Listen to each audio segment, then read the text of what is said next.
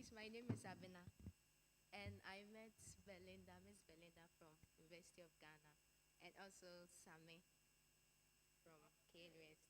Yes. No.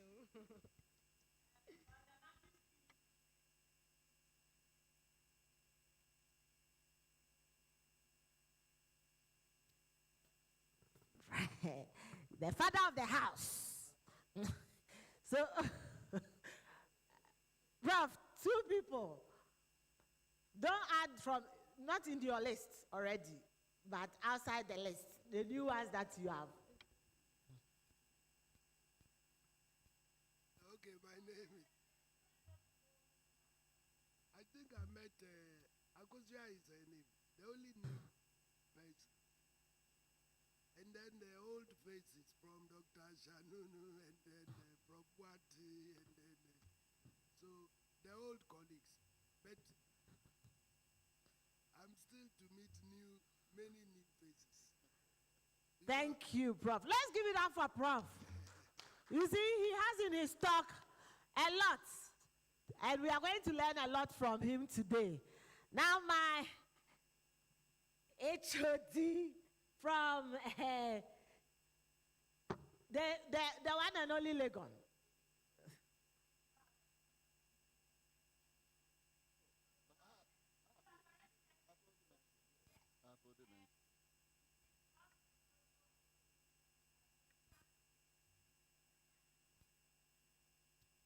Mr. Amin, don't go outside though. Okay, thank you very much. Everybody, let's give ourselves a round of applause.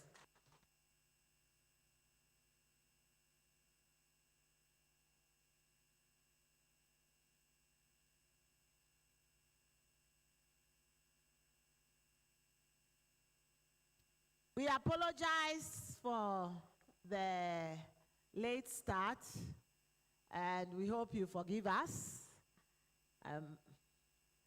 We would like somebody to pray for us so that we commit the program into the hands of God. Can somebody volunteer to pray for us? We just want to. Okay, Mrs. Andrews. Please let's pray. And so, Heavenly Father, this morning we give you all the praise, honor, and adoration for the gift of life. We also thank you for traveling mercies. We commit today's event and that of tomorrow's into your hands. We humbly ask that in Jesus' name you grant us wisdom, knowledge, and understanding. We humbly ask that you direct the affairs of this conference, that in the end, O Lord, we will acquire knowledge to help our nation and the world at large. We continue to pray for those who are yet to be here, that you bring them all here safely.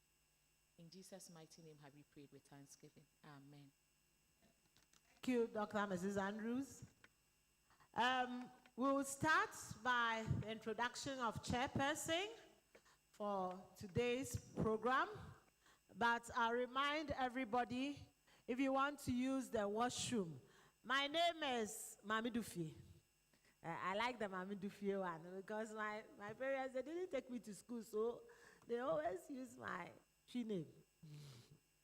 But if you want to know my English name too, my English name, she said that one, it's something. I'm Frances. It comes from the word princess. And it is an accent E. Accent Tegui. Aha. So that's why I like Mami Dufi. Okay. So thank you very much. We'll call on Tracy to introduce the chairperson. Let's clap for Tracy.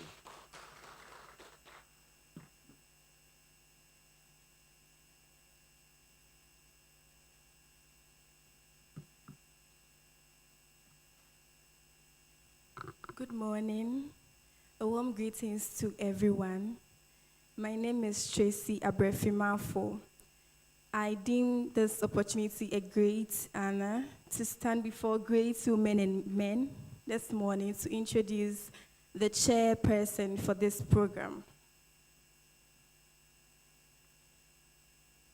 He is a professor in the Department of Language and Communication Science at the Kwame Nkrumah University of Science and Technology. He is currently the provost of College of Humanities and Social Science. He has served as a president of the KNUST branch of the University Teachers Association of Ghana, UTAG, and the national president of UTAG from 2018 to 2020. He is a former president of the Linguistics Association of Ghana, LAG. He is currently not around, but he is represented by the Dean of the Faculty of Social Science. He is in the person of Professor Kabila Abbas. Please let's welcome him with a round of applause. Please, you can do it better. Let's do it better for Professor Abbas. Thank you.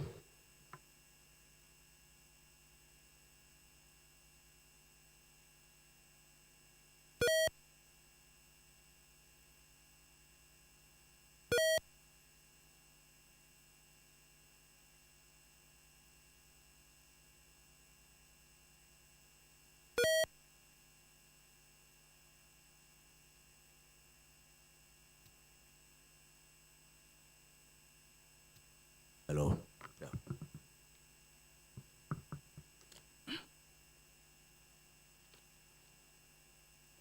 Yeah. Distinguished ladies and gentlemen, good morning and welcome to #1 destination for quality education.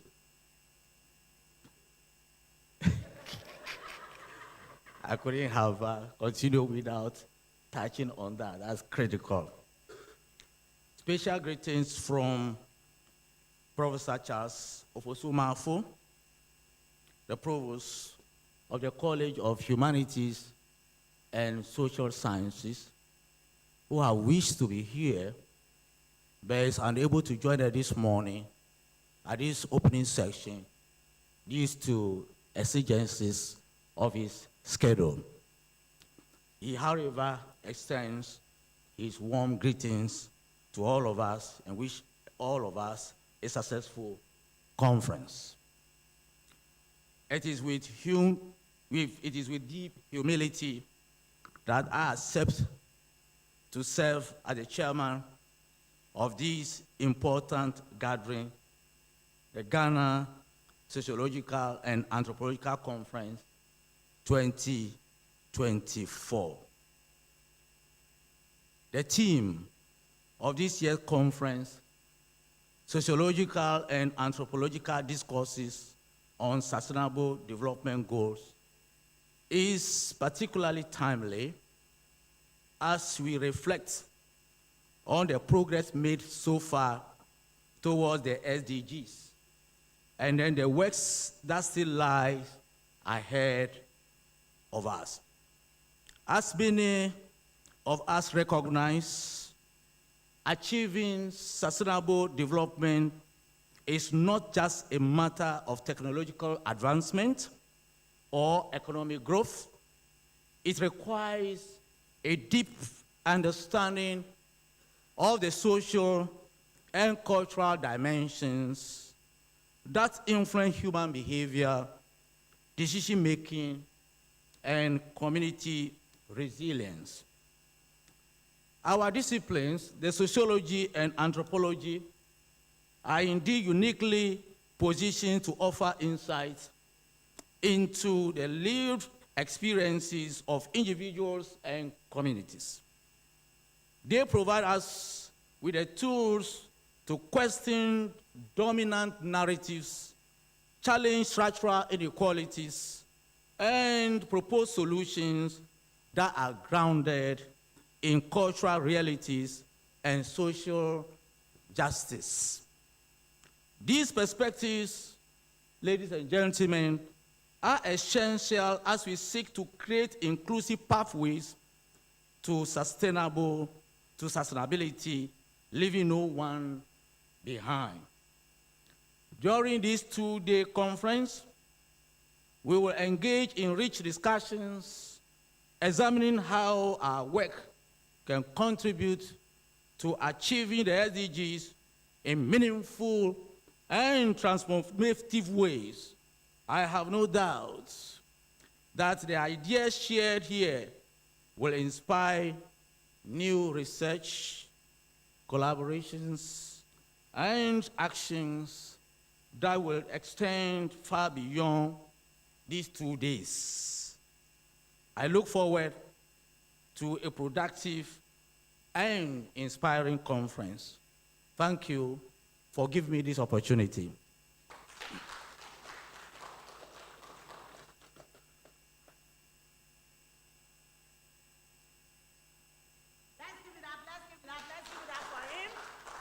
Let's give it up for our dean. Now, I know that to be a topical issue, but our brothers will have to still contend with that. Because the moment he said the best in higher education, right? In terms of achieving SDG, that one, when you even visiting the school, it will greet your face. You see? And if it greets your face,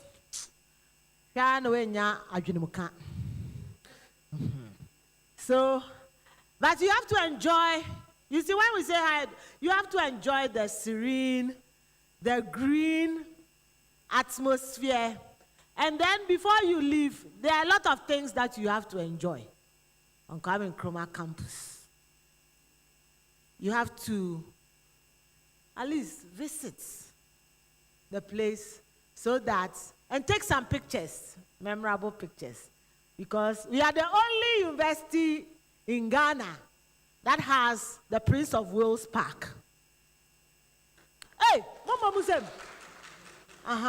Prince of Wales Park. You see, when we said that we'll bring the pigeons and then the ducks and then the peacocks they are there, but we are afraid that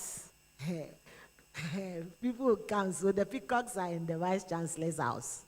So the peacocks that, we have peacocks too, and the ducks. But the ducks, they've started vanishing, so.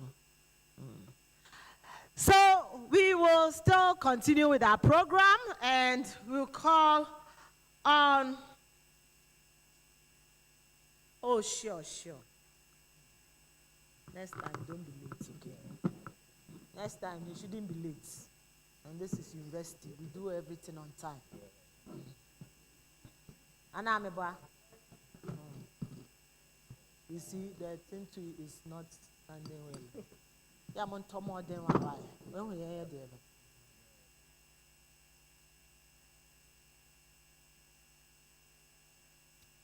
So we will call on our HOD, since she's also traveled. We have an acting HOD, and he's already known in the spheres of. We borrowed him from Legon, don't worry. So, Legon, we will always draw from you the water to drink. As for the water, they will have to draw. But you don't mind sharing. Do you mind? Because you have to be good and share. And so, we'll call on Professor Dapa to give us the welcome address.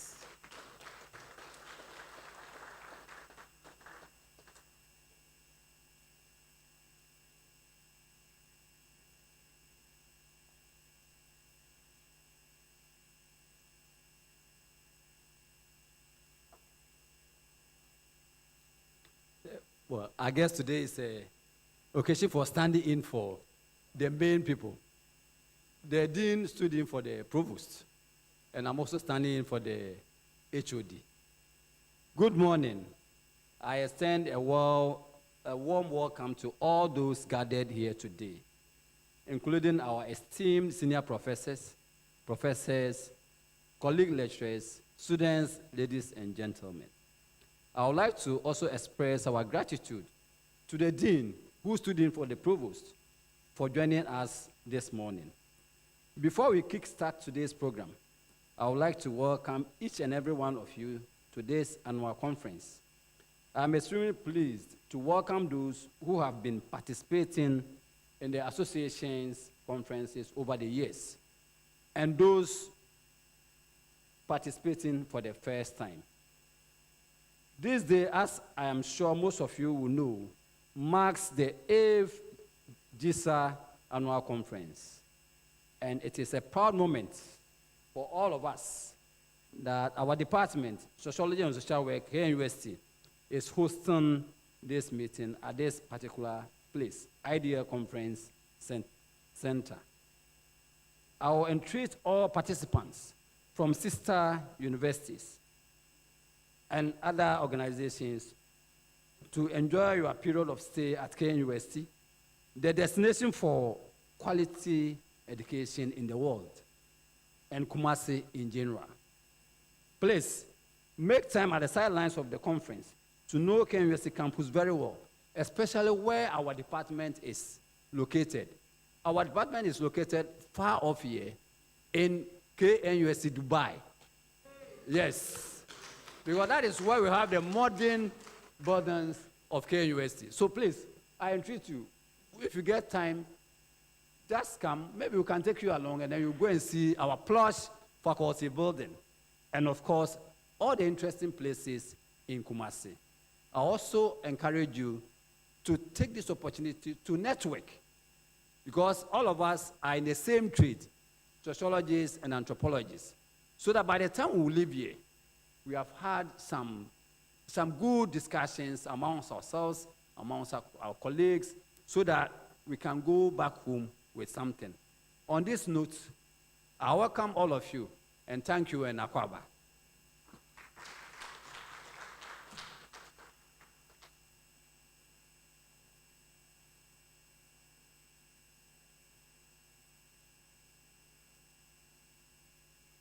Thank you very much, Professor Jonathan Dapa. We are still on, and I'll remind you that if you want to visit the washroom, you just go through the exit door. On your right, you have the washroom down, and on your right, you have the washroom. And since you are sociology and anthropology people, I'll raise one issue too. Because we have male and female. So please, make sure it's male and female. Because as for that one, when you finish, then I'll file for sexual harassment, isn't it?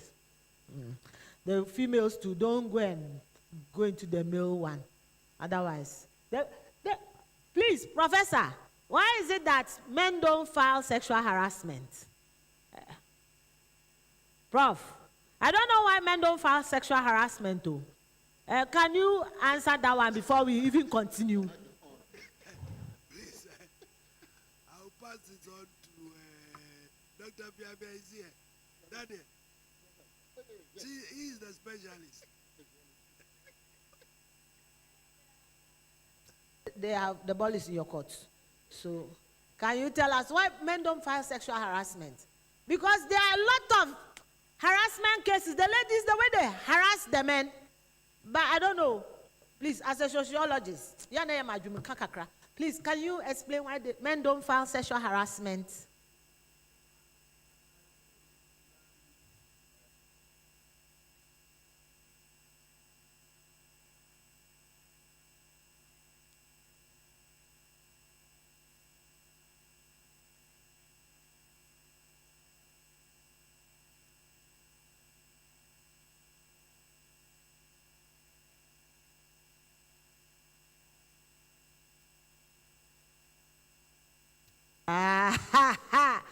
Hey, this one there. So now the issue is that culture and law, because there are laws, so you can go in for 25 years, 15 years. if the person files sexual harassment against you. So please, the men should start filing. If you need a lawyer, I'll do it pro bono for you. You bring it, I'll do it pro bono, but have evidence. Anyway, so we will call upon our guest of honor. And can we all stand? Because you see, sometimes you see, Professor Kofi Asai Ekwoko. Let's give it up for him. Let's give it up for him. Thank you, Prof. I think that he has embarrassed me in the presence of my boss. How can I be bigger than Prof. Tuna? He says, so please sit down. As for Prof. Tuna, now that Prof. Nukunya is not around, I see him as the father of sociology. And in fact, again, I'm worried when I was asked to be the guest of honor. There are more honorable people here to be guests than me. But indeed, maybe they looked at the age. And they wanted to have an old man. So for age, I think I qualify. Right. Thank you very much. I have decided to just speak on something that will interest all of us. And it is corruption in the social structure, a barrier to achieving sustainable goals in Ghana. I'm going to make a general presentation, though, because this is a very slippery ground. Distinguished colleagues, members of the Ghana Sociological and Anthropological Association, my honorable or honored guests, I stand before you today with the profound responsibility of addressing a subject that is not only critical to the socioeconomic and political fabric of our country, but also a major impediment to achieving the sustainable development goals in Ghana: corruption in the social structure of Ghana. What is corruption? I'll go back to my old professor, who indeed was one of my supervisors, Professor Nukunya, who said that a corrupt person is one who gives bribes, easily influenced by bribes, or demands or receives bribes. Therefore, corruption refers to the practices associated with the giving and accepting of bribes. It means, in effect, dishonesty. Then I also visited my old professor to find out what is social structure. Sociologists know social structure, so I'm just repeating what they know, or re-echoing what they know. According to Gisberg in Nukunya, social structure consists of those human relations which have achieved a certain definiteness of outline or form and a relative permanence. This implies more or less distinctive arrangement of the specialized and mutually dependent social institutions, such as the family and marriage, health, education, economic, etc., groups or associations, and the complexes of these which constitute societies. The SDGs were adopted by the United Nations as a comprehensive framework for improving the lives of all people, addressing key issues such as poverty, hunger, education, health, gender equality, and environmental sustainability. In theory, these goals provide a roadmap for an equitable and sustainable future. But in practice, especially in developing countries like ours, one formidable barrier stands in the way, that is corruption. Corruption in Ghana is not merely a challenge that affects individual moral choices. It is institutional, systemic, and entrenched, threatening the very structures that are meant to uphold justice, equity, and development. Today, I will discuss how corruption across various institutions in Ghana has compromised our ability to achieve the SDGs and provide examples that illustrate the pervasive nature of this issue. I think that the examples may be general. Corruption in institutions undermining poverty alleviation, health, and education. That is SDGs 1, 3, and 4. Government ministries, departments, and agencies are crucial to implementing policies that can address poverty. That is SDG 1, hunger 2, health and well-being 3. However, corruption in these institutions has crippled the ability to deliver on these mandates. The Ministry of Health, for instance, has been plagued with numerous scandals involving procurement irregularities, inflated contracts, and misuse of funds. This not only diverted resources away from life-saving healthcare services, but also undermined public trust in government efforts to combat the pandemic. So medicines, for example, medicines left uncleared at ports and other things. Similarly, in the Ministry of Education, corruption has manifested in the misuse of funds meant for the free senior high school initiative. Contracts for the supply of educational materials have been awarded under questionable circumstances, often leading to inflated costs and poor quality supplies. This directly impacts the quality of education, that's SDG 4, and further entrenches inequality as the most disadvantaged students suffer the most from the lack of resources. At the local government level, corruption in district assemblies has led to the mismanagement of resources meant for local infrastructure and community development projects. Cases such as the missing funds from the district assembly's common fund in some districts exemplify how these corrupt practices derail grassroots development. Judicial system, which is, Francis is here, so I have to be very careful. The judiciary is the bedrock of any democratic society responsible for upholding justice and maintaining the rule of law.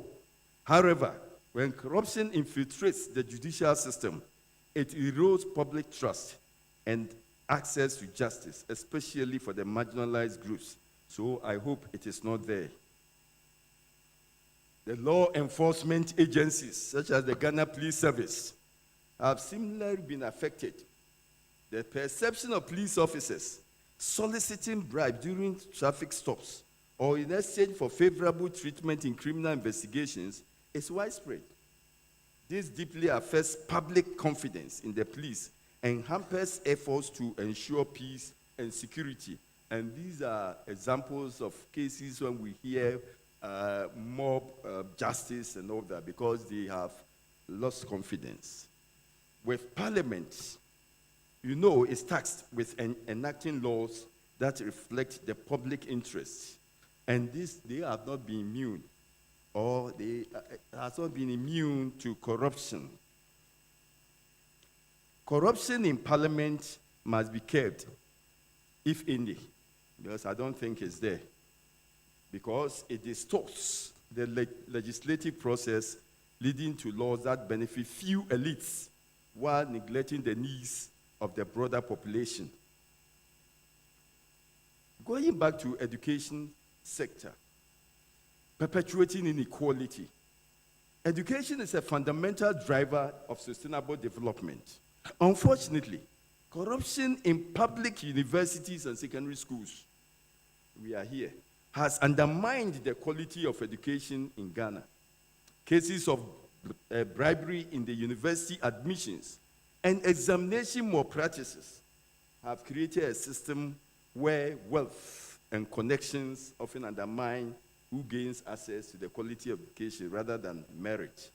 Indeed, I know sociologists will not be part of this. For example, admissions into certain high-demand programs, such as medicine, law, sociology, other things, are often marred by allegations of favoritism and bribery. The effect is a growing inequality in access to higher education, with the most disadvantaged being left behind. This directly affects SDGs. I'm aware of our system here, so again, it's difficult. I don't know what happens in other places, especially with admission. But with more practices, it's everywhere. Right. Then, health sector. Corruption in the health sector has dire consequences for public health outcomes in Ghana. Instances of misappropriation of funds in the National Health Insurance Scheme and procurement scandals are well documented. An example is the 2016 scandal involving procurement of ambulances, and at which we all know how it went. Natural resources. People think that only the politicians are corrupt, but even the citizens, squandering natural wealth, that is Ghana's natural resources, including oil, gas, and minerals, should be a significant driver of development. However, corruption within institutions charged with the responsibility for managing the natural resources have undermined the country's ability to manage these resources sustainably. Once upon a time, I had the opportunity of teaching in Takwa, and I had discussions. The human resource manager of the manganese company was my student. And we were having a discussion. He told me that, Prof, even the manganese alone can sustain Ghana for 100 years. And he said the MD is always laughing at them, that the man representing the Ghana on the board is only interested in going for meetings in London. Whatever happens, and they are happy because they are getting what they want, you see. And these are corruption. We think that is only the politicians, Let's look at I will just wind up, anti-corruption institutions, because if you care to talk about corruption, we won't leave here today. Ironically, even institutions established to combat corruption, such as Commission on Human Rights and Administrative Justice, and the Office of the Special Prosecutor, which for me, I don't even know the difference between it and the Ombudsman, and the creation. I don't know, maybe they will tell me. Have not been immune to allegations of corruption or lack of efficacy due to political interference. This weakens the national fight against corruption and hampers efforts to build transparent, accountable institutions. Now, the media. The media plays a crucial role in exposing corruption and holding institutions accountable. However, when the media itself is compromised, the entire system suffers. Instances of brown envelope journalism, where journalists accept to suppress or skew news reports, have become alarmingly common in Ghana. Again, this undermines SDG 16, specifically the target focus on ensuring access to information and transparency. What are some recommendations that I can just state here to help to combat corruption? One is strengthening the anti-corruption institutions, which I've mentioned, the SRAG and others. We need to strengthen that. Then promoting transparency and accountability in government institutions. I think we have the something, right to information. But I don't know if it's working. You give me 14 days, eh? I don't know. But yeah. As for Ghana, we have all the laws. Everything is here, but the enforcement. Then the civic and public engagement, we need to do that to help our society, continue to play an active role in this area. Then finally, we need to empower the media. We always see them calling for empowerment, and that independent investigative journalism should be promoted and protected. Media houses must be shielded from political and financial pressures and journalists must be supported to conduct thorough investigations into corruption. Ladies and gentlemen, thank you for your attention, and God bless us all for a successful conference. Thank you.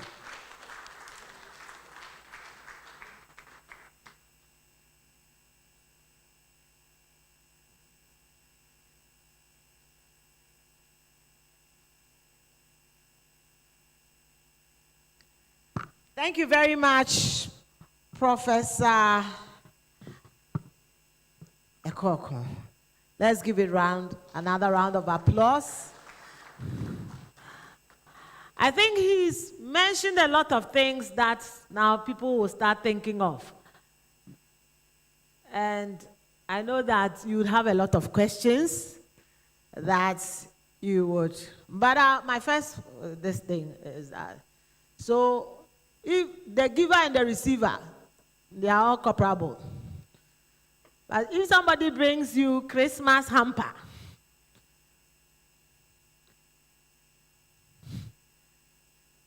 and then you open the Christmas hamper, and then you have 20,000 euros in the hamper, the person has already left too. Would you take it back? Or you use it? And will you check the motive of the person before receiving the hamper? Both the giver and the receiver, by law, are all comparable. So, on that note, we'll still continue. But I know that a lot of things are running through your mind, which the big men are here, so we'll have to ask them so that we don't fall comparable. No be so. We'll take some solidarity messages. But before we do that, we would like to acknowledge the media. We'll acknowledge all the sponsors. We have the Royal Television. We have TEK TV. So we are streaming live on TEK TV. We have Axe Media, Practical Institution, A&A Travel and Tours. We have A&A Driving School, Rich City Estates, Axe Food Special.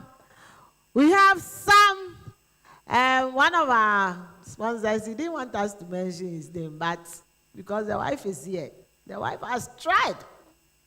But I said that if you try, it wouldn't work. Otherwise, they'll tell me that, I don't know whether Prophet Kok will say that is bribe. So we have Mr. Daniel Owusu, the CEO of Vengadorf Royal Empire. We'll still be mentioning some of them, their names. So thank you very much for all our sponsors, and we'll still continue to be mentioning your names.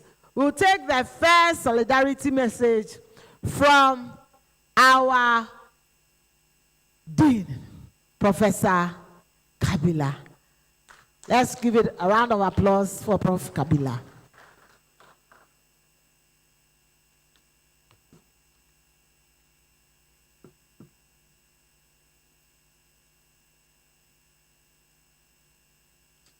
Thank you. My Dufi Azuma, hardworking, full of agility. It's a pleasure to stand before you again and to present a goodwill message. A great honor that I extend a warm welcome and express my heartfelt goodwill to you all at the opening of this year's Ghana Sociological and Anthropological Conference. This gathering, which brings together great minds to engage in rigorous intellectual discourse, could not have been more timely or significant. I am excited, as I indicated earlier, that KNUST is hosting this. The theme for this year's conference, Sociological and Anthropological Discourses on Sustainable Development Goals is an important call for action as we collectively work towards achieving the Sustainable Development Goals. The insights and perspectives offered by sociology and anthropology are critical. These disciplines provide us with the tools to understand better the complexities of human societies, culture, and behavior, offering essential frameworks for addressing global challenges such as poverty, inequality, environmental degradation, and social injustice. This conference presents a unique opportunity to deepen our understanding of how the SDGs intersect with societal structures, norms, and cultural practices. It challenges us to explore new ways of thinking, collaborate across disciplines, and develop innovative solutions that are both socially equitable and sustainable. Remember that the Sustainable Development Goals are more than just global targets. They are collective vision for a better, more equitable future for all. Achieving these goals requires an understanding not only of economic and environmental dimensions, but also of the social and cultural context that shape human behavior and community life. I am confident that the discussions and presentations over the next 2 days will be thought-provoking, insightful, and impactful.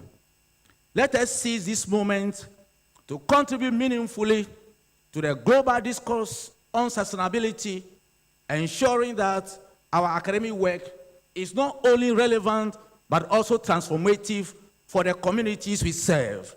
On behalf of the staff and management of KNUST and the College of Humanities and Social Sciences, I wish you all a successful conference. May the ideas generated here inspire lasting change and move us closer to achieving the SDGs in Ghana and beyond.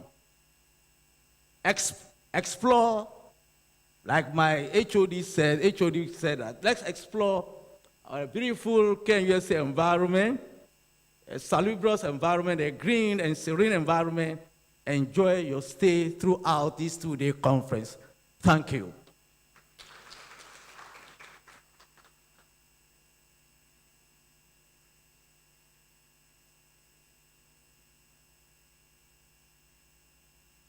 Thank you very much. Let's give it up for him, our Dean, Professor Kabila Abbas. You know, interestingly, the KNUST Dubai. Have you ever heard of KNUST Dubai? We have KNUST Dubai. And in KNUST Dubai, we are the only university that can hold 8,000 people in one sitting. 8,000. That is the new social science block complex. 8,000 students in one sitting. Let us give it up for KNUST. They've done well. KNUST Dubai. So, before you go, at least you have to have a feel of Dubai.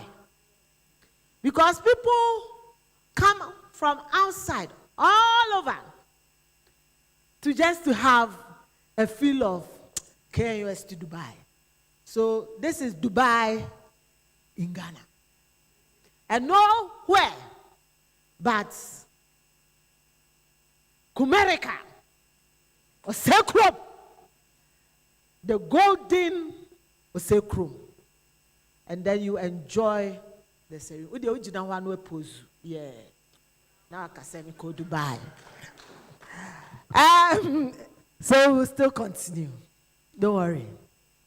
If you we'll get even a bus. If you don't have a car, we'll bus you there, and then just go and walk around and then have a film. We'll call on Prof. Boateng from UCC to give us a solidarity message. Let's give it up for Prof. Boateng.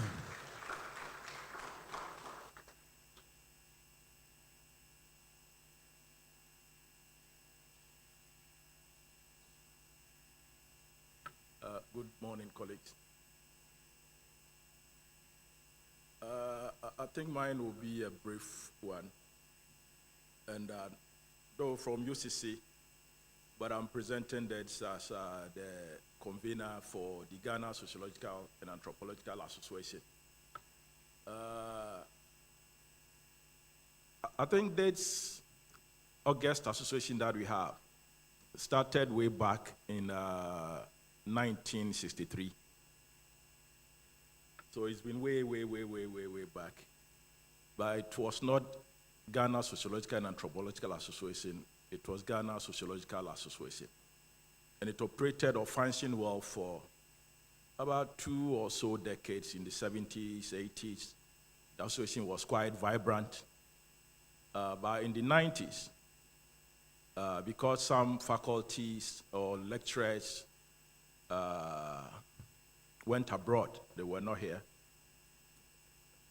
the association became defunct. And due to the commitment of a particular individual, he took it upon himself to revamp the association.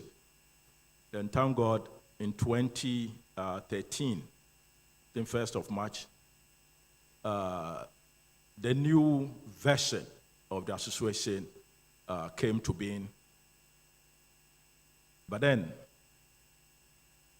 now sociology had some related disciplines talking about anthropology, social work. So the new brains that came together to put in place the new sociological association felt that we need to widen the scope a little bit. Hence the name Ghana Sociological and Anthropological Association.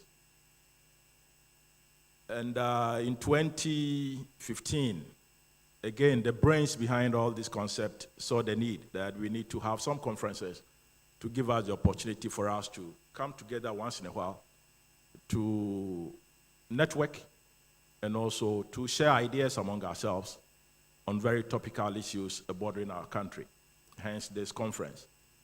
So this is the 8th conference that we are having.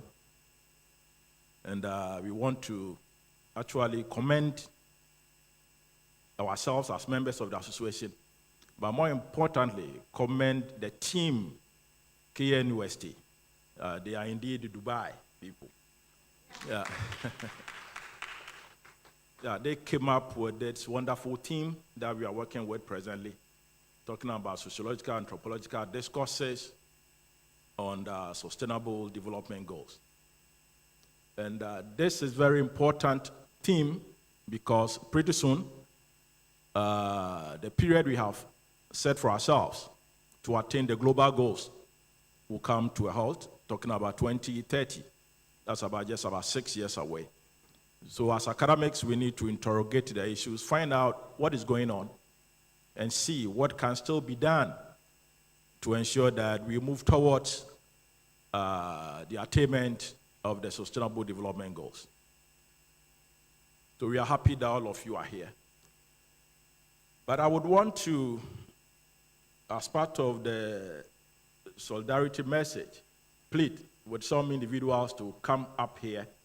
I want to do something that's a little bit odd, but we'll see why I'm doing that.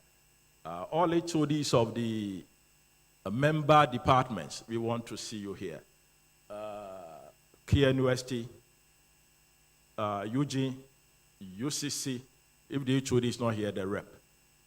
So KNUST, Prof. Dapa, you are here. Prof. Ansa, you are here. Prof. Anamzuya, you are here. And Dr. Shanunu, you have to represent your head. Then in Ghana, we have,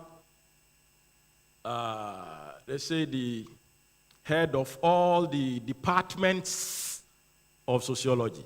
You see how I straight the departments. So with all respect, Prof. Steve Tuna, please come up here as well, please. And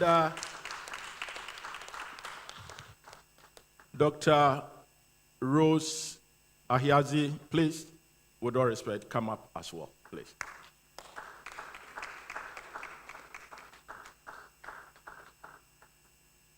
Esme, you don't want to join us?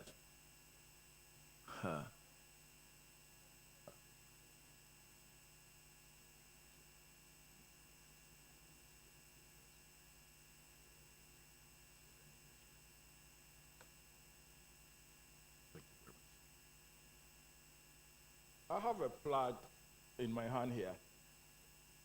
I think it's beautiful, right? Okay, we all see it. Yeah. And as Ghana Sociological and Anthropological Association, we have a citation on it that I'm going to read. That is Ghana Sociological and Anthropological Association, GSAA, presented to Professor Steve Tuna.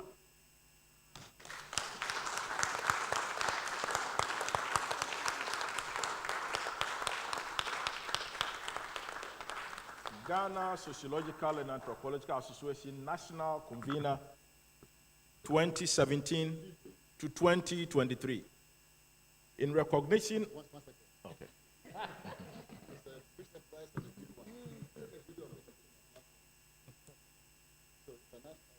Okay. Yeah, Ghana Sociological and Anthropological Association National Convener 2017 to 2023.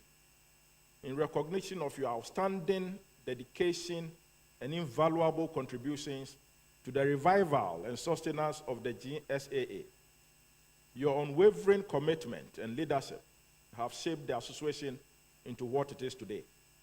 Your tenure as national convener stands unmatched. With heartfelt gratitude from the entire GSAA fraternity, we thank you, Prof. Steve Tuna. Aiko. Please, can we all rise in honor of Prof. Tuna? Can we all rise and give him a round of applause?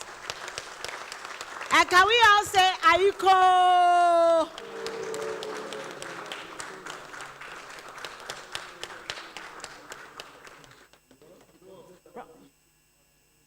Prof, they want to speak to. Don't worry. I saw you can do something. Good morning and nice to be here. And I'm most surprised. I think Dr. Hiaji knew about this, but he decided not to tell me. It's nevertheless, and let me be frank, one of the reasons that I have always thought that we must endeavor in our quest to establish and then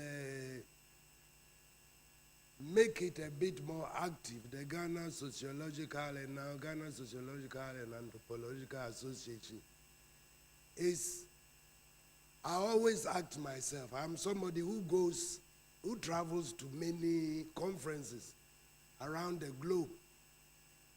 And any time you go, you see that local associations have matured to these international associations. So for example, we have the International Sociological Associations. And when we go there, normally, with the exception probably of South Africa and then the North African countries, Africa is not really represented. And it's always very odd. And that is why I felt that why can't we also build our own? We always go, the whites, the northern group invite us, we make discussions. So that has always been one of my main motivations for putting a little bit effort. And I always notice it's a pleasure when you know even the lecturers.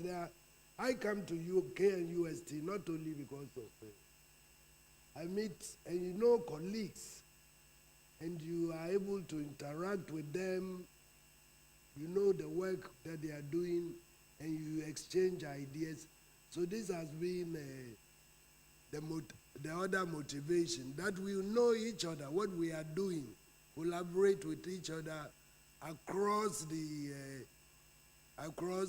various departments and universities, and read, of course, each other's work and cite each other. That's the way we can go forward. So I thank you all so much, and I'm still around, and as long as we have life, we will continue to work for the association. And I enjoy to see many of my colleagues. Prof. Akoko is here. Then we also have Prof. Ufuridua and Prof. Jonathan Dapa. All of those we started with, they all continue to support the association. So the young people, or the younger ones, we are all still young. The younger ones should be part of us. It's not an association for professors or for...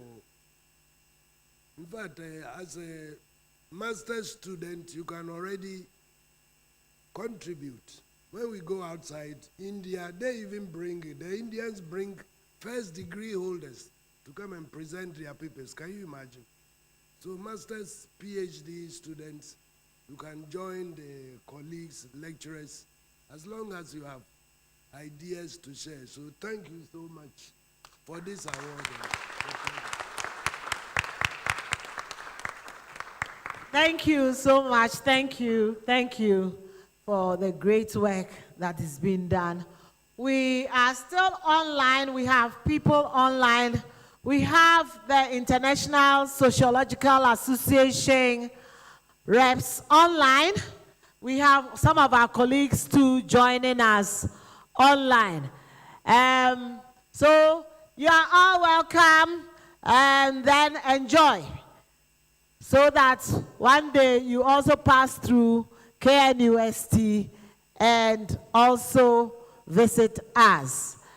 We would like to call on Tracy to introduce our guest, who is also online.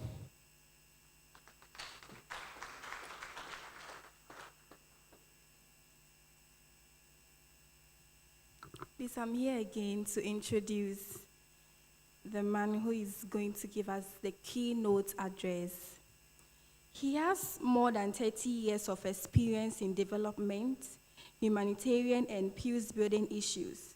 He currently serves as UNDP resident representative and interim in Liberia, and is responsible for the program development and implementation, strategic dialogue with government and partners, including mobilization of resources and strategic partnership in support of the UNDP programs. Prior to the current role, he worked as Assistant Director General for Priority Africa and External Relations in UNESCO, Paris. He has served in various UN leadership positions, including as UN Resident Coordinator from 2010 to 2023, successively in Guinea, Congo, Mauritania, and Guinea-Bissau. He has Masters of Arts and Social degree in International Economics and Finance, and is fluent in English, French, and Portuguese, beside his native Asante Twi. He is in the person of Mr. Anthony Ohiniman Buama. Please, let's give it up to him. So thank you. He's joining us online. Thank you. Doc, I hope you can hear us. Please, technical people, please, Doc, please, can you unmute yourself? Yes, I have. Can you hear me? Thank you. Yes, we can hear you. So the floor is yours now. Well, thank you. Thank you all very much. And thank you for this opportunity to speak to this august meeting.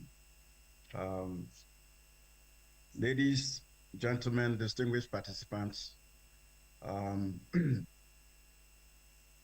thanks for the invitation to engage. And I do recognize all protocols. I want to also recognize the speakers before me. Um, I think um, the role of social norms, the science of humanity, the proverbial mindset change and how it impacts on the SDG achievement has been presented in various forms. My intervention will be a bit philosophical, mostly aspirational, and probably some may say optimistic, but I think when we talk about the SDGs, one has to be optimistic. Well, I will speak about the SDGs, but before we dive into these goals, I would like to take you on a journey through time and across the globe. Our story begins in a world very different from the one we know now. Imagine, if you will, a global landscape where the rules were made by the few for the few, a world where the accident of one's birth determined their destiny. This was the reality before the birth of the United Nations.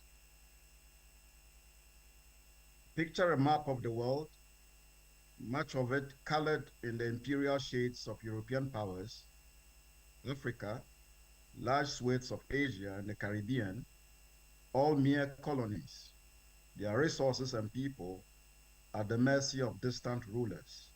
In this world, peace was as fragile as a spider's web, easily torn apart by the winds of conflict. It was a world of stark contrasts and deep inequalities. While some nations industrialized and prospered, others were relegated to the role of mere providers of raw materials. The voices of the colonized, of minorities, of women, these were often silenced, pushed to the margins of society and history. But even in this bleak landscape, seeds of change were beginning to sprout. From the ashes of the American Civil War, through the tumultuous years of the First World War, and in the aftermath of the Second World War, a chorus of voices began to rise. They called for equality, for justice, for the right of all peoples to determine their own destinies. It was in this context, ladies and gentlemen, that the United Nations was born. In 1945, as the world emerged from the most devastating conflict in human history, leaders from across the globe came together with a shared vision to create a world body that would, in their words, save succeeding generations from the scourge of war. But the founders of the UN dreamed of more than just the absence of war. They envisioned a world of prosperity for all, a world where human rights were respected, where nations could cooperate to solve global problems. These weren't just lofty ideals, they were enshrined in the UN Charter, a document that continues to guide global cooperation to this day. The Charter speaks of maintaining peace and security, yes, but it also talks about developing friendly relations among nations, about achieving international cooperation in solving global problems. It emphasizes the promotion of human rights, a radical idea in a world still grappling with colonialism and discrimination. Ladies and gentlemen, the creation of the United Nations marked the dawn of a new era in international relations. For the first time in human history, we had a truly global forum where nations could come together as equals, where the problems facing humanity could be discussed and addressed collectively. But the story doesn't end here. In fact, this is just the beginning. The ideals enshrined in the UN Charter, the structures put in place in 1945, These laid the groundwork for something even more ambitious, something that brings us to the heart of our discussion today, the Sustainable Development Goals.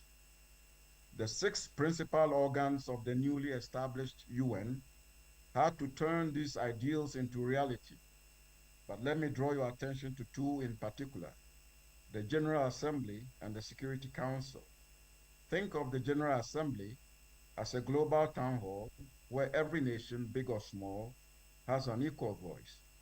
It's a place where the concerns of the world are aired and debated.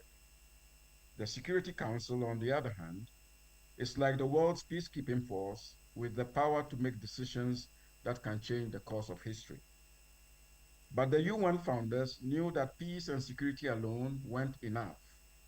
To truly change the world, we needed to address the root causes of conflict and suffering.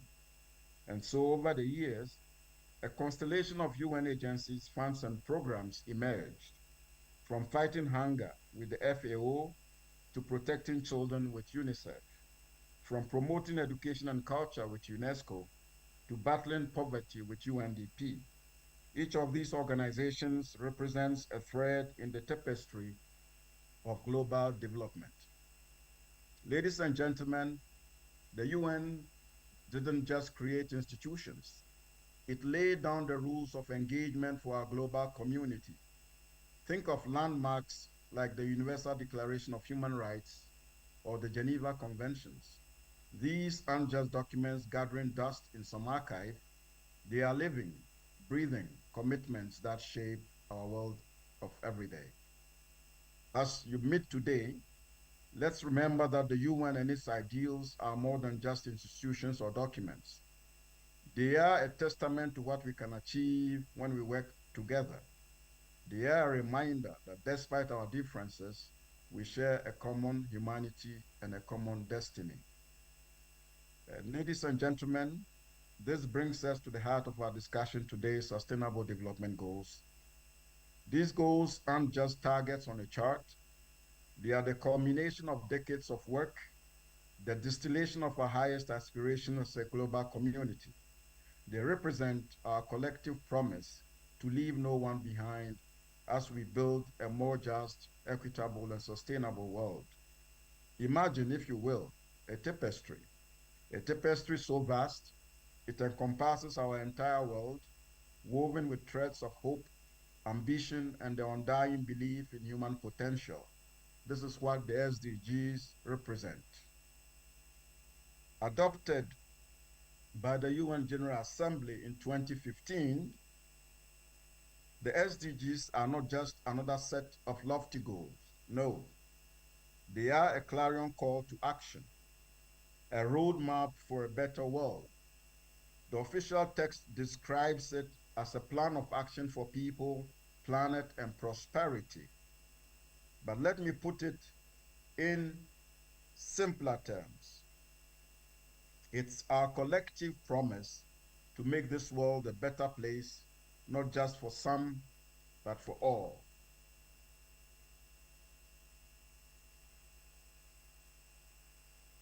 Now you might be thinking, we've had development goals before. What makes these so special? Well, let me tell you, the SDGs are different. They are not just about economic growth or environmental protection. They are about both and so much more. They recognize that the challenges we face, be it poverty, climate change, or inequality, are all interconnected. You can't solve one without addressing the others. The SDGs are built on decades of work by the UN and its agencies. They draw inspiration from landmark declarations and conferences, from Rio to Beijing, from the Millennium Declaration to the World Summit on Sustainable Development. But they go further. They bring together issues that were once treated separately: climate change, gender equality, economic development, and say these are all parts of the same picture. But here's what truly sets the SDGs apart. They are universal. They apply to all countries, rich and poor alike. They tell us that development isn't just something that happens over there, It's something we all need to work on in our own backyard and across the globe. At the heart of the SDGs is a powerful idea: human dignity. They remind us that every person, regardless of where they are born or what circumstances they are born into, has the right to live a life of dignity and opportunity. It's not just a noble ideal, it's a moral imperative. The SDGs speak of equality between men and women, between rich and poor, between urban and rural. They call for social justice, for fairness in how we distribute opportunities and resources. They are built on the foundation of human rights, echoing the Universal Declaration of Human Rights in their emphasis on education, health, and gender equality. But the SDGs go even further. They ask us to think about well-being in a holistic way, not just physical health, but mental and community well-being too. They challenge policymakers to think differently, to create programs that address the whole person, the whole community. And here's something truly revolutionary.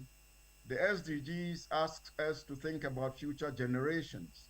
They remind us that we hold the Earth's resources in trust, that we have a responsibility to those who will come after us.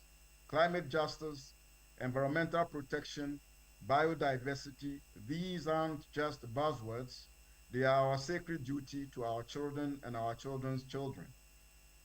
Some of us might think this all sounds great, but is it realistic? Can we really achieve all this? To that, I say we must.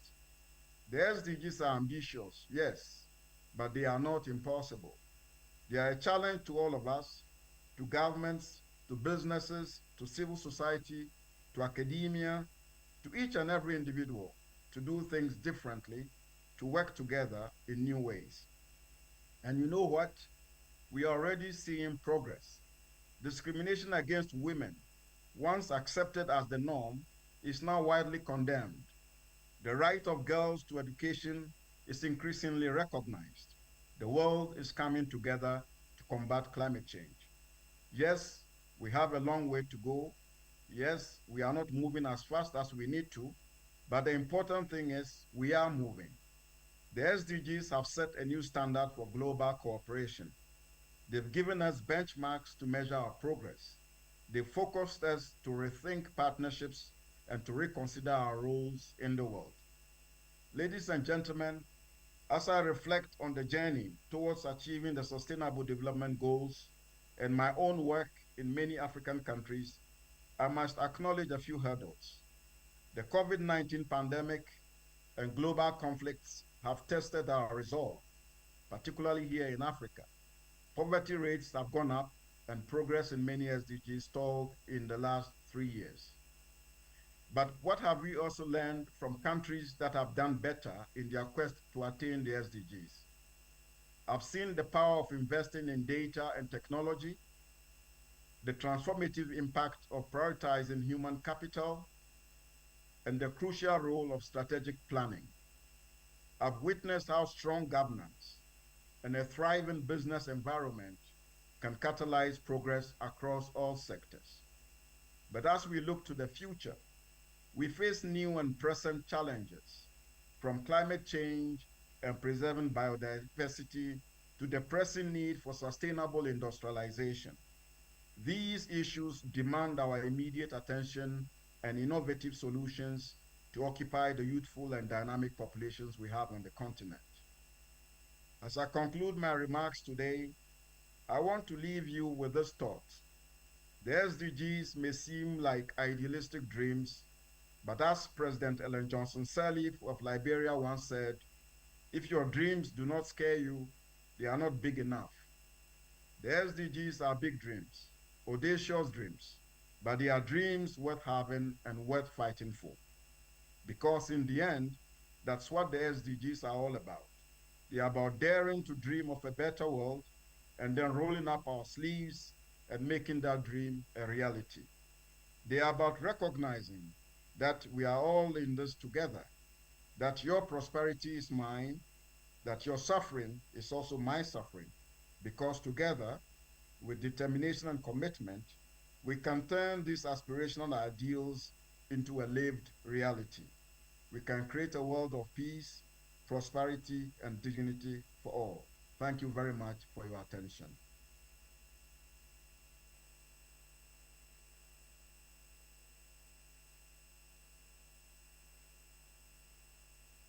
Thank you. Let's give him a round of applause.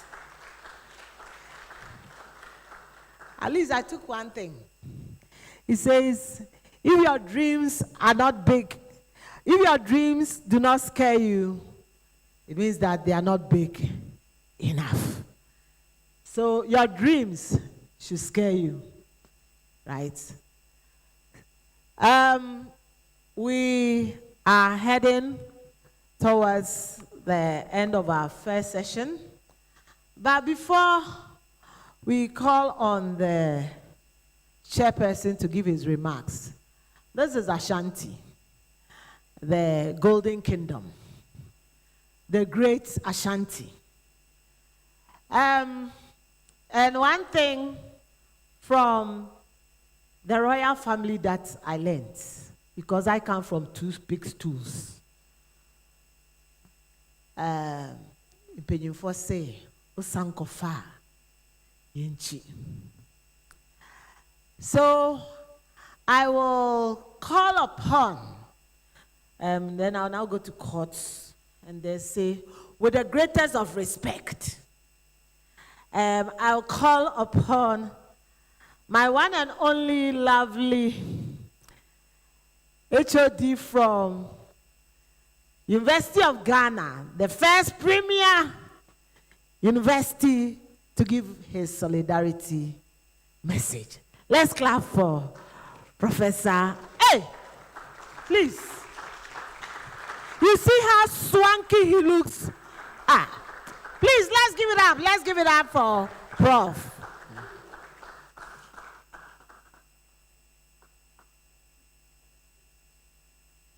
Thank you very much, Francis. Prof Chair, that is Professor Kabila presenting the Provost. Guest speaker, guest of honor, Professor Akwaku. I stand on existing protocol to welcome you and extend warm greetings from the Premier University and the Premier Department of Sociology, Legon. When Frances mentioned that this is a destination of quality education, I was very happy because the people here who produce quality education, many of them were produced at Legon. So and they acknowledge it. Prof. Chair, I start also by acknowledging that the issue of corruption is key, as spoken of by the guest of honor. And I think that Prof. Chair mentioned that we need to reflect on the SDGs with a deeper understanding of social and cultural factors that affect human behavior. Yes, in your opening remarks. So as we discuss development issues, as we discuss corruption, which affects development, we need to look at it very critically, socially, and culturally to establish what factors are responsible for corruption. Because, I mean, corruption is everywhere today.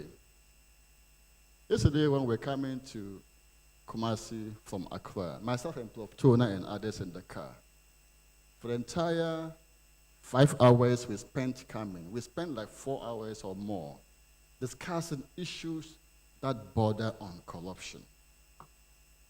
From Polygodam project, taking $11.9 million already with no work done. Yes. Cathedral taking $53 million, National Cathedral. 53 million USD. I mean, it's so much money. So you are forced to discuss it. I mean, as you touch on anything, The guest speaker, the guest of honor, spoke about education, health. You touch every sector of the Ghanaian society, and you are compelled to talk about corruption. So, and it's important we discuss it as sociologists and anthropologists. And that brings me to the topic, the theme for today's conference. Very important. Sociology and anthropological discourses on sustainable development goals. It looks as if some time back, and even up to now, when we talk about development, we don't consider sociologists, anthropologists to have knowledge about development. Surprisingly. The media is here. When they are discussing development issues, they call those in the economics department at Legon. They call those in business school, largely finance department. And they don't call sociologists or anthropologists as though we don't understand what development is. Meanwhile, development doesn't start with goods. It starts with the people, isn't it? Yeah. Yes. So media, we are also, in fact, I would say we also know what development is. We know what development is. The economists also know what development is. And I think this theme that KNUST has chosen is very important. A reminder that sociologists, anthropologists are also scholars of development. I therefore wish all of us the best of deliberations with the fervent conviction that when, at the end of the day, we are winding up our discussions, we shall have new ideas emerging into deeper insights of what development is and how to understand our development goals. Thank you very much.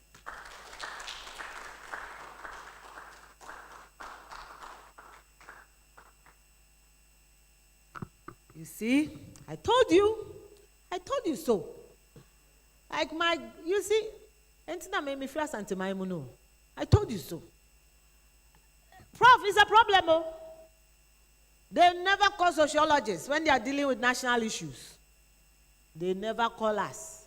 Meanwhile, they say sociology is the mother of all subjects. You don't know. Prof, tell them. Serious development issues, they should call sociologists because we understand the dynamics of the issues. So, Osankofa, so I'll also, with the greatest of respect, call the HOD from University of Cape Coast, Professor Ansa, to give us his solidarity message. Let's clap for Prof. Ansa.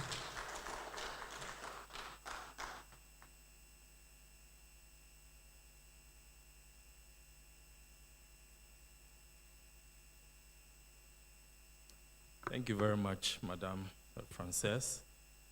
I must say that I just handed over as the HOD, and the new HOD for the Department of Sociology and Anthropology, UCC, is Professor Mrs. Georgina Yaudro, who for some reasons, obviously pressing reasons, is not able to join us today. In fact, she had wanted to join us. The plan was that she would join us, but the University of Cape Coast, as many of us know, this is our sandwich period. And it's a very busy period. Our students are writing their exams as an HOD, together with the new exams registration officer. They are working on the exams questions, so they asked that we recuse them so that they can do that, they perform that responsibility. But she sent her felicitations, and she has actually given me a note to provide to this August house. So I stand in their shoes, obviously without the long heels. And I read her message. All protocols duly observed. I bring to you greetings from the Department of Sociology and Anthropology of the University of Cape Coast. The theme for this year's conference draws attention to the relevance of sociology in the 21st century. And of course, the discourses on development with a particular focus on the SDGs. I am of the strongest opinion that our country, Ghana, faces many challenges in implementing policies because of the little attention policymakers attach to policy in terms of its formulation, as well as the discourses on implementation and strategies from sociological and anthropological perspectives. Our meeting today, as previous years, should therefore be seen as an opportunity for us as sociologists and anthropologists to reflect on the strategies and repositioning sociology and anthropology more strongly in national policy discourses. In this light, it is my hope that we would interrogate the vital role of sociology and anthropology play in achieving the UN Sustainable Development Goals, highlighted in the theme of the conference, and come up with sociological strategies for addressing issues such as 1, poverty within the context of structural inequalities and social exclusion as well as vulnerabilities. 2, hunger reduction and sustainable livelihood options. 3, good health and well-being. 4, quality education within the context of equality and inclusivity. 5, gender equality with attention on gender dynamics, power structures that promise women and girls the opportunity to become empowered. But also beyond that, it's also about bringing issues of masculinities to the table. And then 6, having clean water and sanitation issues with concentration on galamsey effects on our environment and livelihoods, and proffer some possible solutions which will be disseminated widely through various outlets for national impact. With one mind and united efforts, we can harness the power of sociology and anthropology to achieve the SDGs and create a more equitable, just, and sustainable world. I know that conferences are also opportunities for network and team building. Let us not just build the networks, but also sustain them.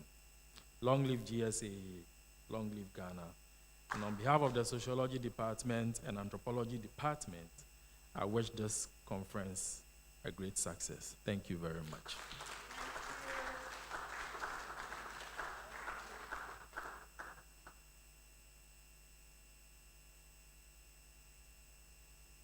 Thank you very much, Prof. So we go to the north and we'll invite Prof. Zachary Sanu from UDS to give us a solidarity message.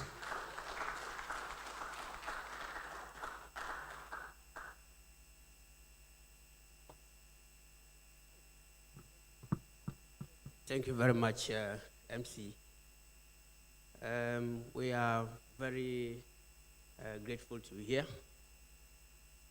It's a very young department, just 1 year old. And we are here today to also witness and also observe what is going on in terms of Sociological and Anthropological Association. At the same time, we wish to thank the organizers for at least allowing us to be here to observe. On this note, thank you very much for giving us this opportunity, and we are very grateful for that opportunity. Thank you very much.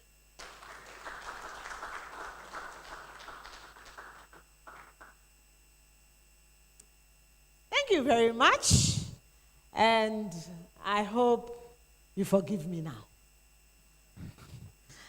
So, we are coming to the close of the first session. But before we do that, before we call on the chairperson, I'd like to crave your indulgence to do something small. If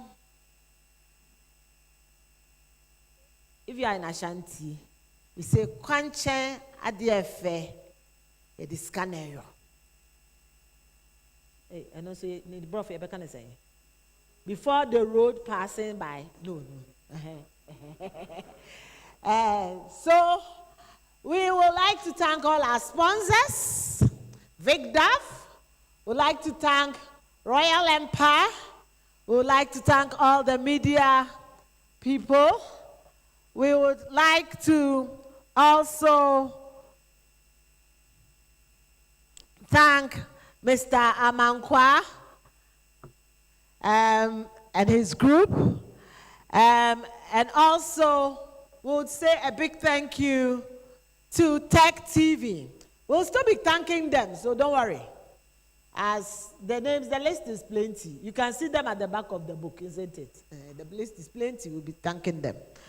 But I would like to acknowledge some special people here.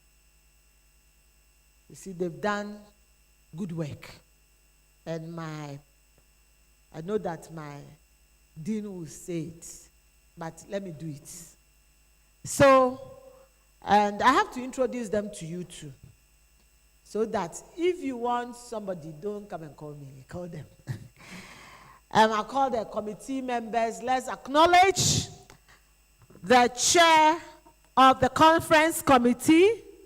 We have Dr.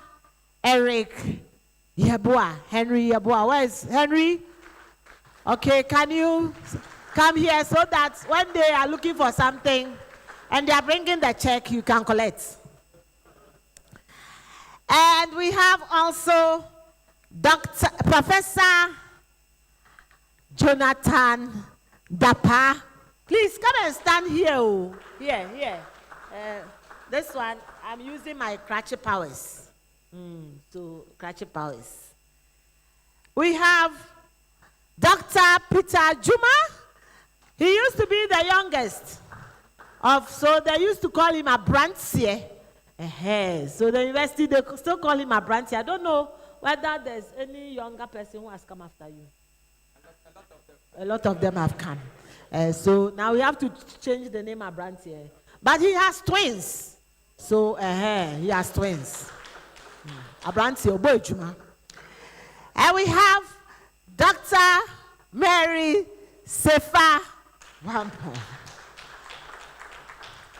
And Mary too, I'm the senior in school, so she call me senior. We went to training college together. So I'm the senior. Senior. And then we have Dr. Kwabnabwate. He is our exams officer for sociology now, so they are at audit. They are auditing the results. So you can't see some of them here. The exams officers, they have to go for the auditors to audit the results before it comes to academic board and college board.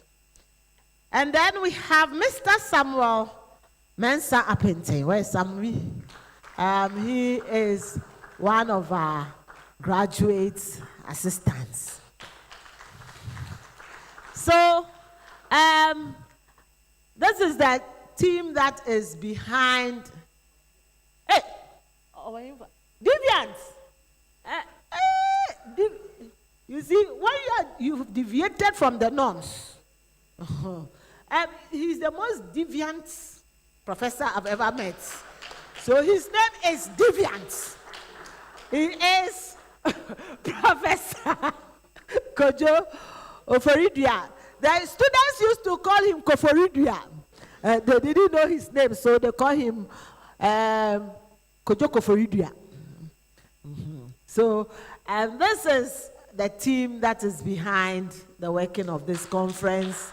And I know they have all the support from the big gurus that we saw, Prof. Tona, Prof. Amzoya, Prof. Ekwokon, and all my brother convener, you know, but your post, I have to make sure I collect it from you before you go.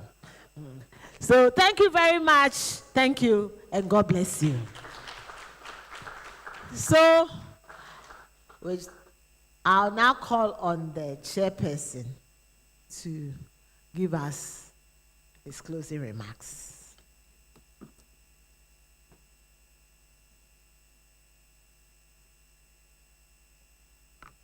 Luffy, thank you very much. It's been a very interesting and exciting opening section. We listened to one speaker, the other, the guest of honor, my own mentor, touch on a very critical issue that undermines our collective effort to achieving the Sustainable Development Goals, the social canker, and that is corruption. And the corruption is not new to all of us. He dissected it and did justice to it.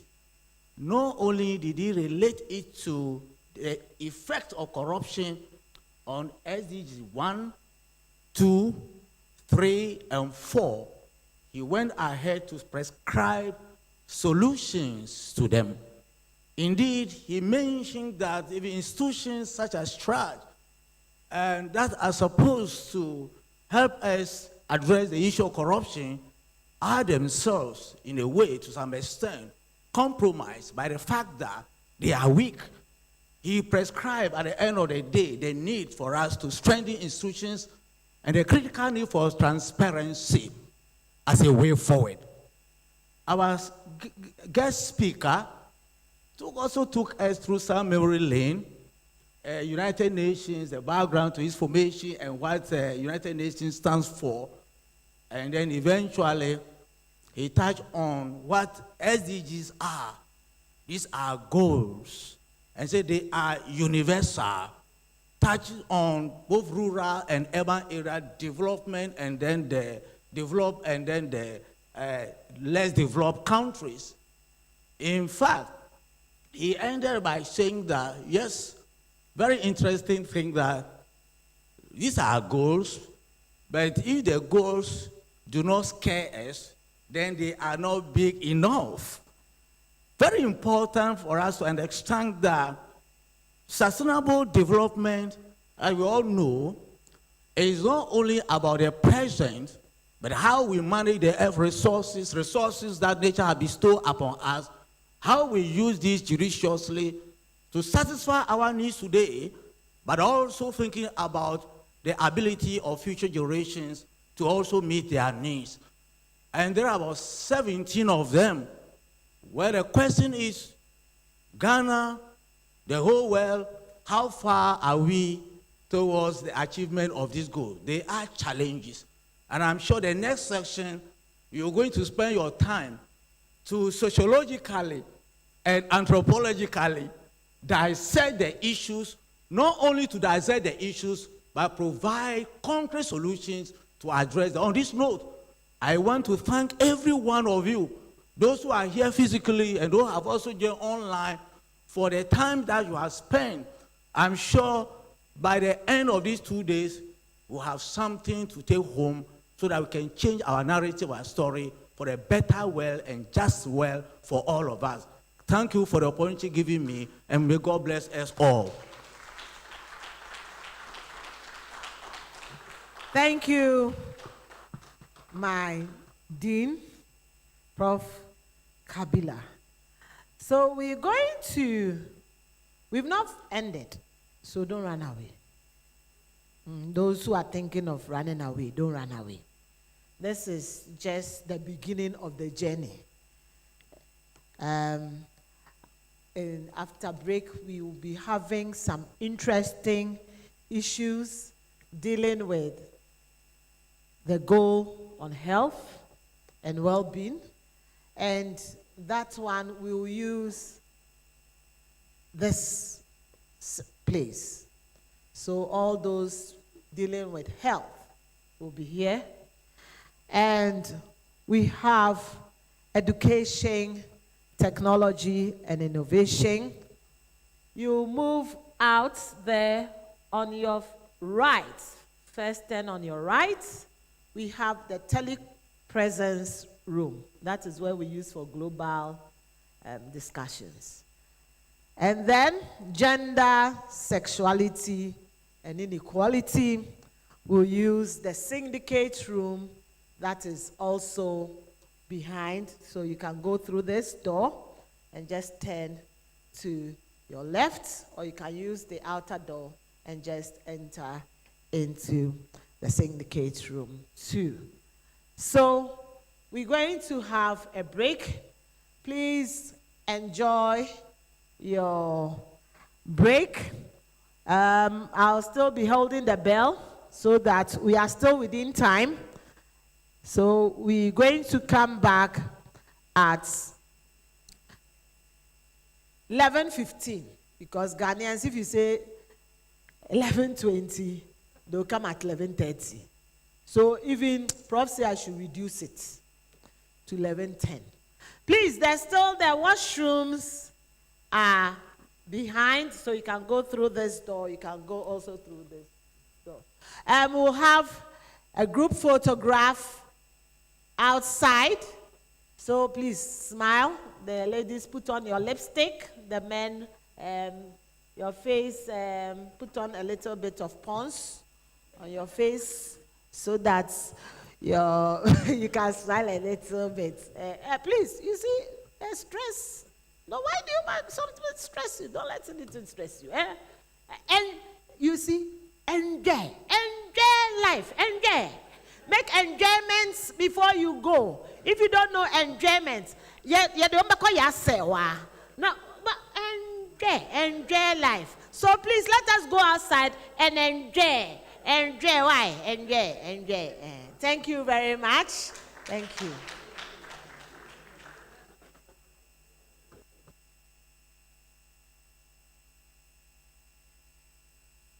We are having the group picture outside. Make sure you are in so that you can say, I was there some.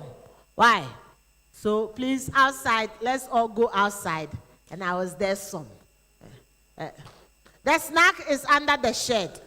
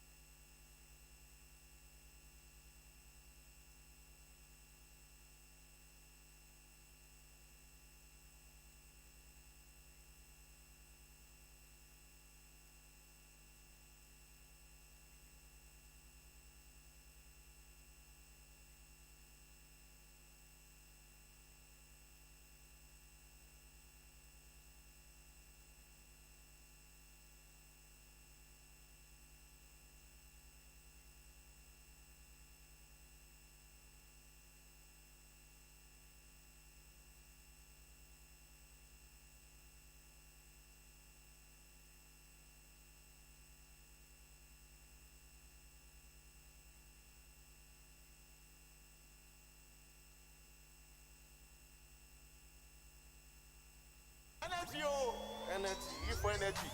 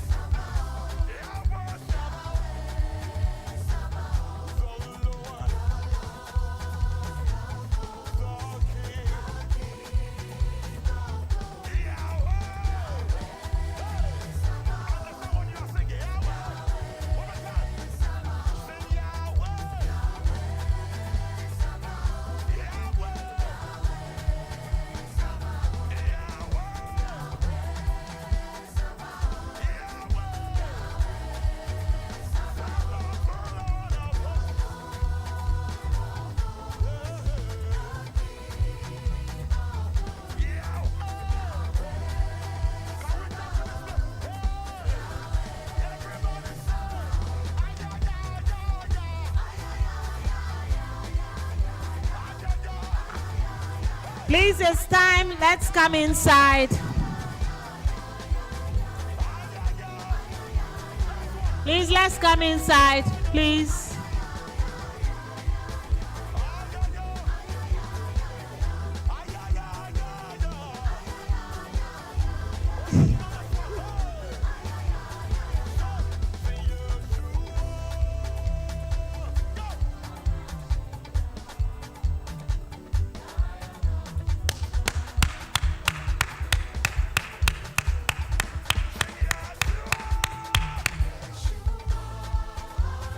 It's time.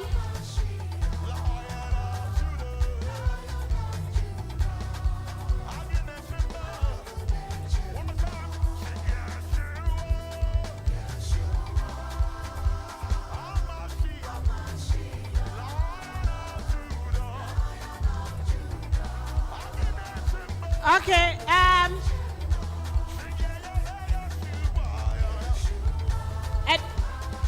those doing health, you remain here in this room. Those doing gender sexuality, you enter this and then you turn to your left. The syndicates room. Education, technology, and innovation, the telepresence room. You come this way on my left, and then you take the first room on the left. Please, the washrooms are behind. You can still use the washrooms. It's indicated male and female.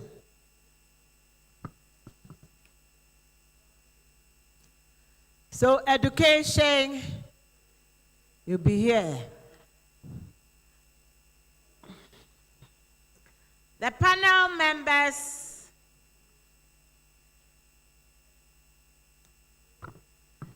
the chair for health and well-being, Prof. Williams Boateng, Prof. William Boateng, Professor Ansa for education, and Dr. Rosemond for gender and sexuality.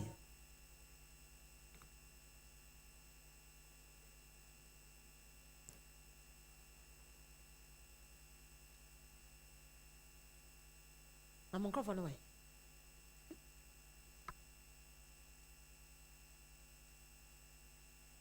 Please, those presenting, you are supposed to be going into the rooms and start the presentations. We are a little behind time. We are 1 minute behind time, anyway. Those outside, can you come inside?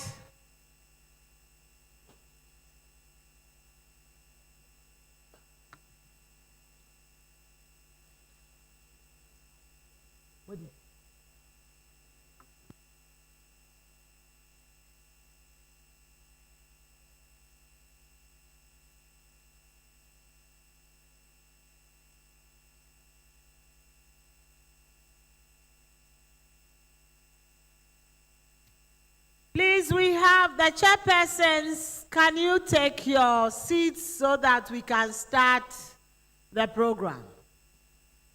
Because we have a lot of presentations to do.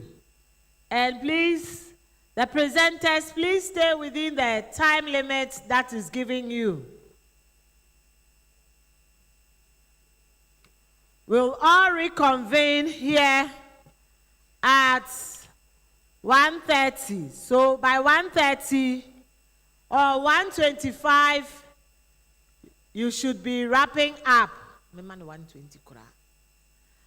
1:20, you should be wrapping up. 1:30, we'll be here, back. The Chair for Health, Prof. William. Where is Prof. William? Where is the Chair for Health?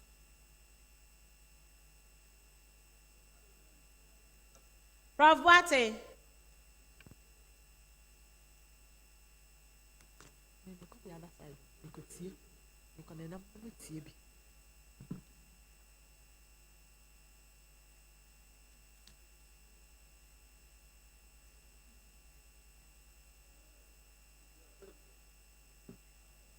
Who is sharing this session?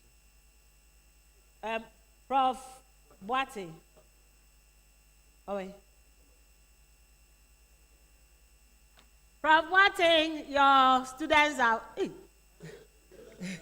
Your students are waiting for you. Please, we have to make sure we close by 1:20 so that we can reconvene into the hall by 1:30 for lunch. No way. Robert, way. Okay.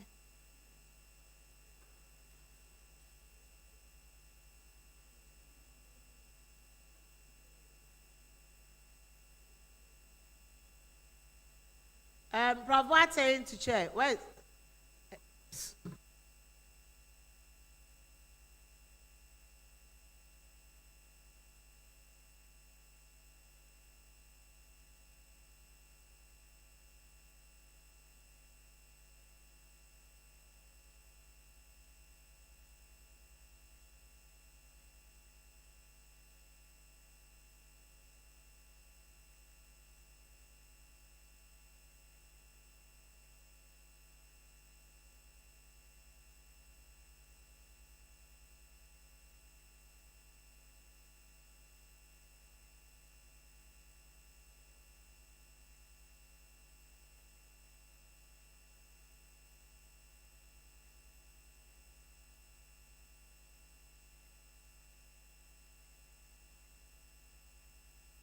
Presenters, we need your soft copies to load. So make sure you, those here in health, we have only 3 that has been loaded.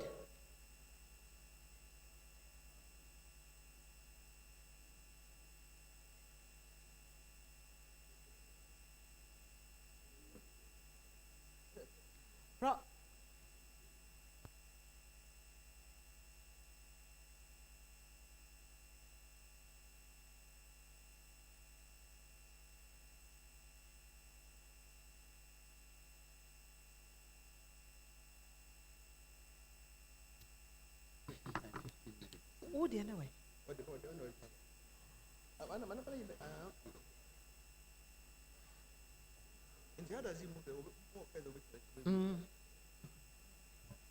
pointer.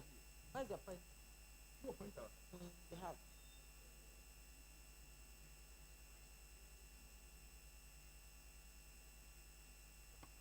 Okay, the chairperson is here. Prof. Watting. Representative for Prof. Watting, so we'll give you the mic so that you can start. Please, every presenter has 10 minutes to present, and they have to stay within the time. By 1:20, I'll be going around with the cane. So we have to close by 1:20. Thank you very much. So I'm going around to check the others. The others, if you are ready, you can start. Prof.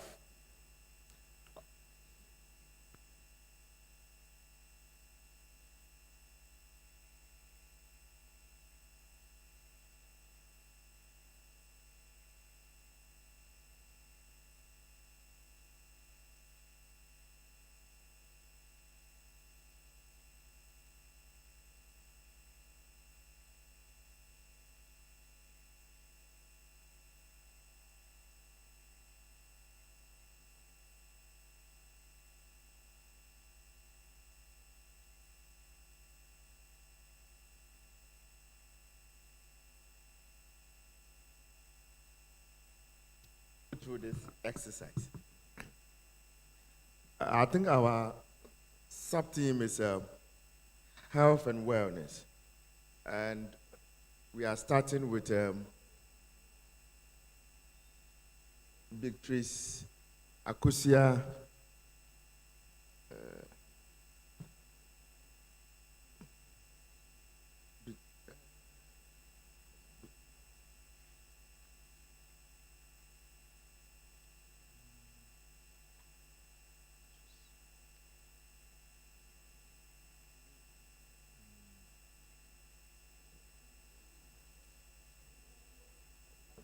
Yes, okay. Yes.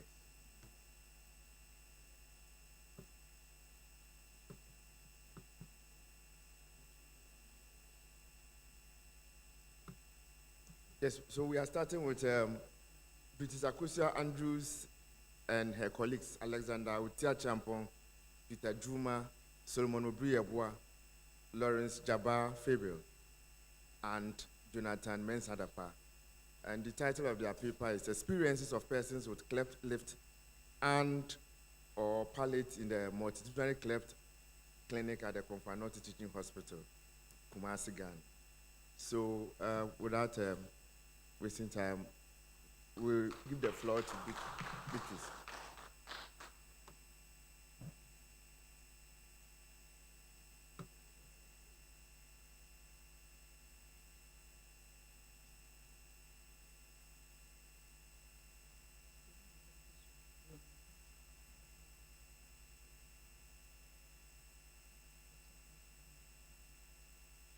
Good morning to you all once again. My name is Beatrice Akusia Andrews. I'm in the 4th year PhD, Department of Sociology and Social Work. And the title of our abstract is Experiences of Persons with Cleft Lip and Palate in the Multidisciplinary Cleft Clinic at the Konfanochi Teaching Hospital, Kumasi, Ghana. This will be the presentation outline. The introduction, problem statement, objectives, methodology, results, and so on. Introduction. So, cleft lip and palate is one of the utmost congenital anomalies worldwide, with a mean incidence rate between 1:500 and 1:700 in Europe, and then 0.6 per 1,000 live births in sub-Saharan Africa.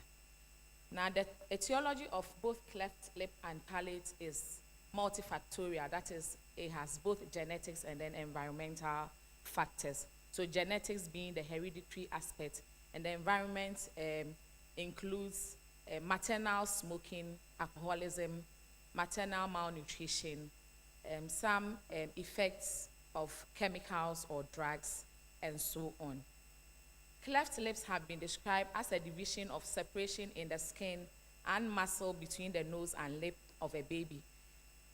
Literature has it that cleft occurs during the first trimester of pregnancy. And so in the life of a pregnant woman, the first trimester is expected that tissues, bones, and other functional organs develop. And then when these tissues fail to join or fuse together, we have cleft forming.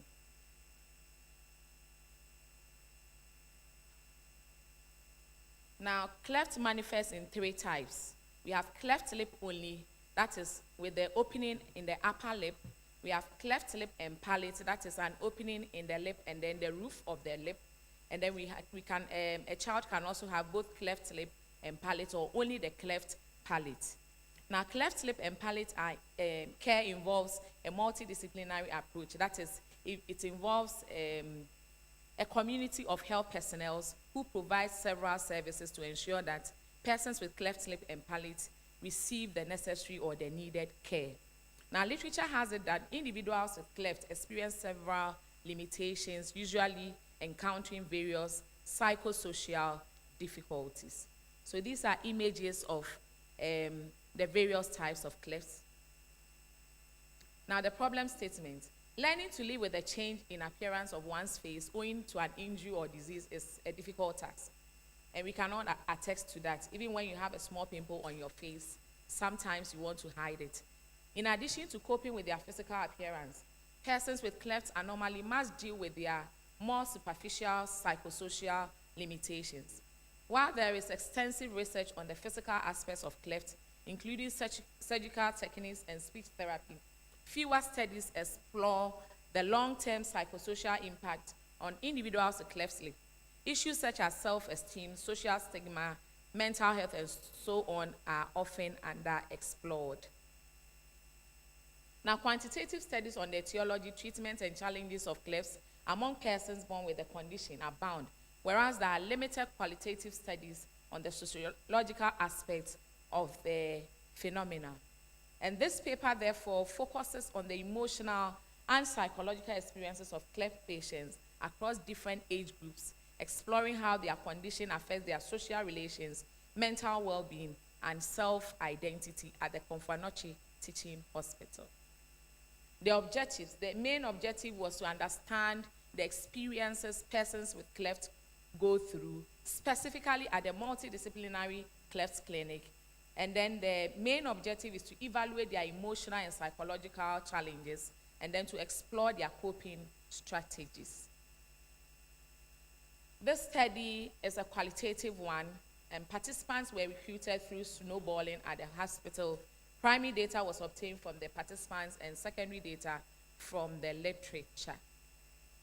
Semi-structured interview was used to conduct an in-depth face-to-face interview with 4 participants. One may ask why 4.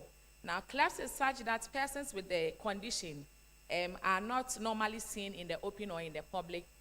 Because of the condition, they are either hiding or they are, they are not seen. And so it is difficult for them to come out to share their experiences. The interviews were audio recorded after obtaining written informed consent from the older adults, and then assent consent from the parents before the younger ones were interviewed. Data was subsequently transcribed verbatim and categorized under 9 themes. Now the results. Out of the 4 participants was a female and 3 males. Now, out of them, 2 were adults between ages 29 and 30, and the younger ones were between the ages of 10 and 12. 1 participant had a cleft lip, 1 had a bilateral cleft lip, and the other 2 had unilateral cleft lips and palates. Now, 3 of the participants reside in Kumasi, that is in the Ashanti region, and 1 in the Bono region. 1 participant was in the primary school, 1 in the JHS, and 2 were at the tertiary level. Now, these were the main themes which came out from the data. So, knowledge about the condition, perception of difference and social impact, explanations of the condition, relating with siblings, treatment and surgical interventions, challenges, coping strategies and emotional resilience, social interventions and support, desire for change, and emotional aspiration. Now, patients demonstrated varied levels of knowledge about their cleft. So depending on the type of cleft, they exhibited different knowledges, as some of them felt that theirs were a bit serious than others. And said these are a few of the responses from the participants. One said, since I know and understand the condition, I don't let it bother me so much. I have also adopted a strategy by ensuring that some of my colleagues are able to understand some of the things I say. And this is by one of the tertiary participants who is a medical doctor in making. And so in order for his patients to understand what he says, because of the nasal sounds he makes out of the cleft, they are able to, his colleagues are able to understand him and then interpret what they are saying. And so these are a few of the things that, or the sayings of the participants. Patients also face negative comments and insults related to the cleft lip, especially at school. So one says they are teased. Sometimes they tell them they talk like ghosts. Some people say they don't hear what they say, and so on and so forth. And one of the participants said, for those of us in this situation, people see us differently. Some of them talk against us, insulting us, calling us names like ghosts, witch, strangers, and so on. All participants reported regular physical and psychological health challenges, including headaches and suicidal thoughts. And then participants also received some form of financial and social intervention from the Multidisciplinary Cleft Clinic and then Ghana Cleft Foundation. Now, it is worth noting that Ghana Cleft Foundation, Smile Train, and then Confanoche has an MOU signed, and currently they are putting up a $2 million building at the Confanoche Teaching Hospital. And this makes Confanoche Teaching Hospital the best place to study cleft. So participants at varying levels, as I've mentioned already, and there's verbal abuse, derogatory terms applied to patients. There were complaints about regular physical and psychological health challenges. Patients often engage in comparisons with others who have similar conditions, which provide comfort and acceptance. So one participant said that when he goes to the clinic, he feels that he's better off than them, because some have cleft lip and palate, others have bilateral, and he has only the unilateral cleft lip. And so he sees himself as better off than the others. Now, this comparative coping mechanism is supported by the work of Festinger, who proposed a social comparison theory, suggesting that individuals determine their own social and personal worth based on how they stack up against others. Patients express strong bonds with their siblings, who provide significant emotional support, and this finding is supported by research indicating the importance of family support in the psychological well-being of individuals with chronic conditions. Participants also expressed gratitude to the multidisciplinary cleft care and the Ghana Cleft Foundation for organizing a Christmas get-together. So every year, the clinic organizes a social get-together just to bring cleft patients and their parents together, just to take off some of the stress. Conclusion: this qualitative study on the experiences of cleft lip and palate patients reveals that their knowledge about the condition varies based on the severity of the condition, influencing the level of detailed information received from healthcare professionals and significant others. Patients cope by comparing their condition to others. Despite experiencing verbal abuse and derogatory name calling, which impacts their emotional well-being, persons with cleft lip and or palate exhibit resilience and self-acceptance, supported by strong social and familial bonds, particularly with siblings. Physical health challenges such as headaches and suicidal thoughts underscore the need for comprehensive mental health care. Now, recommendation. Now, there's the need for public education, which is already being done, but we need to increase public education on cleft lip and or palate, especially in schools. And then schools must increase to enlighten the public on the challenges faced by persons with cleft lip and or palate. A few selected references. Thank you.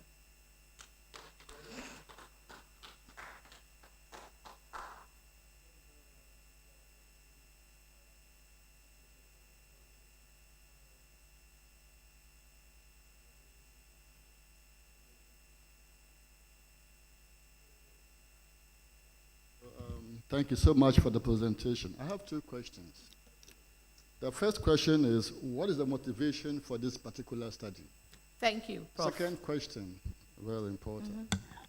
The institutions, schools, for instance, society, what effort does society make to protect, if you like, make such people feel comfortable at school? Because if you come to school and then they make fun of you, they tease you, whether primary, secondary, are there certain rules or regulations set up by schools to protect these kind of children? Thank you. Thank you, Prof. So to the first question, the motivation is very interesting. So I'm a student at the KNUST Basic School. And 3 years ago, I had a student, a parent called, he gave an SOS call. I'm a teacher, sorry. Sorry, I'm a teacher at the KNUST Basic School. And so this parent called and then said they needed me to come to their home immediately. And so I went there, and it was one of my students. He's part of the, yes. And interestingly, the child had cleft lip, and I had no idea. It was until they called me that I saw the mark. You know, I took notice of the mark. And so they told me the boy has been nursing an idea of committing suicide. And it was a bit strange to me because it was my first time noticing that the boy had that challenge. So I brought the boy back to school, counseled him. And then when I went home, I asked myself, what is cleft about? So I started reading about it, and then I called my supervisor. This was not the topic I was supposed to work on. So I called him, and then he encouraged that we should look into it. That is how come I was motivated to work on this. Follow-up question on that. Did you ask the student why they thought of suicide? Okay. Yes, I asked him. So this is a child who has been adopted by that same parent. He's not their biological child. So the mother gave birth to him at the Konfanoche Teaching Hospital, and due to the cleft, they abandoned the baby. And so the doctor adopted the baby, and then the doctor and the wife were taking care. But the doctor has 2 children, a male and a female. And so this boy says he compares himself with the other siblings. He looks at the mouth, with the cleft, it comes with dental issues. And so he looks at his face. People ask him, why do you talk like that? We can't hear you when you talk. And so he began nursing the idea that he's different from his siblings. And so that is how come. Such narratives are very important in papers, in books, that why I began this study was because of this narrative. It's very interesting. Well noted. The second question. So the second question. So as a teacher, the Ghana Education Service has it that currently we are doing all-inclusive. What it means is that we need to accept every child depending on their abilities and disabilities. Unfortunately, not all of us understand it that way. But in my school, we have counselors in our schools where we have counseling sessions to support children in such conditions. So I would say that somehow the educational system is working on it, but we need to do more. And in doing more, extend the counseling to the children in the school to not tease such people. Yes. The counseling, the advice. Yes. Sometimes even sanctions can work. Yes. You tease the person, you are punished. Thank you. Thank you.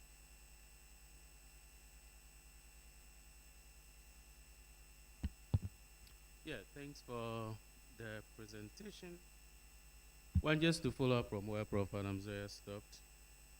Your participants, were they people who have already undergone surgery or not? You just quickly answer that and I'll come with my point. Thank you. So cleft is a lifelong something. So it's not like you have one-time surgery. It's a lifelong. So some of them have had their first surgery, others have had their second and third. They were still going through the healing process. All right, good. I think that what I see as one of the strengths of your study is the fact that you are talking about more or less people who are of older ages, because when it comes to cleft, then we usually see babies and stuff like that. But I was also thinking maybe it would have been a good idea to also look at the parents of these babies. All right, what are their experiences as well, apart from the patient themselves? What are the experiences of the parents of such children? All right. So if that is part, but if it is because of this presentation that you are just giving us this, then that is fine. And your analysis too, I think you did not give us enough information on how you analyzed your data. I know I would want to hear more about how the data was analyzed, because I think you were telling us more of stories than bringing up real, proper, critical interpretation of the data from the researcher's perspective, and then supporting these interpretations with the quotes from the participants. So if you could talk more about your analysis too, that would be great. Thank you. So I'm currently working on the first part. I'm working on the experiences of parents. So that's my main thesis topic. So I'm working on it. Then with the analysis, after collecting the data, like I said, the audio recorded version was transcribed verbatim. And then I developed the themes, or took the themes from the, of which I got the 9 themes from the data. And then after grouping them under the themes, based on the themes, my write-up followed. So it was done manually. the analysis was done manually. Yeah, it's nice when we have presenters, they develop the teams. How did you develop those teams? Right. So if I take a participant's responses, I read through, and whilst I read through, I find themes which are repeating themselves or similar or familiar themes, and then I group them. So after grouping them, I look at the ones that I want to look at based on the topic I'm working on, and then it follows up.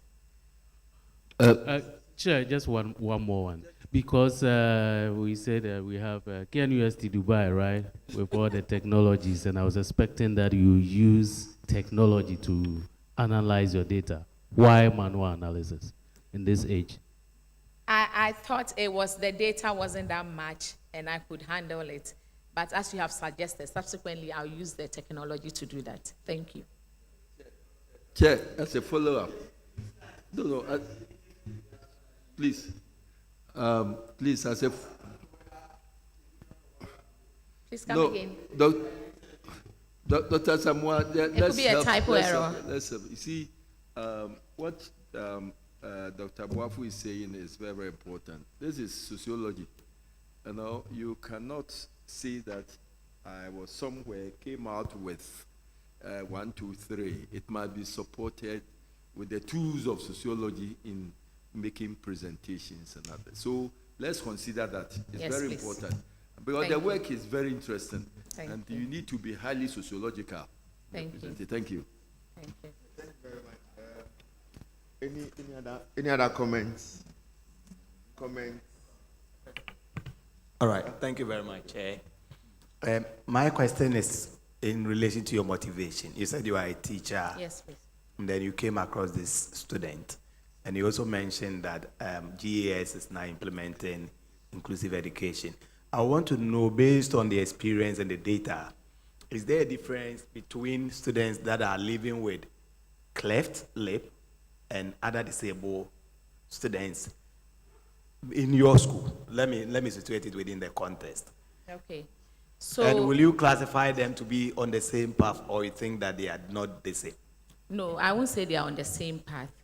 For instance, if I take a student who has unfortunately lost a limb or something, then I cannot categorize this student physically with someone with cleft. But then psychologically, they all go through some psychological issues at different levels. And so we don't categorize persons with cleft as disability children or special children.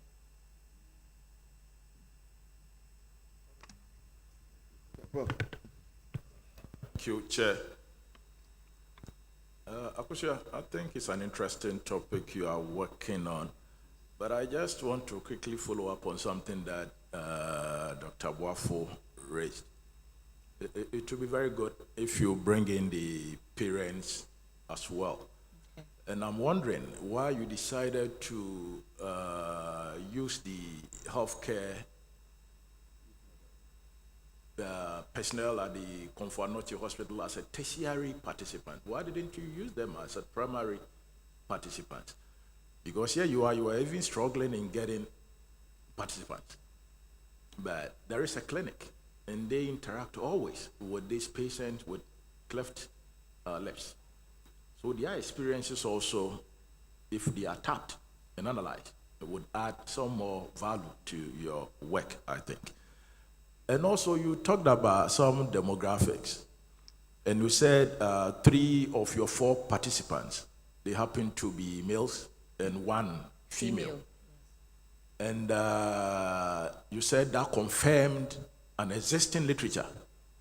What are you trying to put across? Is it pointing to the fact that males are more prone to getting the ailment than females? And what did you learn from the literature? Is it the biological thing, why males are more prone to getting it than females getting it? And my last thing I would want you to help me with is the social comparison theory. I would want you to do that. I was even going to explain that. Just try and explain the social comparison theory to me and why you think is the best fit for a problem like this. Thank you. You're welcome. Yeah, so what you just mentioned, I mentioned earlier that I'm working on my PhD thesis, and I'm working on the experiences of parents with children with cleft lip and palate. So I'm sure in future that aspect will be out and you'll see it. So I'm already working on the experiences of the parents. And then these participants I got them from the hospital. Now at the clinic, they meet on Wednesdays.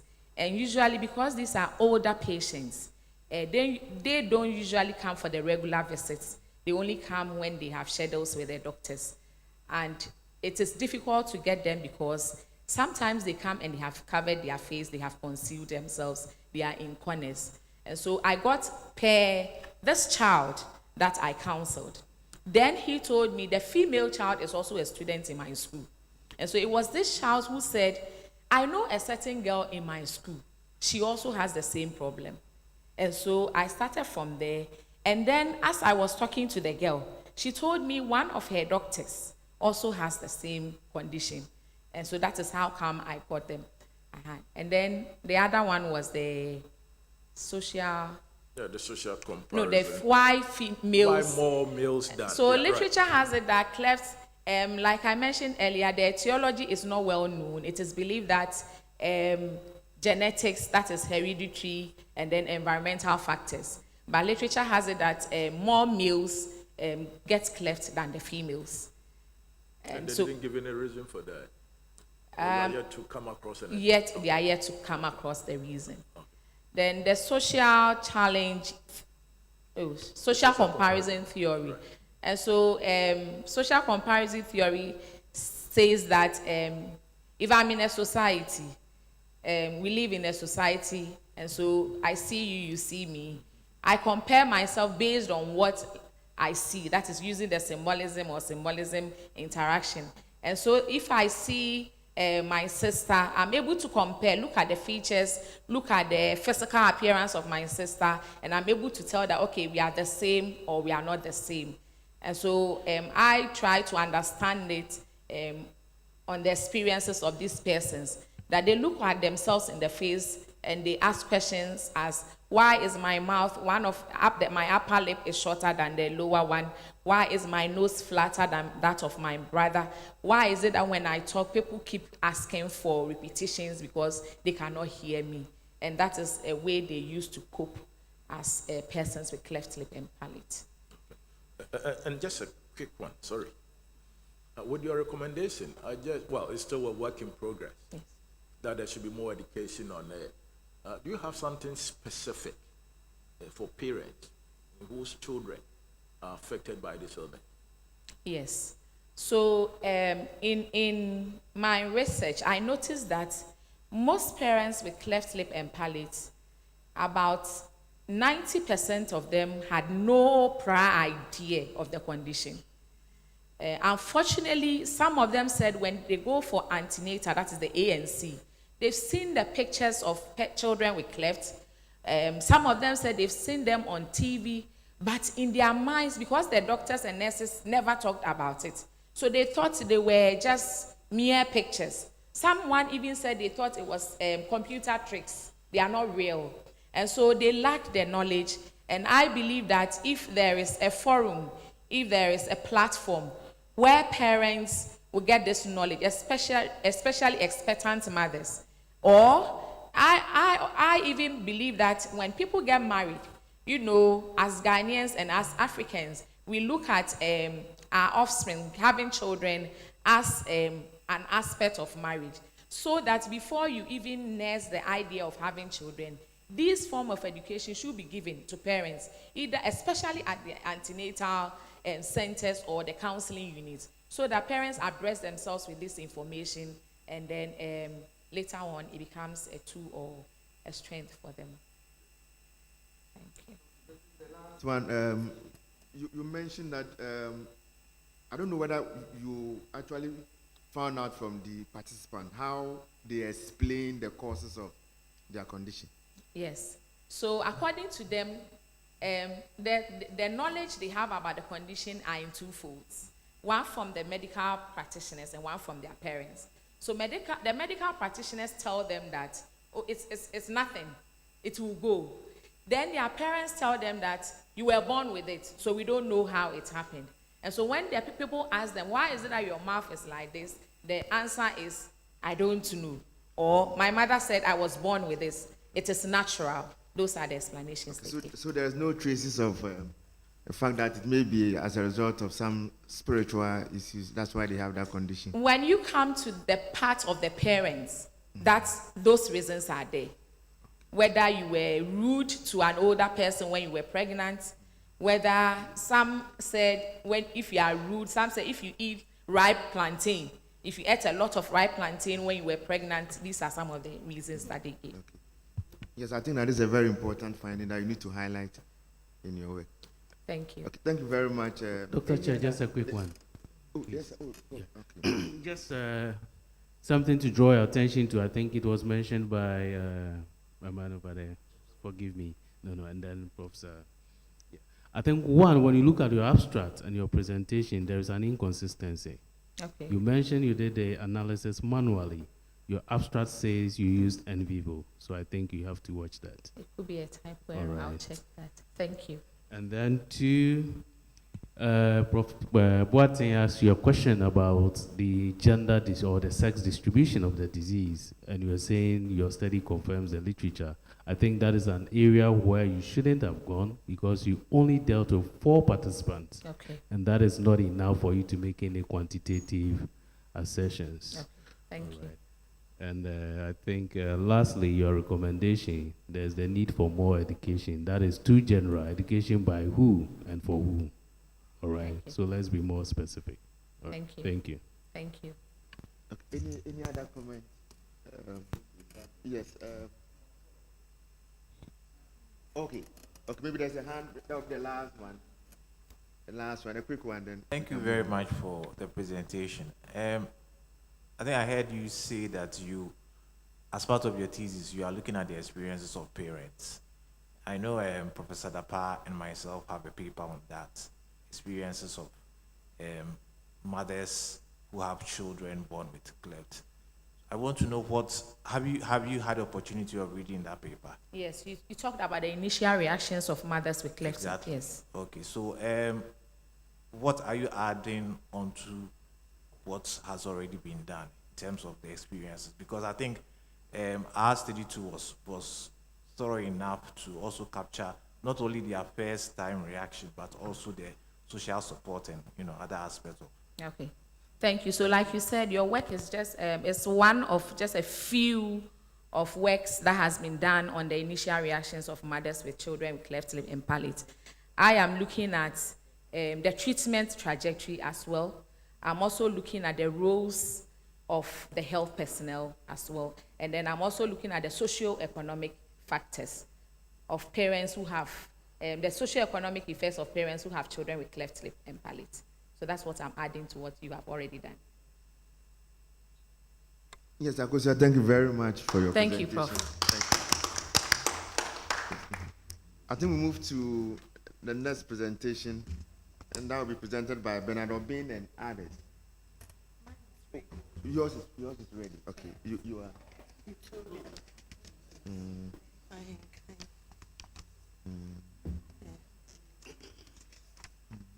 Yes, sir. Okay, and a question of 15 minutes. Okay, that is it. 25 minutes. Okay, but that's it. Yes, yours is here. Okay, so the next presentation is by Victoria Ayenkan and then Jonathan Mensah-Dapa. And their paper is titled Barriers and Facilitators of Contraceptive Use Among Marginalized Groups, a qualitative study of migrant female headquarters in Dagoma Line in Asokore Mampon Municipality, Ghana. Akusia, Ayenkan. No.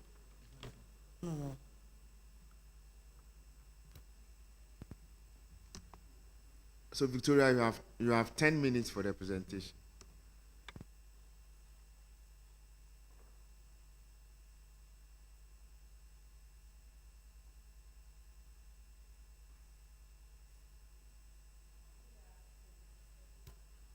Good afternoon, seniors. Good afternoon, colleagues. I am Victoria Henkai from KNUST, a third-year PhD student. But this work is from a master's work, MPhil. So my topic is on barriers and facilitators of contraceptive use among marginalized groups, a qualitative study of migrant female headquarters in the Gumba line at Askwari-Mampong municipality. So background of the study.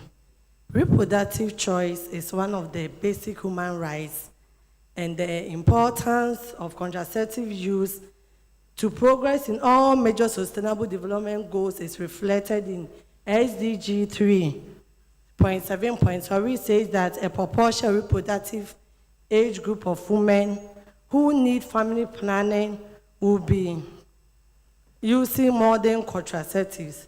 And in fact, when you look at all the SDGs, as our chair said, is interrelated. And the issue about management of our population growth is a very key factor here. And in fact, women who use contraceptive use is very important because it helps them in terms of their health and well-being, empowerment, gender equality, as well as the development of communities. Each year, over 85 million pregnancies are either mistimed or unwanted, resulting in high rates of abortions and maternal issues, including death. And globally in 2021, 1.1 billion women needed family planning.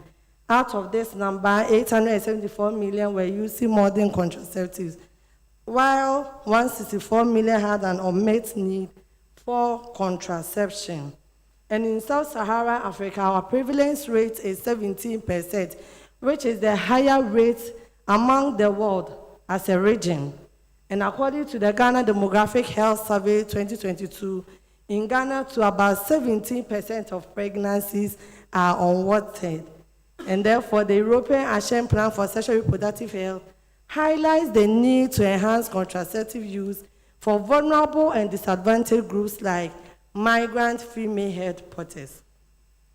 Though some studies have reported the low utilization of contraceptive use, I think few studies have explored that and still not been extensively studied as sociologists. And therefore, this study tries to exploit the reasons underlying underutilization of modern contraception among migrant female headquarters. What then is the problem? So over a decade now, there's a new wave of migration that has emerged in Ghana. And most of the time, there are teenage girls, mostly from the northern part of Ghana, who comes to the cities of Greater Accra and Kumasi and take job as headquarters just to improve their socioeconomic status. And once they come, one of their greatest challenges is where they will sleep. And most of the time, these girls are forced to sleep on the streets, verandas, incomplete structures, kiosks, shacks at night. And this exposes them to several health hazards, including forced prostitution, rape, and unintended pregnancies. And this really raises a concern because the World Health Organization defined these unfair disparities in reproductive health services within and between groups as inequity. Therefore, as we say now, we are almost getting to the Agenda 2030, and if these vulnerable groups are also not captured, I'm not sure that we can attain the SDG 3, and therefore, a qualitative study on barriers and facilitators on modern contraception among migrant female headquarters in the Gumba line in Kumasi, Ghana. So basically, I look at two specific objectives: the barriers that prevent these female headquarters using contraception, and the facilitator that will make them use contraception, and to extend into research questions. So as sociologists, we know we can also not do away with that theory when it comes to research. And looking at contraception, what's really best suits is mostly about beliefs.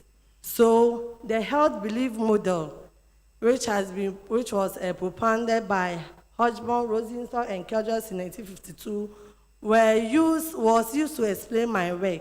So when you look at it, mostly it has six indicators, and it has been grouped into 4 main categories, where susceptibility, and severity, which tries to look at the risk against the seriousness of performing a health-related behavior.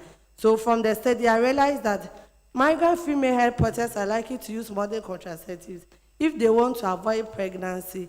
And on the other side, too, the non-use is being influenced by side effects and also not getting pregnant again at the time of wanting children. Then we have the cost and benefit analysis, which also tries to look at the two sides, the benefits and the barriers. What is the effectiveness as against the obstacles? And most of the time, the barriers has to do with cultural background, husband disapproval, and spousal communication.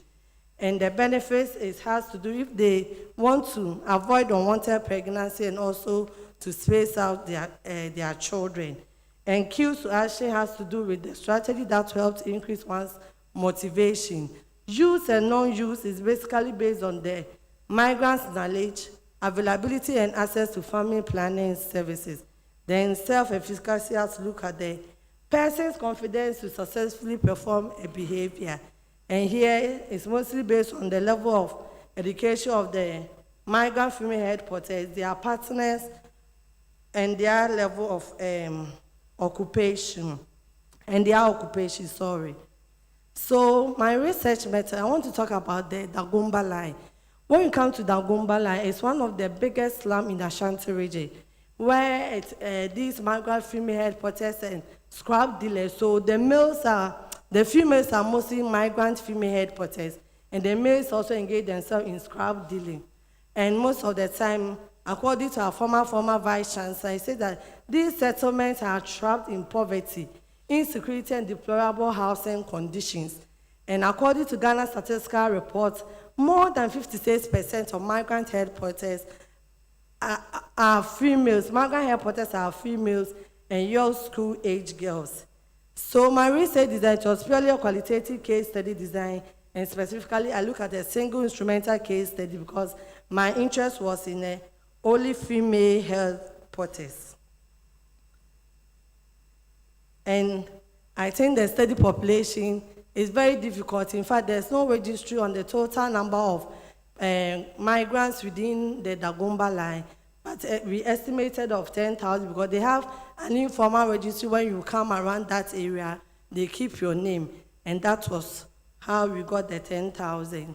So out of them, because I was interested in the reasons, 24 participants were purposely selected, and I had my inclusion criteria.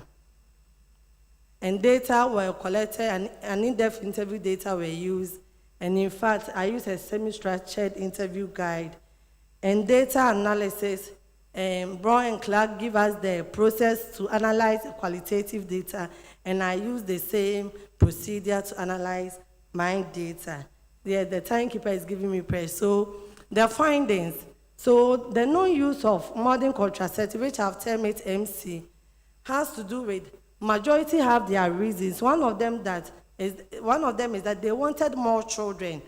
Others also had negative perception about modern contraceptives, and others also have concerns about the side effects. Though there is no scientific link when it comes to contraceptive use and infertility, it is a widely held perception that emerged. And we know that in Ghana, even in Africa, including Ghana, contraceptive use, most of them believe that it's inappropriate for someone who had never given birth to use any form of contraception because it can lead you to loss of fecundity. So let's go to barriers. The barriers, I was looking at the sociocultural factors as sociologists. So one thing that emerged has to do with traditional values. In our part of the world, especially in Africa, we see human production as a natural process that should not be interfered with artificially. So majority of them said, one said that if you do family planning, it's like doing an abortion. One also said, why do you have to suppress the children God gave you? And they had a belief that if you will not give birth again, God himself will have his own way working with you as a woman, and naturally you will stop giving birth. Another thing that also came around has to do with promiscuity. Some of them hold the belief that Most women use this as a way to live a promiscuous lifestyle, since pregnancy is the pink sheet to prove that, yes, you are cheating behind me. So what if I avoid the pregnancy? Then that is it. So another theme also, what has to do with husband disapproval, and this is linked with the in-laws. Since most of these migrant female headquarters are from the northern parts of Ghana, where they practice a patriarchal culture, and the in-laws of their husbands play a very key role. They even determine the number of children to have. So both of them, so most of the in-laws will be championing through their sons, through them, that this is what I want. And one person shared a story that touched my heart, that if you are unfortunate as a woman and you give birth to only girls, your womb cannot produce a female, then you are at risk of dying, because they will make sure, because of preference for male child, they will make sure you give birth to a male child. Even when Dr. Santa advised, he shared the experience that someone had given birth to 8 children, 8 females, and the doctor told him that the uterus has overly expanded, so we have to stop the childbearing. Yet the man insisted that, no, I want a male child. And the 9th child, this woman lost her life. So the facilitators, one of the broad mainstream that I talk about has to do with knowledge and awareness of modern contraception. They see that their men are confused. Most family planning programs really target women and neglect the men. So most of them had they share that sentiment. But notwithstanding, others also prove that, yes, their husband have been supportive. And the literature says that though cultural change can happen, but it happens in a gradual process, believing that there will be a positive outcome in the future.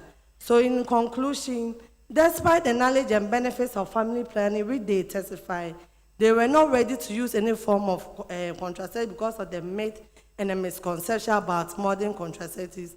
And other social factors were husband disapproval, fertility preference, and stigmatization impeded the utilization. And these are my recommendations and my operational definition. And in conclusion, my selected preferences. Thank you. Okay, thank you very much, Victoria. Thank you. Colleagues, the floor is open. Dr. Boapo. All right, thank you, Victoria, for that presentation. I think listening to you, you said you use the HBM, right? Yes, please. Good, but I was expecting that in presenting your results or your findings, these findings will be structured according to the construct of the HBM. All right, so you take the perceived susceptibility. Which of your findings support this construct from the HBM? But it looks like you just left the theory at the background and then you presented your results without connecting it back to the theory that you started off with. I also think that you shouldn't have even boxed yourself with the HBM in the first place. Because when you look at the HBM, then it overemphasizes individual responsibility. But we can also, especially since your study is a qualitative one, you can actually look at familiar influence in the use of contraceptive. The person may feel susceptible to unwanted pregnancy and all that, all right, perceive the consequences of these to be very severe, but may still not use it, probably because of advice from parents and stuff like that. All right, so it makes the HBM inadequate to explain these other sociocultural influences on health decision making. And if you are running a qualitative study, then I would want to go for a different theory rather than the HBM, which is more quantitative in nature than being qualitative. In fact, reading your looking at the title of your presentation, I thought we were going to present a quantitative study. Oh. All right, so I think these are just the initial comments. When there's time, I'll come back. Thank you. Thank you, well noted. Thank you, Chair. Thank you for the presentation. I have one question and one suggestion. My first question is based on your literature review that shows that 85 million people, you have 85 million mistimed or unwanted pregnancies. Am I right? 85 million mistimed or unwanted pregnancies, as found in earlier studies. Now, reasons for these huge numbers. Are they the same reasons that are given to you by the KIA or the female reporters? Pardon? The reasons why we have 85 million mistimed and unwanted pregnancies. No, it's not on the KIA, it's generally Yes, on reproductive age women. but that's also important. So what did you find out as the reasons for such a huge number of 85 million mistimed and unwanted pregnancies? Am I right? Vis-a-vis the findings you have gotten from the female head porters, there are reasons for not using contraceptives and other birth controls. Did you find some differences? Yes. Your findings and earlier findings. Findings and earlier findings. Okay, so basically, these 85 million are generally on the all women within the reproductive age group. And the migrant female health porters, mostly they are seen as vulnerable. That's why I made a very key note that if you go to my second slide, I said that, I don't know how to put it, but yes, so now the European Action Plan, that is what even informed this way. They are highlighting that, yes, we've been talking about contraception among the general populace or among the women, reproductive women. But some other vulnerable groups within the women, all women are vulnerable, but some are vulnerabler than others.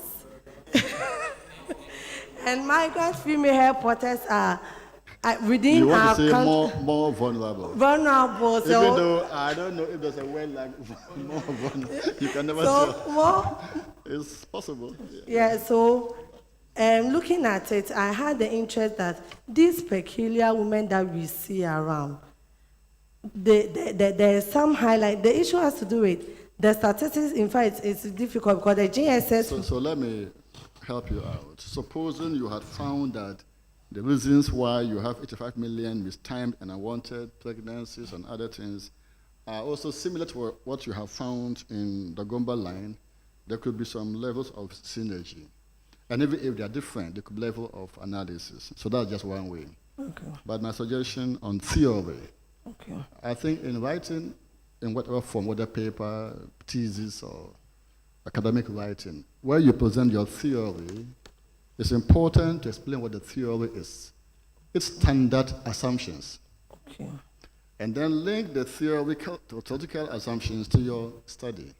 Okay. So this is just a suggestion. Thank the you theory, very what much. it is standard argument as a theory, and how that is connected to your own study. Yeah, okay, right. Thanks, Chair. Thank you very much, Henkai. As one of your reasons why the people refuse to use contraception, you mentioned their family background and especially their in-laws. And I know that most of these people who come down here are unmarried or never married. I don't know. Did you intentionally select those who are married, or your focus was on the unmarried? It was on both, whether married or unmarried. So most the married people, you see those unmarried, because they see themselves that some are cohabitating, but because of fear of coming out that, yes, I'm cohabitating, which sometimes is against even Islamic religion, or they tend not to come. So the married people were some of them who really shared this with me. That is their in-laws who forward these things through their husbands. I want 10 children, maybe I want 15 children. And their husband, I don't know, find themselves in a state that like they are being manipulated by their mothers. So even when their husbands sometimes disapprove of whatever they are doing, you see one thing about mothers that they give so much respect to their parents. And they believe that, yes, let me respect what my mother is telling me, in the sense that at a point, if not for anything, they will have a large family. Because any child that comes from these marriages belongs to the man. And it also goes in line with indirectly the grandmother also having a great expansion of descendants.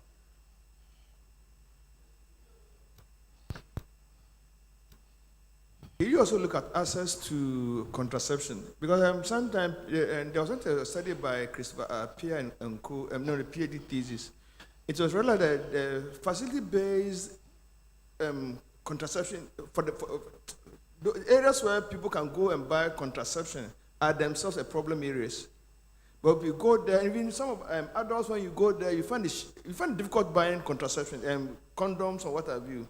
Did they share that experience with you, or they just mentioned that they don't like using contraception because of what their parents say or whatever? Did you also look at that? Yeah, they shared that with me. I remember to opine that. You see, he said that. Let me quote what she said. Or say, when you manage to get these contraceptives, it's other female who will go and report you to your husband that I saw your wife buying contraception.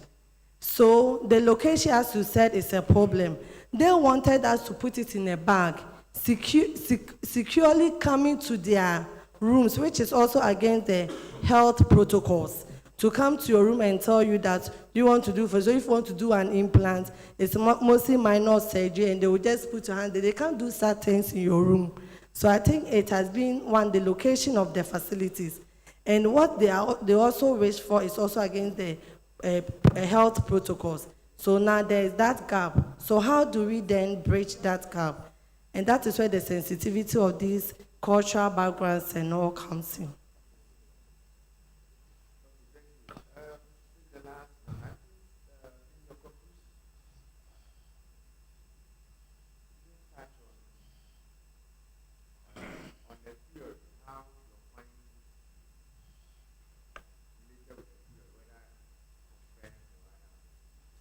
Oh, okay. Okay, so I think yes. So in conclusion, as you said earlier. Okay. Well noted. Thank you.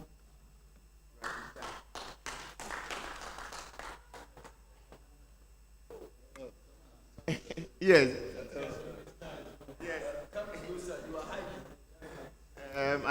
I think time is not on our side. So yes, this is a plea to the department. I'm also part of the department.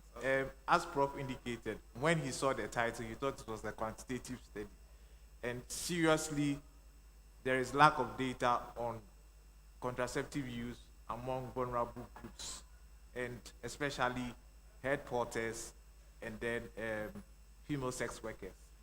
So I think going forward, we can take it upon ourselves as a department to also try and do some quantitative studies in that area.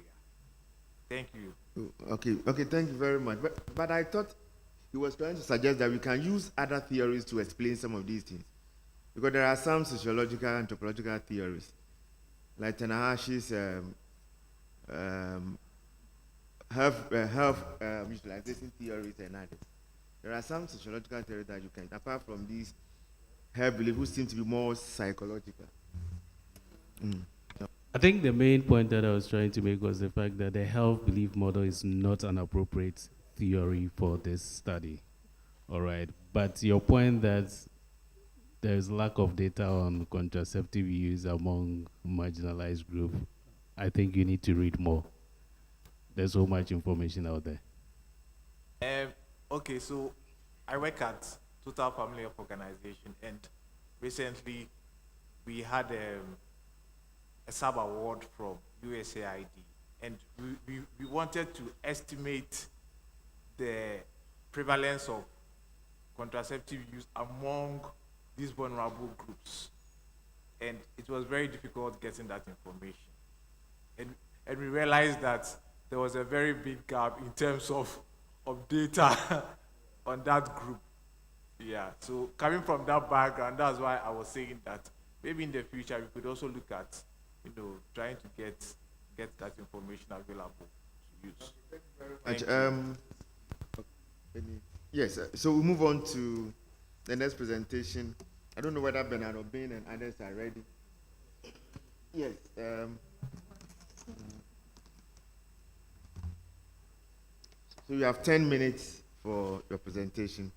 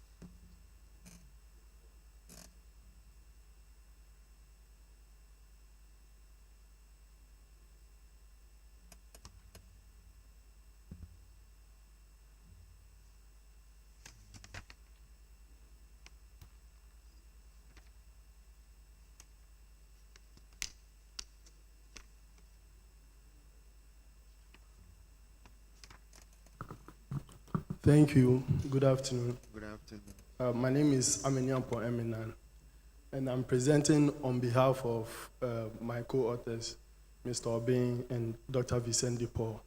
Our topic is on health beliefs and cervical cancer screening among higher education female students, a test of the health belief model by champions and others in sub-Saharan African context. So globally, countries like Ghana and other developed countries have signed on to the SDG target 3.4.1, which aims to treat and then prevent non-communicable disease-related death by the end of 2030. However, there's a bit of, how do I put it, backtracking in terms of achieving this target, because we are left with a decade more to go, and then the number of cervical cancer diseases are increasing globally. When you look at the reasons for these increases and the high number of deaths related to this disease, it has been argued that people are not going out to screen, especially the females who are affected by these diseases. And one of the major reasons is the health beliefs associated with themselves or their background. In terms of the problem, in Ghana, cervical cancer is considered as the second most occurring disease among females within the reproductive ages. And young women are mostly affected by this disease. However, within our context, the screening, the extent to which they screen is very low. And it has been argued that they have certain health beliefs that prevents them from going out to screen. Amidst these findings or these assertions, there have been little studies that are focused on female higher education students, particularly university students. But much of the studies are focused on pre-university students, health workers, and the general women population. As part of this study, we are testing and reporting evidence on the efficacy of the health belief model in explaining the cervical cancer screening among female university students. And by doing so, we aim to contribute to addressing the increasing menace of cervical cancer among our youth population. The study adopted the quantitative cross-sectional design, and the study population was mainly female university students within the ages of 15 and above. And we chose 613 female university students from 2 universities. One, Kwame Nkrumah University of Science and Technology. Secondly, the Kumasi Technical University. We used the online self-administered questionnaire, and then data were analyzed descriptively and inferentially. In terms of measurement, we measured health beliefs using 6 dimensions. We have the perceived susceptibility, perceived severity, perceived barriers, cues to action, self-efficacy, and then the perceived benefit. In terms of cervical cancer screening, we measured the screening intentions, among others, but for the purpose of this presentation, I'm focusing on the screening intention, which was measured as a likelihood that the students would patronize cervical cancer screening. And we also measure some covariates, which include age, religion, family income, number of sex partners, the frequency of sex, among others. The results. First of all, I'll go to this slide, which talks about the background data as well. So we realized that majority of our sample were within the age groups of 20 to 24 years and were mostly Christians who are not in any relationship and as a result do not have sexual partners. And then majority do not engage in sexual activity at all. So going back, these are the descriptive analysis of the various variables in our study. We have the cervical cancer screening, which was found to be very low among our sample. That's 48 out of the 613 respondents that 612 respondents that we focused on. And the likelihood of screening in future was also very low. The mean score was 4.5. And based on the mean scores of the respective health belief indicators, we found that there was low perceived susceptibility, high perceived severity, perceived benefit of screening, cues to action, and self-efficacy. However, perceived barriers or perception in relation to barriers were moderate.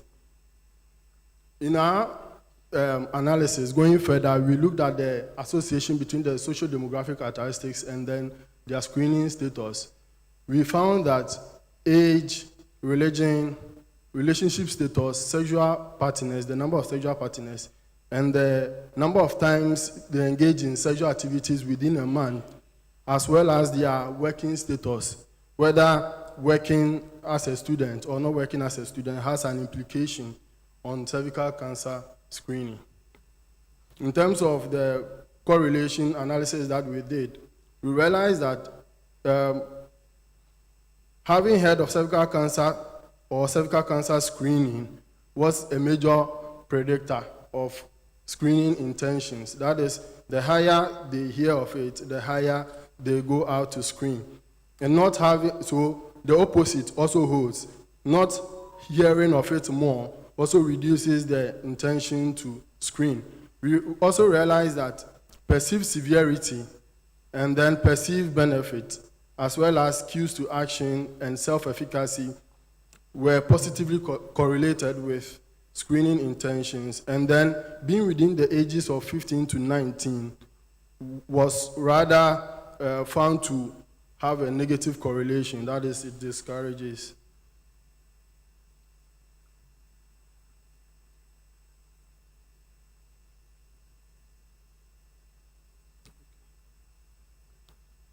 Okay, so we went ahead to run an ordinary linear regression that looked at how the various components of the health belief model affect the screening intentions of this student.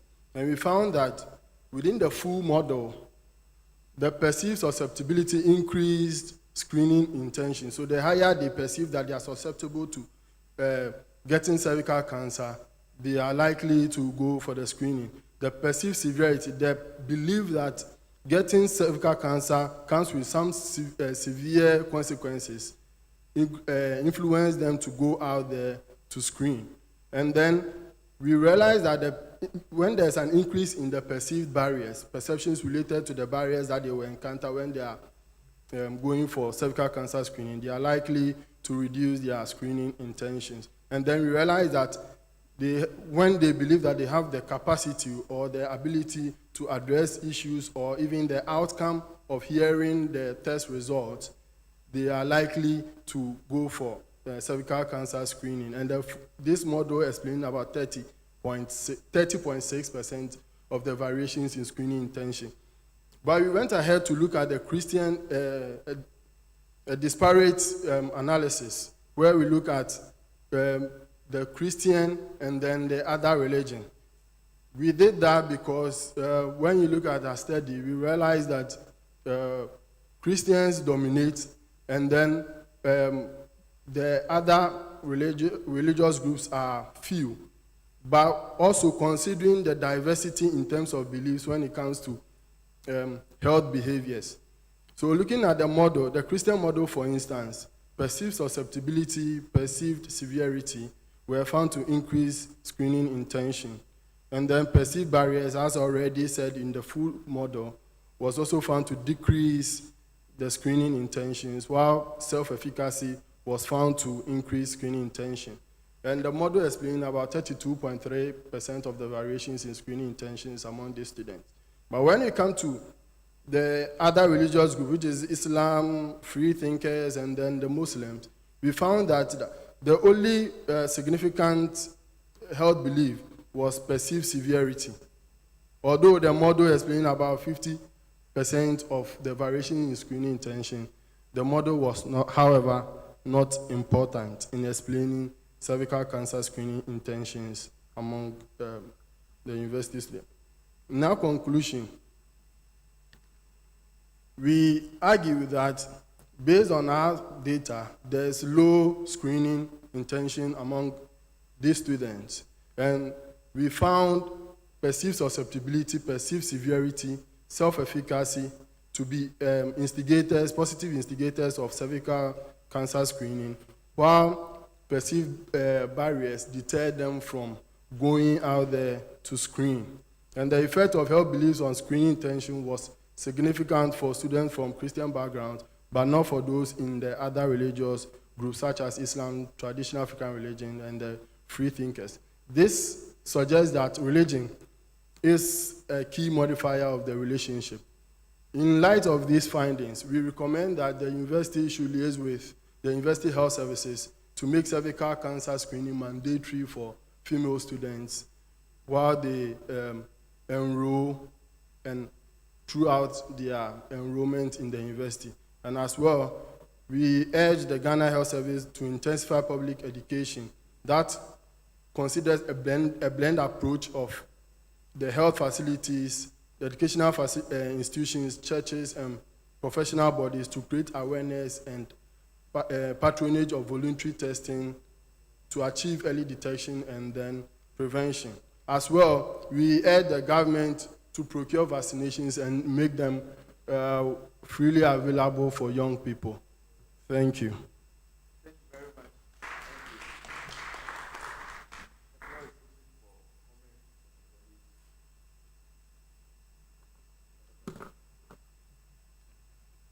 Thank you for that presentation. Just a few comments and questions. One, what type of cervical cancer screening were you focusing on? Because there isn't just one type of screening for cervical cancer. You could have pap smear, you could have HPV test, you could have the aesthetic as a test and all that. So I think you have to let your audience know exactly the type of screening you are focusing on.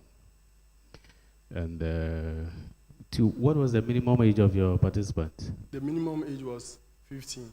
15. And why 15? Okay, so considering the current dynamics within the higher education system, we even have people as young as that age coming in who are females. Some years ago, we had a student, a female student at the maths department who enrolled in at that age. All right, but I think that is not enough justification for including such persons because cervical cancer screening is recommended usually from age 21. So such people should have been part of those you would exclude from your study. Okay, well noted. Because it's, yeah, so that's what I think. Lastly, Studies from non-Western countries shows that when you use the health belief model, usually the internal consistency of the skills are low. Did you measure the internal consistency of your skills? Okay, so we determined the internal consistency using the comeback reliability analysis. And then we found that compared to the findings in the Western countries, as you've indicated, our study was robust in terms of measuring these indicators. And I have them presented in a, so the least internal consistency we had was 68.9, which is fairly reliable.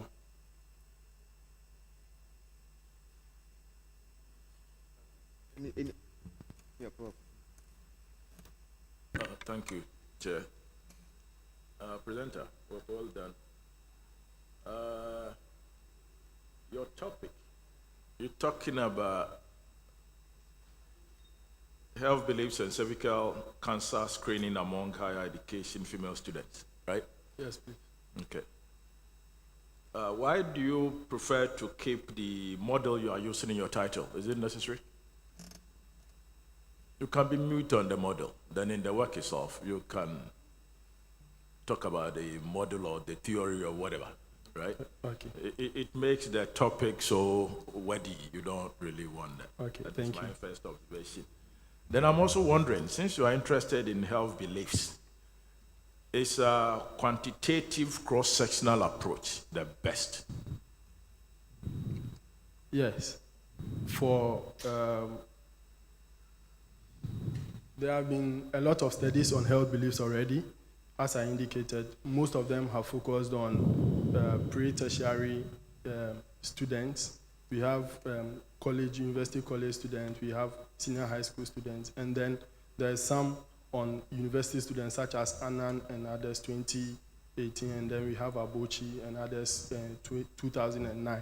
And then these studies used quantitative approaches, while the others that focused on the pre-university students use qualitative approaches. So it has been established that health beliefs influence cervical cancer screening. However, with the qualitative aspect, we need quantitative evidence to test whatever findings that they have already established to see whether indeed there's a relationship between cervical cancer screening and these health beliefs. As well with those established by Abochi and Annan and others, they have tested this instrument and realized that these instruments are reliable in measuring health beliefs. So using their tools to measure health beliefs make it valid quantitatively. Okay. But do you see any challenge or any flaw ascertaining cervical cancer screening per people's beliefs? Do you see something lacking? Lacking in the context of our study or their perception? No, your study, because you're talking about the beliefs of in your case, respondents. Aren't you interested in the why, the phenomenology, the rationale behind why they will take a specific action? Okay. I'm thinking like a blend, maybe a mixed method approach would have been the best for a study like this. Though quantitative, you've done something wonderful, but there are still some unanswered puzzles out there. Don't you say it that way? Yeah. So personally, I always believe in the middle range, but for the purpose of time, we had to do a snapshot. Oh, study. so it's there's a big study. Yes, it's a big study. Oh, okay, That was but just an aspect. Yes. Oh, okay, then that is fine. Yeah, and your sampling, I'm wondering, how did you go about it? The 600, how did you select them? Okay, so it was just a simple randomization. So we meet you, we talk to you, and then we ask for we tell you about the study, ask for your consent to be included in the study, but we didn't really go into in-depth random selection because it will be difficult to get the list of the total number of students when you want to do an actual sample using maybe systematic. Assessing this sampling frame, for instance, from Kumasi Secondary Technical University would have been difficult.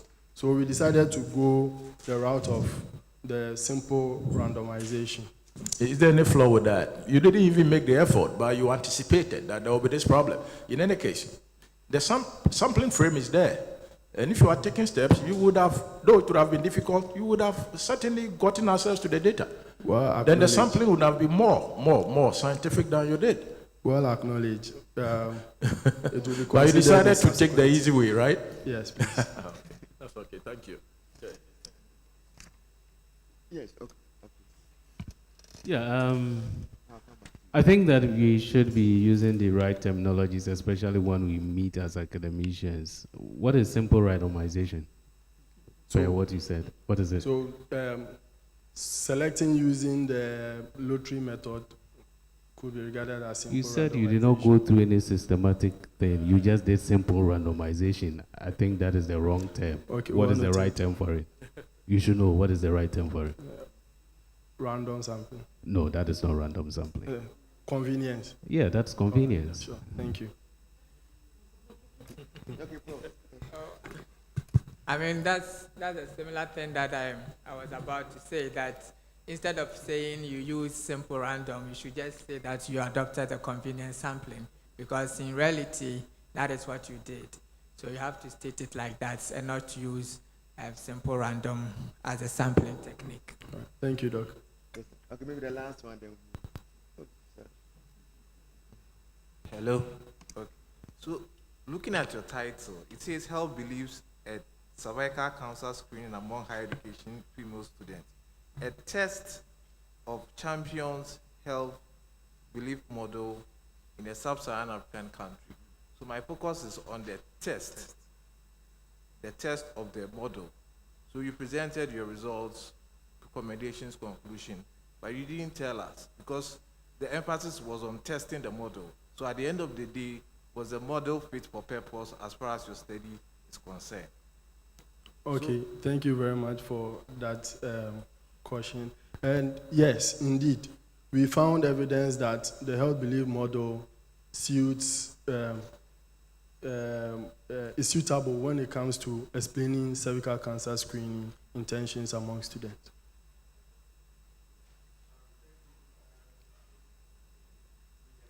Let me the last comment. Thank you very much, Emily Ampon, for the presentation. I'm wondering, it looks like when I read the abstracts and I read your actual work, I see so much differences. So for example, you are telling us that you collected data from 437 in your abstract, but here you reported 600 and something. Okay. So for the purpose of clarification, the abstract was submitted when the study was not done. So we concluded the study, and this is the findings based on the actual data collection and everything. You don't rush, you take it easy. You see, it's not just about whether the study was done or not. What you've reported, you said you even used purposive sampling in the abstract. You see, but going back and forth, the narrative keeps changing. When you were presenting, you even told us that you did online questionnaire administration, but that's not what's reported here. Doc, so as I said, when the study was done, we had to change the narratives, because the narratives we presented in view of the deadline for the submission of the abstract was different at that time. So we had to submit in advance and then work on the data. So if you look at the narrative within the abstract, you could realize that the findings are not that definite when it comes to presenting the results in the abstract. I'm talking about results, I'm talking about the methods. Doc, that is the abstract inclusive. Sir, maybe just, what time are you talking about? Because the abstracts were submitted not too long ago, and then we have the conference. So within which time you are saying you submitted abstracts and then you did the work? Okay. That's where I don't get it. Maybe you have an explanation, but I think this one is... Sure, well noted. Okay, So thank you has to very look much. at the methods well. You should look at the methods very well. Yeah. Okay. You are discharged, sir. I wanted to give you the analysis. Yeah, thank you. In the analysis, you make mention of Christians and then other religions. So I wanted to find out whether the population size was equal in terms of Christians and then other religions. If not so, then the difference in the significance of the model could be due to the sample size. Because in quantitative study, the more higher your population, the more likely that the test will be significant. So if Christians were more than other religions, definitely their model will be significant, and then the other group of religious members will not be significant. And it is not necessarily because of the fact that they are Christians or they are not Christians. So if the sample size were not equal, then you cannot make such a conclusion, because higher population will give you significant test. So thank you. Noted, John. That will be reported as a limitation. Okay, John, please let me come in. That could also not be the case, because he did a regression analysis. And in the model, that variability is considered. So if he did, let's say, a bivariate analysis, we could make that case. But for doing a multivariate one, doing a regression analysis, that sampling difference is catered for. So it could, yeah. Thank you. I think the last one. The last presentation is by Lawrence Jabbar, Feber, and Added. Did I pronounce your name correctly? Yes. Oh, okay.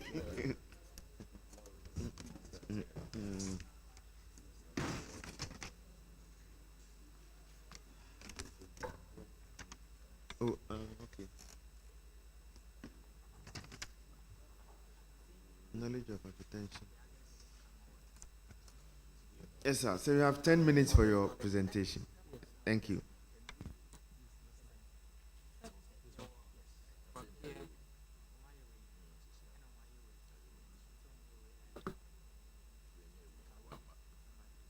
Yeah, good afternoon. I'm Lawrence February Jaban. The name is February and then it's Jaban. Anyway, you can pronounce it as you want to pronounce it, but it's fine. The correct pronunciation. Okay. For names, I can't pronounce the way I Okay, want. so it's February. I don't know. It's supposed to be February. That is my dad's, that wonderful teacher. That is his pronunciation and spelling for us. So this is part of my PhD work in the Department of Sociology and Social Work in KNUST. I work with the Kintampo Health Research Center. So you find that list is quite tall. Includes in there as my supervisors. So my work is on knowledge of hypertension among hypertensive patients receiving treatment in 2 health facilities in the Kintampo area. And I must indicate that this is the qualitative arm of the study. It is a mixed method study. So it's for the purpose of this conference that I teased out. And I must also indicate that this is serious work in progress. So everything here is very preliminary. So the background and then the methods, results, and then I provide some recommendation. So the issues around hypertension is very dire. Out of a total death of 56.4 million annual deaths, non-communicable diseases accounted for 70%, and hypertension alone was 7.5 million, which was 42% of the approximate deaths recorded among cardiovascular disease patients. These are figures from WHO. Then you look at the global hypertension burden distribution, you find that most of our cases of hypertension are recorded in the less developed countries. So the Ghana Demographic and Health Survey in 2014 found the prevalence of hypertension That is a measurement of the systolic blood pressure, that is 140, and the diastolic blood pressure 90. A measurement that was used by the surveyors found that within the age of 15 to 49, 12.9% and 15.9% years old were hypertensive. And when you come to the Brun-Ahafo, about 50.9% of patients whose BMIs were taken were BMIs that showed that people were obese, which is a risk factor for hypertension. Hypertension awareness and treatment and control was also very low or has been low over the years. When you check this same record, that is the data collected by the surveyors, that 70% of women within 15 to 49 were unaware that they had hypertension. 16% were aware and then treated and controlled. Then 4% were just unaware. The figure is not different from amongst men in that same survey. So what did we set out to do in this study? We sought to examine the knowledge and experience of hypertensive patients in the Kintampo municipality and Kintampo South districts of the Bono East region. Specifically, we assessed the knowledge and understanding of hypertension among hypertensive patients. We also evaluated their initial illness experiences, and then we examined what they perceived as the causes of hypertension. So, a brief about the method. The study was carried out in Kintampo North Municipality and then Kintampo South districts, which are located in the Bono East in the central part of Ghana. Is purely qualitative. The theoretical perspective was the health belief model. The source of data were primary and then secondary data. The primary data is what I am going to present on, and then the secondary data has to do with already existing literature. The study population were men and women 18 years and less than 80 years old who sought care at the Kintampo municipality and are in the Kintampo area. A total of 30 in-depth interviews were conducted. Interviews were halted based on saturation when I saw that I was not getting any other new information, I stopped data.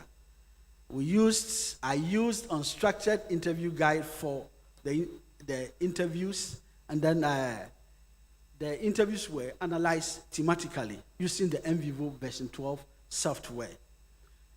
In each of the interview sessions, informed consent was sought. Participants had the right to be part of the study.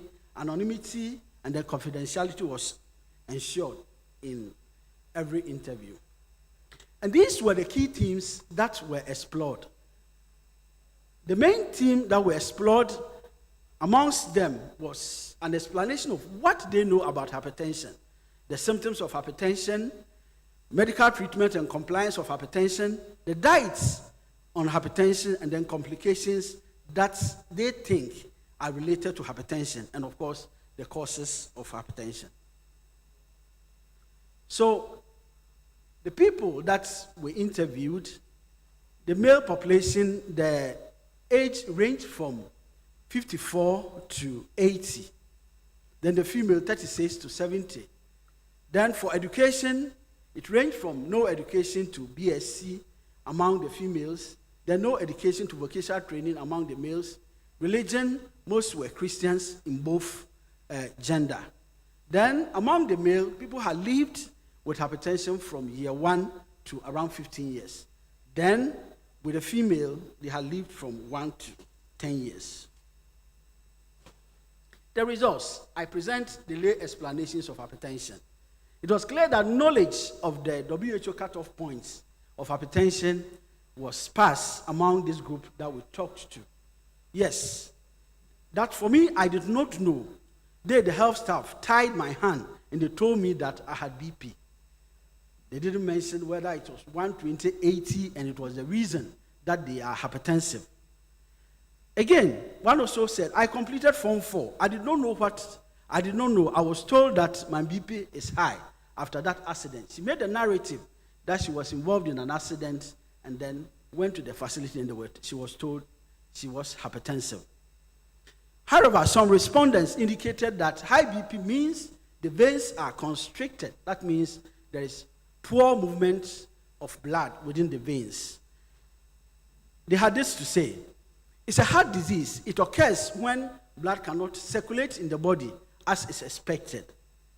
Another one also said, what I know about BP is that as you age, the veins constrict. It does not allow blood to circulate well in the body, which tends to cause heart pain. The knowledge of diet also revolved around the avoidance of red meats, heavy consumption of alcohol, and consumption of vegetable was also recommended by health facility. However, the reasons for asking them not to consume red meat but white meat was not something that was indicated by the health facilities. The causes: anger, marital and other domestic challenges, the use of agrochemicals in the preparation of land for farming, and the preservation of food were mentioned as some of the causes of hypertension. One female had this to say: your BP, that is the heartbeat, goes up when you get angry, so we are advised not to get angry. I believe my BP came when my late husband's brother went after other women when I was pregnant for him. Yes, I believe the spray, that is reference to the agrochemicals, the use can cause BP because we inhale them. When we spray, and also after spraying, the whiz, some may end up in our stomachs through the consumption of some contumely, making reference to the cocoyam leaves. That may be close to where we spray. It was also described as a disease that is so rampant and that might be caused by a supernatural being. Death was the main event that was mentioned to arise when there is poor adherence to antihypertensives. They would mention, and finally, they would tell you that, okay, whatever it is, they would die. But for me, as a woman indicated, I believe that these days, the rate at which people are becoming hypertensive, I think it is the hand of a supreme being, and that is God. So, we conclude. I keep saying we because I'll explain. Some scientific knowledge and understanding of hypertension still exists in rural communities. Then we recommend for renewed efforts on education of communities on hypertension and how it can be prevented and controlled. Thank you.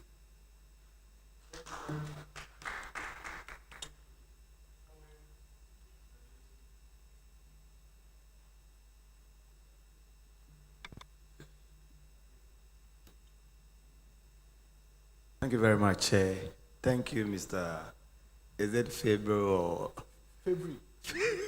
Okay, sorry if I've crucified your name. No problem. Thank you for the presentation. My understanding is that you only presented on the challenges. Is that right? Or only on the knowledge? Knowledge, yes, I presented on knowledge, but I have work on experiences. No, don't worry. I just want to ask a question on what you have presented. Yes, it's knowledge, yes. All right.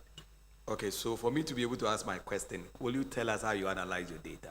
Okay, so I used the NVivo software. So what I did was that because the teams were a priori, I knew the teams that I was going for. So I created child notes, I created parent notes, and then created under them child notes in the NVivo software.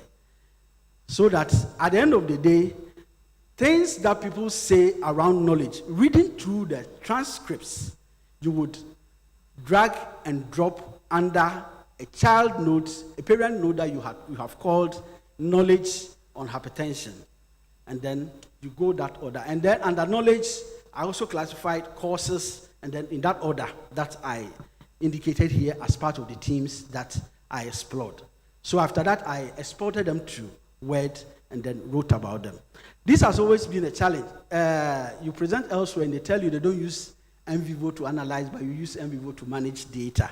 But that is how I used it.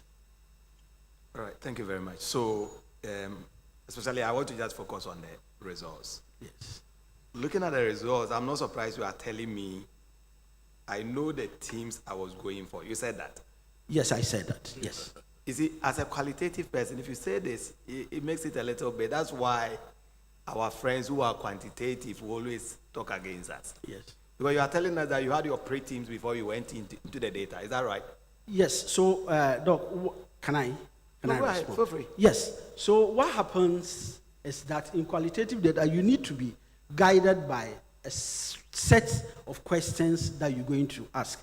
But I can tell you that in analyzing the data or in managing the data, all that I got under knowledge didn't come from the questions I asked under, do you know what hypertension is? Or tell me what hypertension is. You will tell them and they will start telling you. So in reading the transcript and familiarizing yourself with it, you would want to look at those specific things that they said about knowledge. You couldn't have left them to talk and talk and talk without guiding them. Yes, in interviews you ask them and they talk. But in doing your transcripts, you are cognizant of the fact that you are looking for issues around knowledge. So even if the person is talking about courses and they start talking about knowledge, for instance, I went to a woman and then she just started, oh, pardon me if I speak Twi, those of us who are not conversant. Okay, let me speak English. Those of us who are not conversant with Twi, the woman said, look, I went to Larbanga, somebody gave me food, and I think that caused my hypertension. So I told her that, look, stop. I hadn't even started with the interview. So this would come first, but then you would want to bring her back to the issues around the themes that you want to explore, because, Doc, you are mindful of the fact that you have a set of objectives to us. If you allow them, they will say things that may be completely objective. All right, so, sorry, Chair. I'm very sorry you're trying to defend something that I don't think we should accept here. Samoa, please let me land. Let me help you. Let me help. No, it's not about helping. Let me help. The conference is supposed to be educative, so we are learning. That's why I want to take my time. But seriously, if you tell us we are guided by questions to unearth your teams, that's better than telling us you had your teams, and so if somebody is answering you, you terminate it just to continue to do something. I haven't. Now the point is that yes. I was taking notes when you were. So you started by saying that one is lay explanation of the team. Yes. So lay explanation. I asked myself, is this a team? Obviously, I think that's what you wanted to tell us. Of course, that's not a team.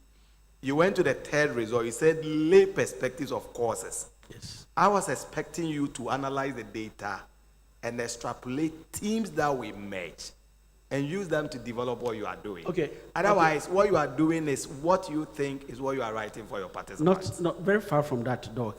Yes. But not, okay, I accept it, but I have a point to make. You can't go and then start interviewing without a guide. You have an objective. And the objective is based on what you have said to do. And this guide is what you are equipping people who you are interviewing, and you want their perspectives on something. I don't know how I would have done it without going out there with a guide. And then you ask them questions and they start narrating, and you allow them to talk. Your guide are not teams, my brother, because you are still repeating the same thing. Okay, if you go with an interview guide, you are just going to solicit for information. Okay, those are not teams. Okay. Yes. Okay. Yes, sir. Okay, so I wanted to help you. Okay. So in the in vivo, you did what we call deductive and inductive coding. Yes. So your deductive was such that you had your set of questions, okay, and you got the codes from the questions that you asked. Exactly. And the inductive was the one that emerged from your reading and then coding. Yeah. So that's why I said he did both deductive and then inductive. Okay. So don't use lay one or whatever term again. Okay. Okay. So my question is, I think there are versions of the health belief model, because he mentioned champion. I also know of Anderson's health belief model. And recently, there's an updated one. So I think you need to be specific when you are using the model. Which of the versions of the model did you use? Okay, you just indicated. I think I would check. Okay, and then yeah, you so check and then. Thank you. Okay.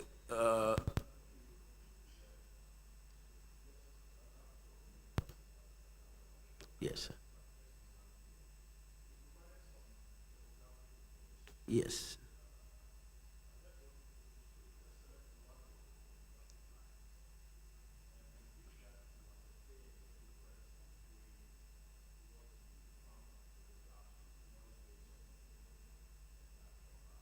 Yes. Well, I indicated this is work in progress. I haven't done that comparison yet in the analysis. If it's that I have to do it, well, I think it's interesting because when you look at quantitative data, things are being said among females and are being said among males. So it will be only proper for us to be able to talk to issues around what the male says. Yes, yes. Yeah, bro. So thank you, Chair. I'm sorry this one, I missed some few portions, a lot of calls coming through. But I want to make a suggestion to you from what I have heard. When you go to do interviews, allow the person to speak. Okay. Even if he or she is speaking non-sla, if you like. Okay. Sometimes in the midst of all that they say, they get to a point that, yes, that is it. I've been looking for this. And if they don't get there, pick your data, keep it somewhere. One day you may find out in some studies that what somebody mentioned a year or two ago has been mentioned in someone's study in Kenya, for instance. So for further work, I'm just suggesting to you that when you meet the respondent, the participant, allow him to flow or her to flow. Take as much data as possible. You may not need all for what you are doing, whether a paper you are presenting or a chapter you are writing, an article, a book you want to write, but take as much as possible and store it somewhere and wait. Thank you. Thank you. Thank you very much for the presentation. I think you also mentioned about the health belief model, but in your findings, we didn't see that. And I think probably if we had seen that, then that argument from my brother here wouldn't have come in. If you were going according to the construct of the model, then we say that your themes were theory-driven. Then it will make sense. But here's the case, we cannot even see the theory in your findings. And you are saying you went to the field with your own themes, which you usually wouldn't want to do that. And like Prof is saying, in the midst of those nonsense, you can find sense in there. So allow the data to speak and not go in with preconceived themes. That is always the best way to approach qualitative studies. All right. Yeah. Thanks. Thank you, Prof. Yeah. Okay, thank you very much, ladies and gentlemen. And this brings us to the first session. Thank you for your cooperation and your support. Thank you very much.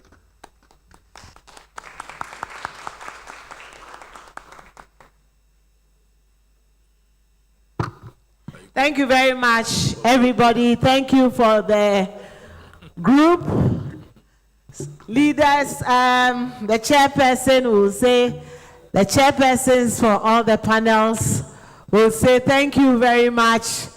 We are going to go for our lunch and then reconvene for the third part of today's session. You've done very well.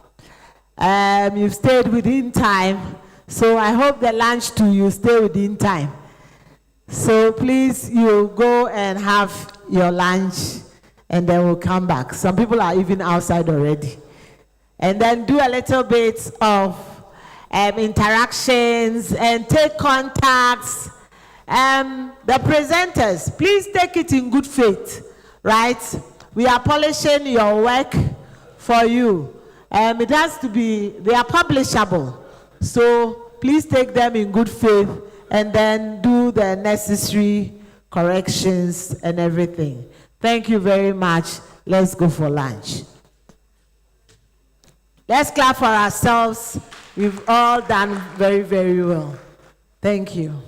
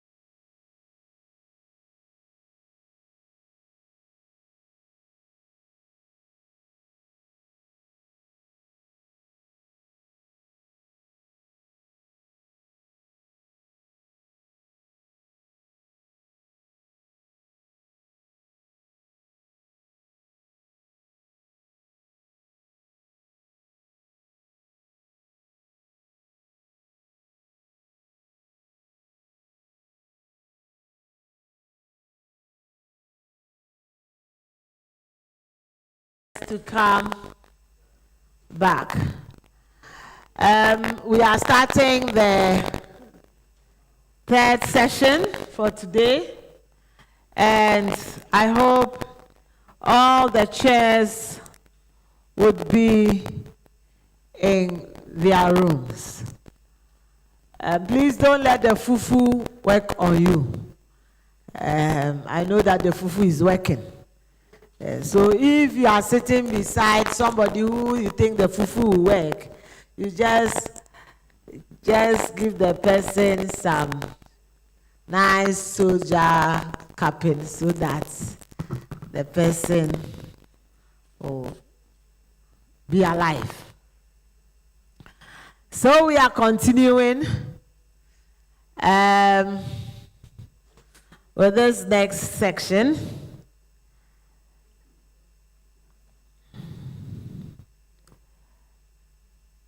We will still move into our rooms. For health is being chaired by Dr. Isaac Boafo. Is he around? Yes, Doc. We have education being chaired by Professor Jonathan Dapa. You are supposed to be in your room. This one, the tele. And then we have Dr. Zachary. Yes, you go back to your gender room. So please, let's stay within time.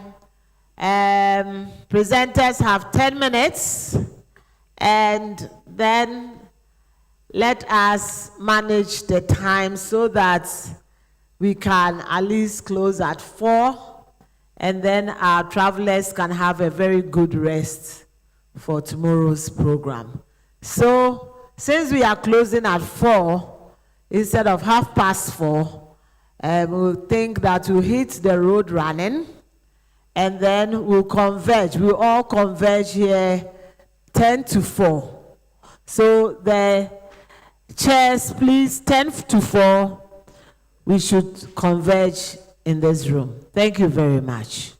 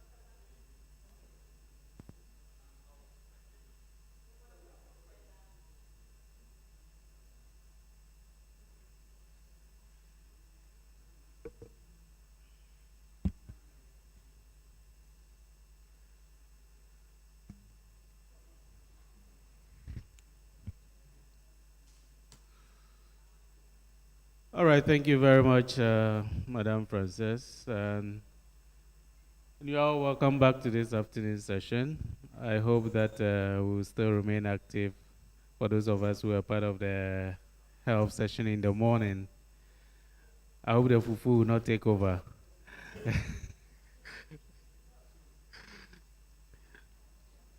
So I think in this session, we should have about just about 3 presentations. And all our presenters here so that we can follow the order in our book of abstracts.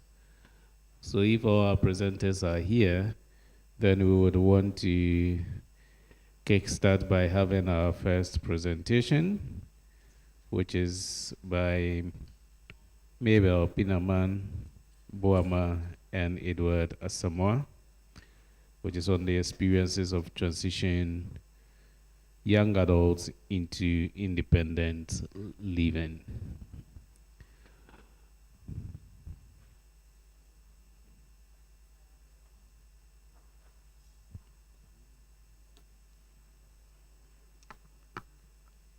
Good afternoon, my high esteemed lecturers, colleagues, all protocols observed.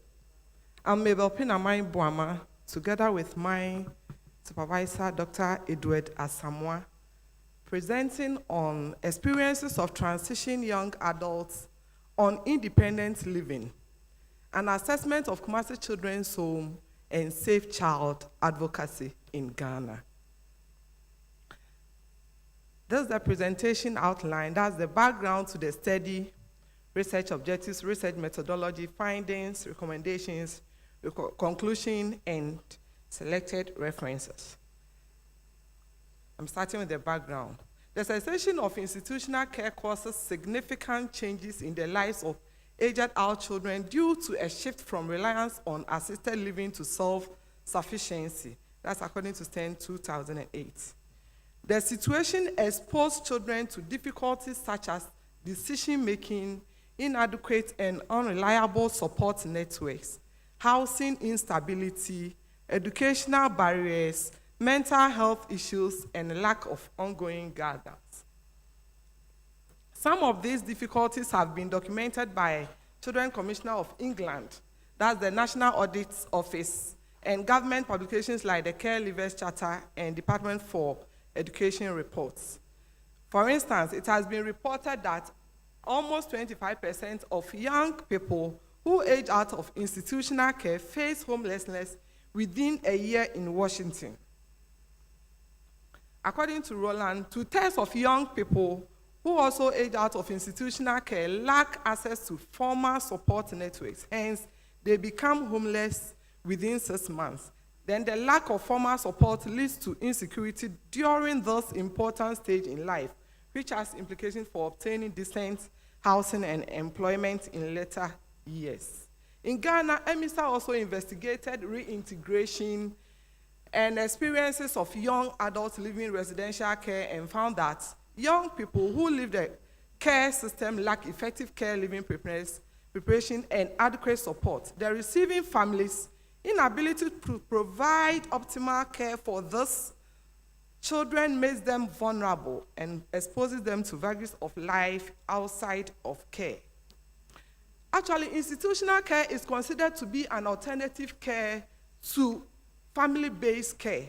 Hence, USAID, UNICEF, in collaboration with the Department of Social Welfare, is embarking on deinstitutionalization. But how can this be effective? For instance, people go for adoption, foster care. All those people require young children, like children, between the ages of 0 to 10. What happens to the young adult? Can they remain in the institutions forever? No, because institutional care is considered to be the last resort for a child, a vulnerable child who is in need of care. Therefore, there is the need for this young adult to live independently in a society of their choice. But this young adult encounters some problems that we are about to study here. Studies have reported, that's the problem statement, studies have reported the viewpoints of former foster children with regards to the challenges they face. However, there are limited studies on the challenges about young adults face in the study area. As a result, this present study examines the experiences young adults face after they have transitioned from residential care to independent living. The main objective of this study is to examine the experiences of transition young adults from institutional care to independent living using Kumasi Children's Home and Safe Child Advocacy in Kumasi as my study areas.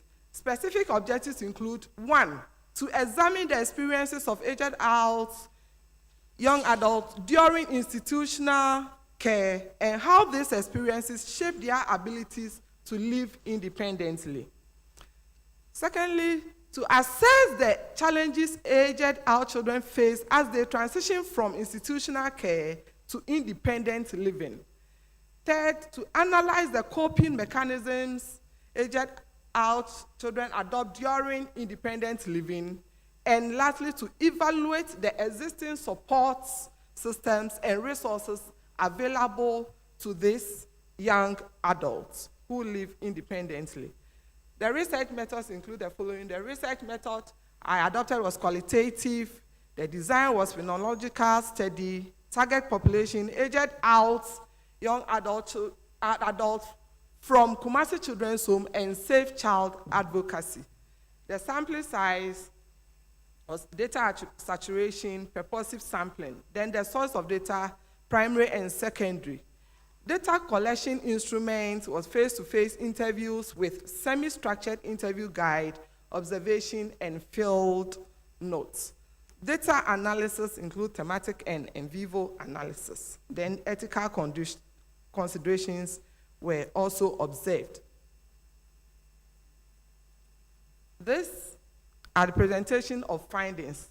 Actually, these are my respondents with their names, ages, gender, regions they are coming from, ethnicity, marital status, occupation, years spent at residential home.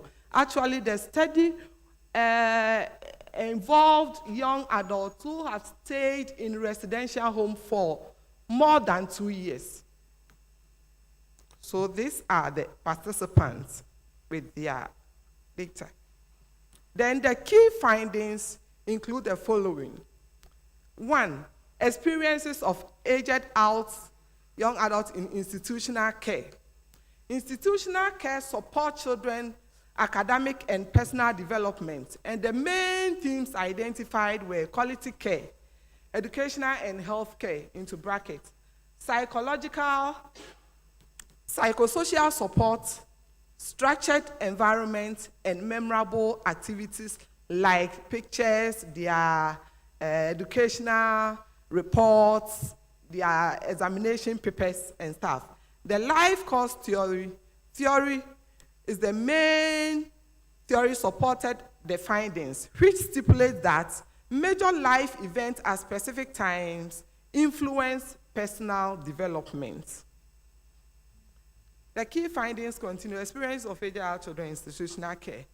In supporting the theme, these are some of the comments by the participants. One said, "Oh, I was very beautiful and a nice, it was very beautiful." She means the residential care, the institutional care, and a nice place to be in the sense that everything I needed was given, and in terms of basic needs, I was getting all, including food, toiletries, clothes, and materials for my vocational practices and works I was given.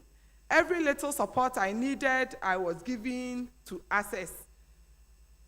I was having access to them. Oh yes, because when you arrive here, in terms of the vocational school, you'll be given a list of things to provide. And when we get them, it's the home that provides all those needs, including paying our school fees and the rest. And supporting this assertion, Eric also stated, the mothers here were so kind and treated me and my other brothers and sisters as their own, provided us with all quality care, such as providing us with basic needs and other supports we needed to ensure our personal growth and development. The experiences continue. Some of the participants also indicated that the psychosocial support provided them was good. They said, "I think the monitoring system is for our good because the mothers and workers ensure we are in safe condition as their own children. They were always happy to talk to us, and we were happy to talk to them too. I realized this when I moved out of the residential care." And Abigail also said something similar. "It was more or less like living with my parents. I also had friends who had no parents, so they became my siblings. We had a very nice relationship. There were some of them that I could share my problems with. The workers were very nice to me.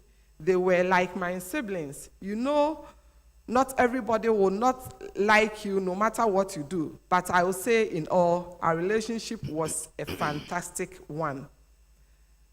Then we come to the challenges. Structural obstacles. financial literacy deficiencies, limited social and emotional support, as well as lack of practical life skills. Then the solution to these strategies include multi-modal approach, that's the activism, financial literacy training, social networking, and practical life skill instructions.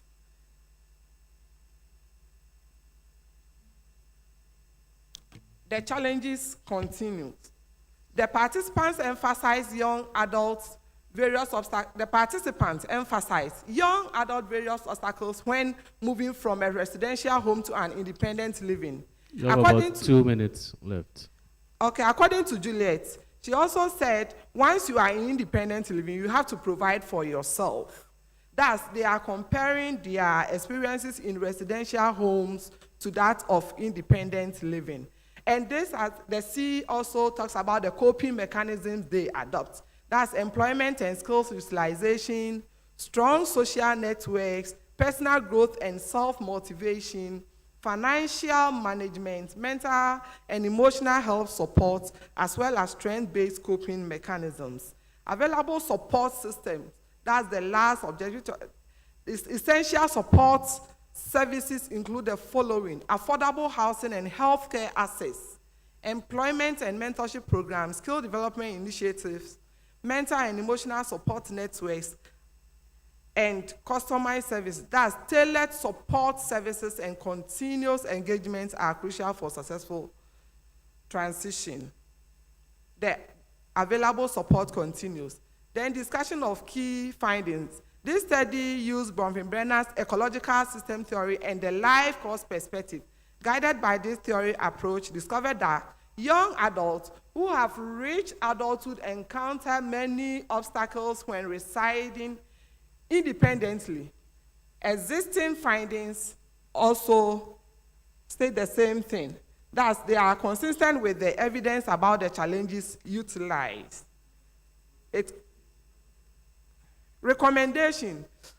The first recommendation is enhancing access to reasonably priced healthcare services, including mental health assistance. It's imperative to guarantee that young adults can sustain their health and wellness during transition to independent living.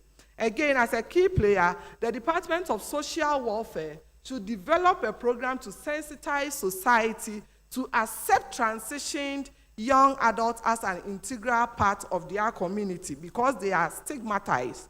The third one is the government should introduce a policy to employ care leavers in government sector jobs. This will help encourage, motivate incoming children to work and use their lives well. Finally, it is also recommended further studies to be conducted in other parts of the country to offer a holistic understanding of the experiences.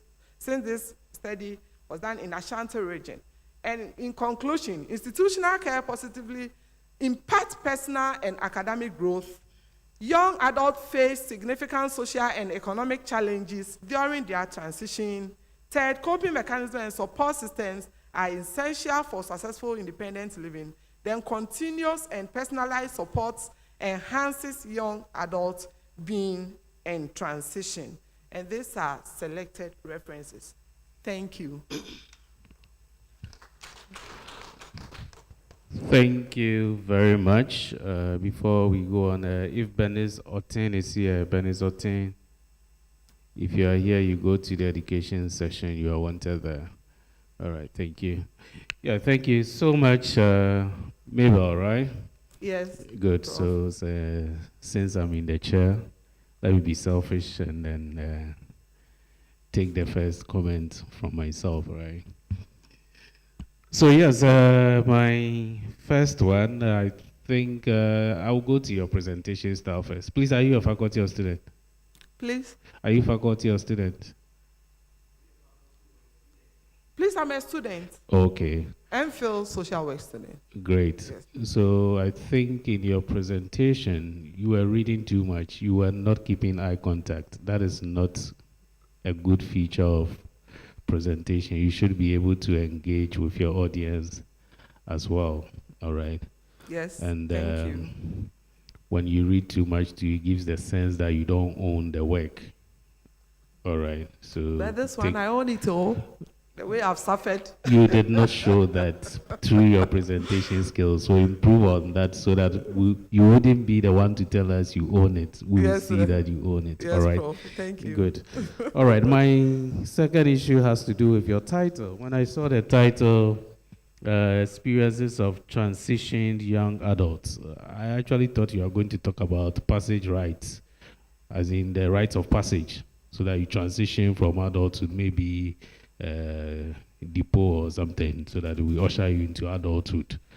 All right. So look at that. I think the transition here does not provide enough context and understanding to your work. So look at the title very well in the way you have couched it, so that it brings out what it reflects what you want to do or what you did.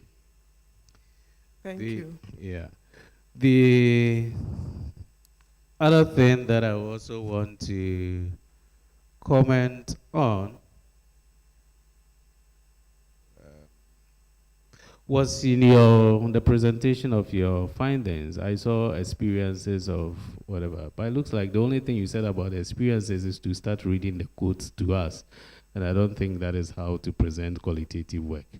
We need to have more or less describe to us the pattern, the general pattern in that theme, and then you support that kind of interpretation with your quotes, not just take the quotes like a heading, say nothing about it, and then you just assume that we know what you mean by that, and then just give us the quotes from participants. So I think you should look at that one as well. And your use of the theories. I think, well, you mentioned the life course theory, but in your presentation, we didn't see it that much, and then you mentioned it again in the discussion, which I did not really see how you link that to the findings. And then again, you brought in the issue of the ecological theory, which again, you did not show us how that is related to the work that you did. So these are my initial comments. If you want to respond to any of them, you can have the opportunity. Otherwise, I will allow colleagues to also give you their comments or questions. Thank you, Prof. Well noted. All right. Any other comments or questions? Yes. Mabel. Yes, Prof. I understand you are done with your work. You are finished. It's ongoing. Oh, okay. If you can clarify just a few things. You use two concepts, aged out, young adult, and then transition young adult. I don't know if you would like to explain to me what you mean by those concepts. Please, aged out is whilst they live in the residential care, and the transition young adults is the children who are the aged out children who have grown out of the institution and are living independently. That's they are living independent living. Then the third one is, please, if you can. Aged out and then transitioned young adult. Yes, the transition young adult, please, as I just explained, the aged out, in Ghana, a child is considered to be somebody from the age of 0 to 18. So the aged out are classified as, I don't want to use the word children, but residents in the residential home who are above the age of 18. Yes, so they transition, when you read that state, as I explained, as an alternative source to family-based care. All these vulnerable children found themselves in residential homes. But people do adopt and foster the younger ones. So leaving this aged out people, therefore, they are transitioned into society since their continuous stay in the home is not beneficial. So the transitioned young adults are the aged out or aged out peoples from residential homes. Okay, thank you. The other issues I noted, I think Doc has raised them, so I'll look at the last one. in your conclusion, you didn't touch on the theories to tell us whether your findings support the theories or otherwise. You need to do that in your conclusion. You need to touch on the theories. And then finally, this is just a minor one. Your slides seem to be loaded. In one slide, I counted about 10 or 11. More than. Yes. So usually the standard practice is that you keep it as maximum or maybe 6. Yes, please. Yes. So I think that's all. Thank you. All right, thank you. Any more questions or comments? Yes, for Doctor. Some hands are up. Yeah. All right. Yes. No, it doesn't work. Please, presenter, thank you. I wanted to find out, why did you use the two theories? What was the limitation of the other that you thought the other was complementing? The two theories, actually there are a lot of theories which can be used here, but I decided to use this in the sense that these theories explain how individuals' relationship with their social systems affects their lives. That's why I decided to use these theories. Okay. For instance, the Bronfenbrenner's theory, yes. Okay. My question was, you used two. Yes. What was the limitation of the first one? For whichever reason, a second theory should come to complement. For which the second theory should come to complement. Yes. No, actually they are together. The limitation of the first, they are together. I use them together. So, not that there are some limitation about the first one. That's why I decided to pick or use the second one. Then Yes. it means one could be enough for you, couldn't it? No. Because, as I said, I'm exploring on the experiences of young adults who have transitioned from residential care. Chair. Therefore, with permission, I think you may want to think about your two theories, because every theory has its proposition, which you use for your study. So where you are compelled to use more than one, there should be a reason. If you haven't found a reason, you may want to go and explore. But there has to be a reason why you use, or anybody can use more than one theory for one study. So if, as of now, you haven't found a reason, you may want to go and look for the reason. Or to save yourself, you may want to see how one theory of the two can be used only for your study. My suggestion. thank you. But to add to that, actually I'm exploring the experiences whilst the young adults live in the residential care, and now that they are living in the community, what they are also experiences. Maybe But I together, think thank you, what the well comments noted. are saying is that you do not necessarily need two theories. Before you use two theories, it means that one is not sufficient to explain your entire work. Thank you, Prof. All Well right? noted. So just look at it. Good. Any other? Okay, yes, we have a hand there. Thank you very much, Madam, for your presentation. Most of the comments have been registered, so I don't want to go there. I mean, the volume of your slides and those things. But when you are presenting, own your work. Or you did the work.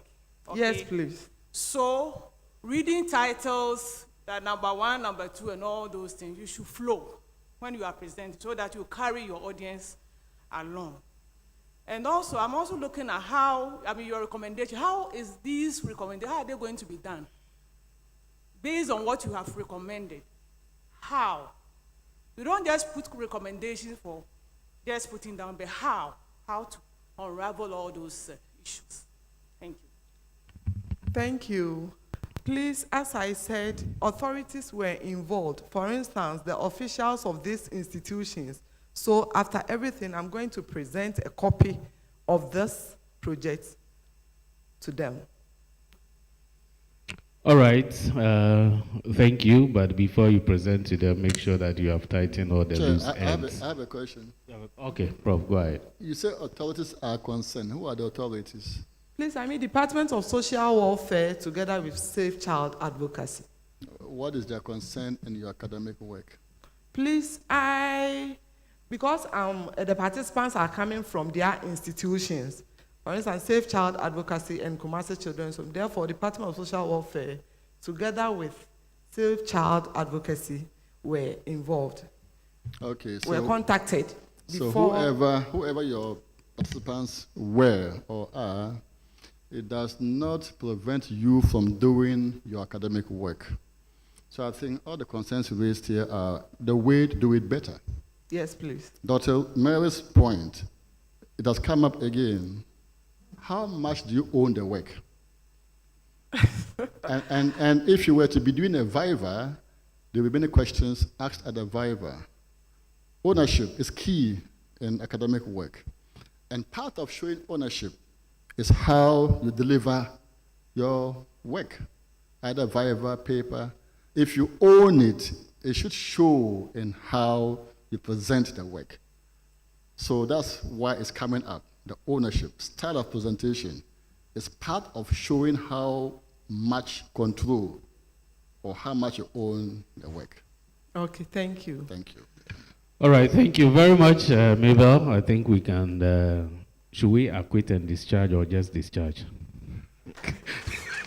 Thank you. All right.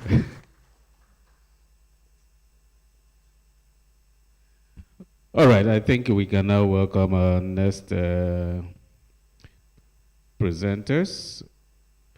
We have Jonathan Mensah-Dapaah and Victoria Ahinkai. Oh, you have presented. Where am I looking? 7, okay. So that is 7 should be Bernice Otin, right?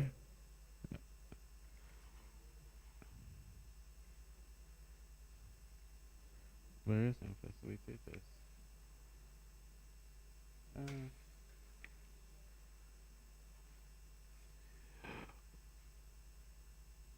Wow.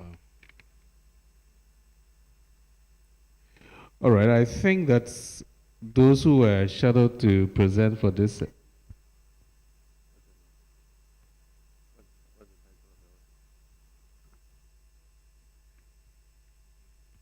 investigating Emanuela.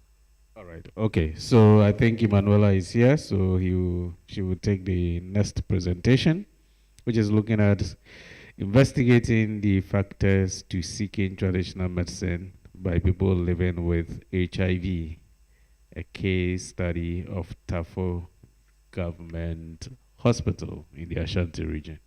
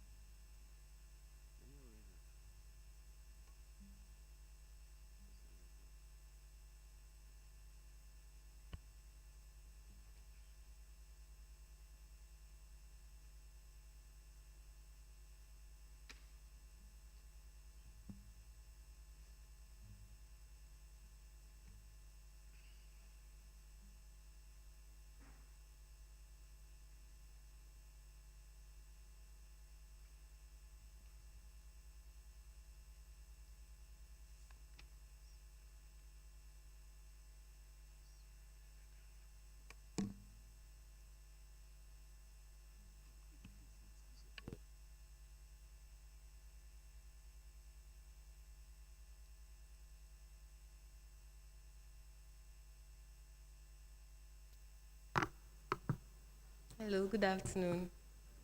Okay, so my name is Emanuela Donani, a Master of Philosophy Sociology student in my final year, and I'm going to be presenting on the factors that lead to seeking traditional medicine by people living with HIV, a case study at Tafo Government Hospital.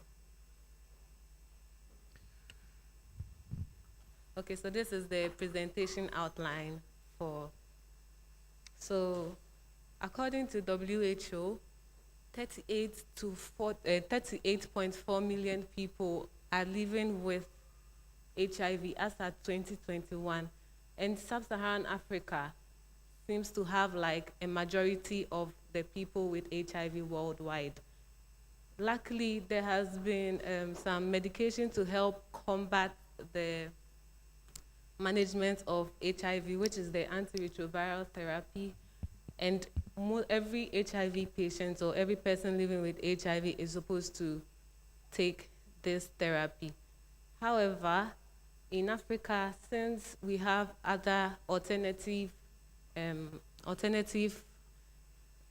health-seeking options, like the traditional medicine and the biomedical one, which is the ART, majority of the HIV patients use traditional medicine whilst on antiretroviral therapy.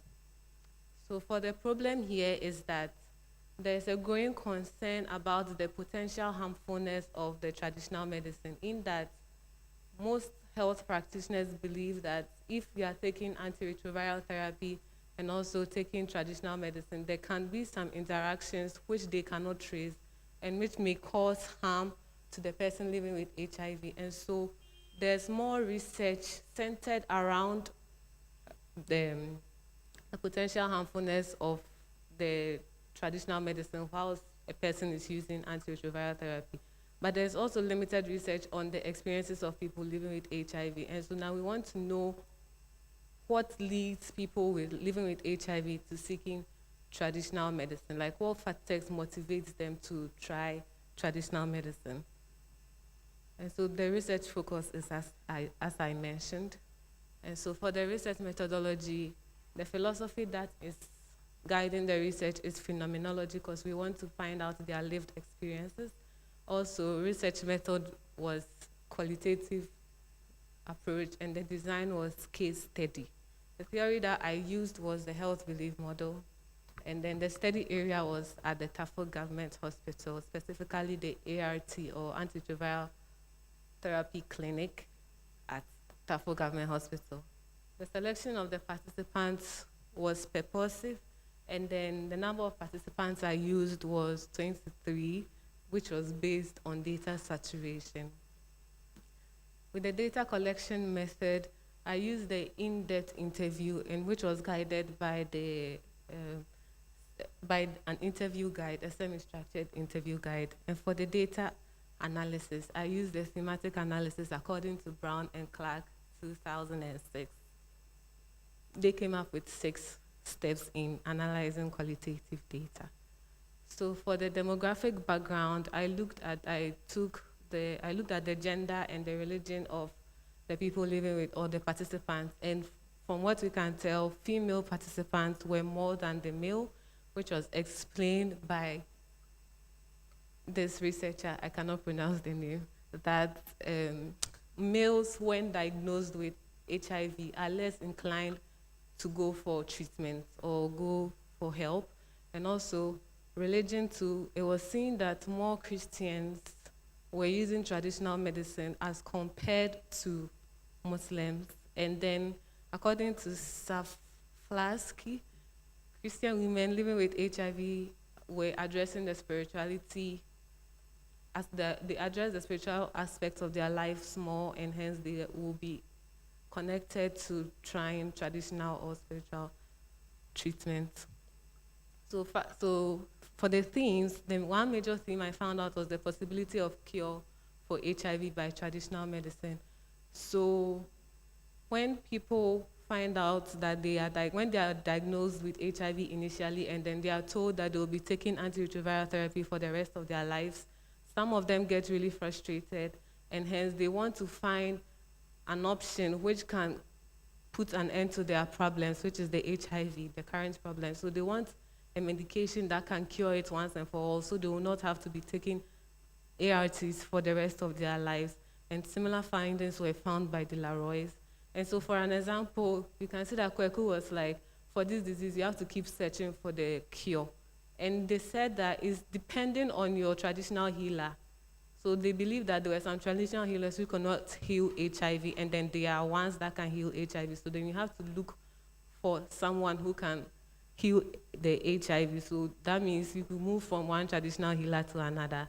Also, spiritual belief in traditional medicine. So from the data, I could see that most people who believe that HIV was not contracted through physical means, like maybe sex or infected objects, or thought they got the HIV by people buying it for them spiritually or cursing them with it spiritually, usually sought traditional medicine because they believe that traditional medicine has the tendency to cure and to deal with the spiritual aspect of the disease. As example, sometimes the condition is caused by spiritual means, as Kofi mentioned. Management of symptoms. So when taking the ART, there can be some side effects that comes with it, like nausea, rashes, diarrhea, and whatnot. And also, so some people believe that since traditional medicine can cure every disease, why don't they take traditional medicine to boost their immune system to help combat those side effects? Also, some people, when they go to complain to their doctors or healthcare practitioners at the HIV clinic about, say, rashes or cough, sometimes they are dismissed that it's just side effects and it will go away. And because they get disappointed by that, they will rather go and seek traditional medicine to help combat those opportunistic diseases. And also, I'm sorry, I think it repeated. Okay, so the primacy of traditional treatment in healthcare. As I mentioned earlier, Ghana, for instance, has like traditional medicine, and we have biomedical medicine and whatnot. So some of the participants mentioned that the reason why they used traditional medicine was that initially they didn't even know they had HIV, and hence they started self-medicating with traditional medicine. So they go and see a traditional healer or try buy medicine from like a traditional medical shop. And when it does not help them, then they come to the HIV clinic and they realize, they come to the biomedical hospital, and when they are tested for HIV, then they know that this is why they were not getting better. So most of them also said that they did not even know they had HIV in the first place. So it was just like a sort of like a habit, and hence they chose to use traditional medicine. So for the summary of findings, can be seen that first, the spirituality of an individual plays a very significant role in shaping the health-seeking behavior of a person. So for instance, if you believe that diseases are contracted by maybe parasites or bacteria or whatever, you choose, or what's scientifically explained way, you would choose to go to like a biomedical person whom you know can fully cure it. But then some people also believe that there's some spiritual aspect to it, and so they'll go for traditional medicine, like so. And then also traditional medicine is chosen in circumstances involving opportunistic illnesses and side effects. And then the use of traditional medicine is the first form of treatment amongst most people living with HIV. And familiar influence also. So, contribution to knowledge. The research contributes to knowledge by providing insights into the cultural and social dimensions of healthcare amongst HIV patients. And also, it sheds light on the social determinants of health, helping to address health disparities. So, in conclusion, majority of the people who use traditional, majority of the people living with HIV who use traditional medicine have not informed their healthcare personnel at the HIV clinic. And so like their biomedical healthcare practitioners do not know that they use traditional medicine, even though they've been informed not to do so. So for one recommendation is that there should be clear policies on the regulations and governing the use of traditional medicine. That is like, they could address it with policies just to make it more concrete. So these are the references. Thank you.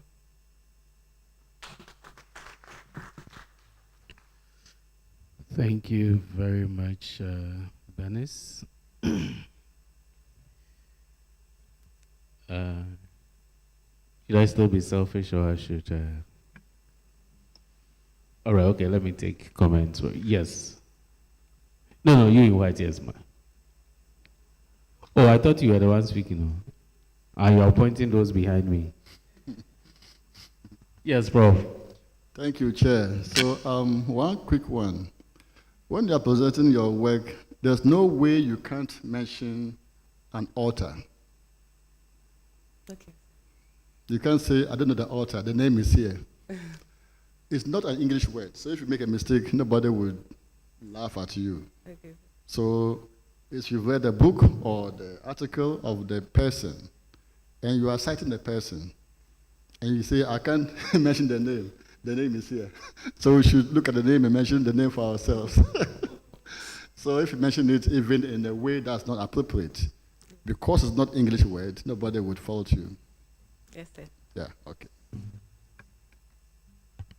All right. Any other? Okay. Is it yourself or you're pointing? Okay. Thank you for your presentation. Please, all along, you have been mentioning traditional medicine and traditional treatment. I want to know from your research, is it different from herbal medicine or traditional? I don't understand the traditional medicine and the herbal. I don't know which way you are trying to say. Yes, Please clarify it for me. it's actually different. So medicine is like something you would take, but treatment involves like the care, the social care, like how you stay with them maybe like for a period of time. It's not just the thing you ingest. So for like the traditional treatments like this, from the participants, some of them had to leave where they stay and move to where the traditional healer is and stay there for some months or like even a year, just living with the traditional healer. And then so like they address other aspects of like So if I get you, it means that I'm not referring to herbal medicine. No, not just but herbal traditional, medicine. pure Treatment, traditional treatment. Yes, pure traditional treatment. Thank you. Yes. Yeah, thank you for your presentation. I see that you are mentioning names of people, Kweku, whatever. Are they real names or they are just names? No, Mm-hmm. that you chose? it's actually hypothetical. It's hypothetical. So I did that to make the research feel more alive. So instead of saying participants, like if you are reading it and you say maybe Kofi or Adjoa, then you can relate to a point that this person is not just a what's the word? So don't you see it as a problem? Because I see you mentioning the name of a facility today. Can't people quickly relate? No, these names are hypothetical. It's not You- their to names you, at all. To you, they are, but to somebody they might not be. Yes. Who comes from the Yeah, area? that's why I use generic names like Kofi, Amaya. So there are a lot of Yas, there are a lot of Kofi. If I, I think use, what you mean is not hypothetical, but these are pseudonyms or Yes, fictitious yes, names. pseudonyms, yes, All right. yes. So they are not real names. So you cannot go and identify anybody as Kofi or Ya over there. All right.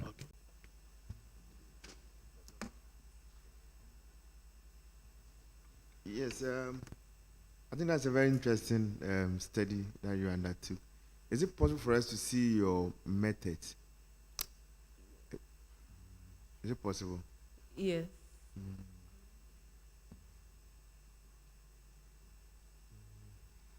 Yes, I can see research philosophy, phenomenology, and then research design. It's a case study. Yeah. So is phenomenology a philosophy? Yes. There are some school of thought that see phenomenology as a methodology, and some also see it as a philosophy. So I'm using the school of thought that sees it as a philosophy. So by philosophy, you mean the epistemological underpinning of your work, or? Yes. Well, because I think phenomenology rather is not a philosophy. It's one of the traditions under qualitative, which falls under interpretivism. So I don't know. You need to take a second look at that. Okay. Yes. And there's a bit of a confusion. So what do you mean by traditional medicine? Traditional treatment, actually. What do you mean by traditional medicine because The medicine. Yes. Okay, so it could be like maybe the herbal medicine that is given to them. But generally, the work is really looking at traditional treatments. So not just medicinal. Medicinal will maybe focus on the herbal medicines. But then if we add the treatment, it generalizes it to like other forms of care. I think you need to pay attention to the concept. You need to maybe take a second look at the concept because from your presentation, I was a bit confused as to the kind of treatment that your participants were actually sought. Okay. Because traditional medicine is broad. Yes. Herbal medicine is just is an aspect of Yes, traditional yes, medicine. yes. So which aspect did you focus on? Which aspect of traditional medicine did your study focus on? So I actually looked at the general one. I didn't really specify the type of treatment they sought. So what kind of questions did you pose to your participants? So it was conducted in Chi. So if I could say it directly in Chi, that say where you use a draw apart from if they've used any other medicine apart from the ART, or if they've sought healthcare from someone else apart from the HIV clinic. And when they say yes, then I asked them that like, what type of treatment was it? So some of them will be like, they were walking around, they met like a traditional medicine peddler. So some other sells like herbal medicines and things like that. And then they sought for consultation. Some of them also said that like, they moved to their hometowns to go and live with like a herbalist or like a traditional healer for some time. Because this is an MPhil work, so I was expecting that you should be able to identify the various forms of traditional treatment that the participants sought. Because just putting together and say traditional medicine is not very helpful. Yes, please. I don't know whether it's possible for you to go back and look at the in data. In the main work, there's like a section dedicated to that, which I did not add, so I'll look into that. Great. Okay, I'm done. All right, yes. For the presentation, I think I made an observation which has to do with how you interpreted the demographic information. You are trying to make some inferences, but this is a purely qualitative work, and so you don't need to make that inference. Like, there were more males than female. No, your sample size was so small that you can't make that inference. So just mention the numbers, and then that will be all. Okay. Thank you. All right, Bernice, I also have one or two comments. Is there a question here? Okay. Thank you, Chair. Manuela, what is the motivation behind this study? That's the first question. The second one is, how do you explain your theory in relation to your data? Thank you.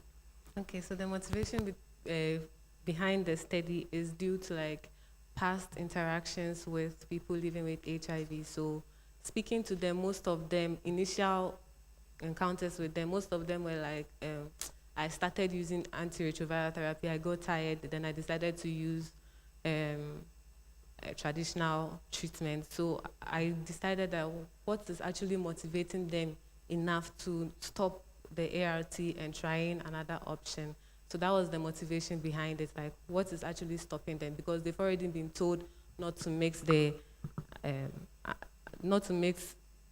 traditional medicine, especially with the antiretroviral therapy. And also the theory, the health belief model theory actually can to some extent explain the health-seeking behavior of people.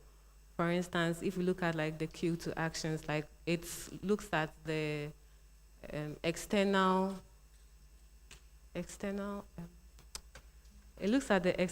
influences that can guide a person to making like a health choice. Like so, and also the perceived severity and perceived severity, for instance, if a person believes that the disease is actually very very severe, they would look for like a health care option, like a health care option that can help combat it. But then if they don't believe it to be that severe, so for instance, if someone is using the ART and they see that it's getting worse, they will choose to go to another option for like another healthcare option, for instance. All right, Emanuela, thank you, but I am not part of my comment. I also had something to do with your theory, and I'm not really convinced about how you are explaining your theory in relation to your data. I said I'm not really convinced about how you are explaining your theory in relation to the data.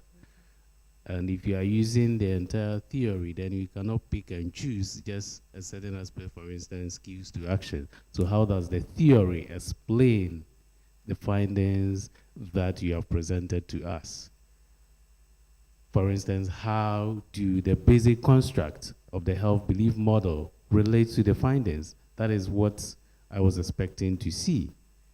Okay. So your findings could have been structured along the lines of the construct of the health belief model. Okay. But I have my own reservations if the health belief model is really the appropriate theory to use for this study in the first place. Okay. And I think you should look at that. Okay. You may want to consider the socio-ecological model or Anderson and Anderson's model of healthcare utilization. Health. Anderson and Anderson's model of healthcare utilization. Okay. All right, so I think the health belief model, in my view, it is not very appropriate for your work. Yeah, so basically that's what I have for you. All right. Okay, thank you very much. So thank you all very much. Okay. Thank you very much. Please, I would like to find out from the presenter if, first of all, whether there was any question to the participants on their knowledge about the HIV. Because, yes. okay, because in your findings, one of the issues you raised was that some of the participants said the disease was bought for them spiritually. Yes. So if they know about the disease, then I would have expected that in your probes, you would have kind of asked certain questions, whether they have engaged in certain form of sexual activity, whether it being risky behavior or something. Because, I mean, for someone to just tell me that, oh, I believe my HIV was acquired through a spiritual means, meanwhile, this person had been engaging in a risky behavior. I mean, when you just oppose it, it's not. Yeah. So actually, the issue of HIV at the clinic itself is very sensitive to the extent that if you are at the clinic, you are cautioned not to mention the word HIV there. You are supposed to say the disease, because most of them felt that it was very sensitive. So for an outsider to come and like ask them questions, that one too was also a reservation on its own. So from initially, it was very hard for them to like come out and speak about it. But then when they speak about it, they talk about like the spiritual aspect of it. But most of them they did not admit to having maybe like a promiscuous lifestyle, or maybe they got it from an infected material or some of that. Some people accepted that, but then they also believe that disease is actually bought for you.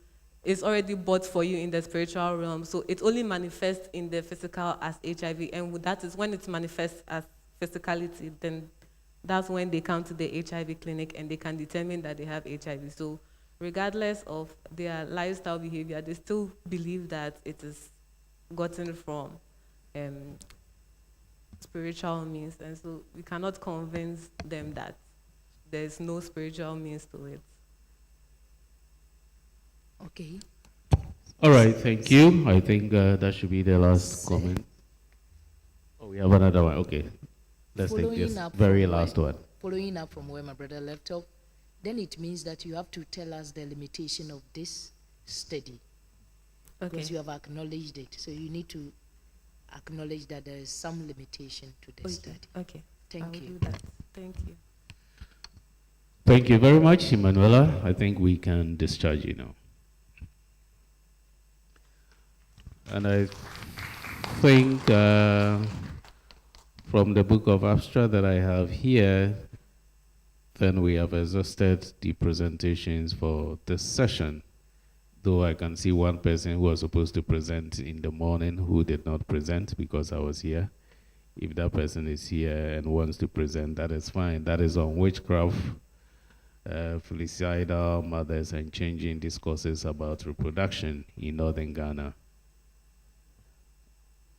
Otherwise, then the session is ended. Thank you all very much for participating.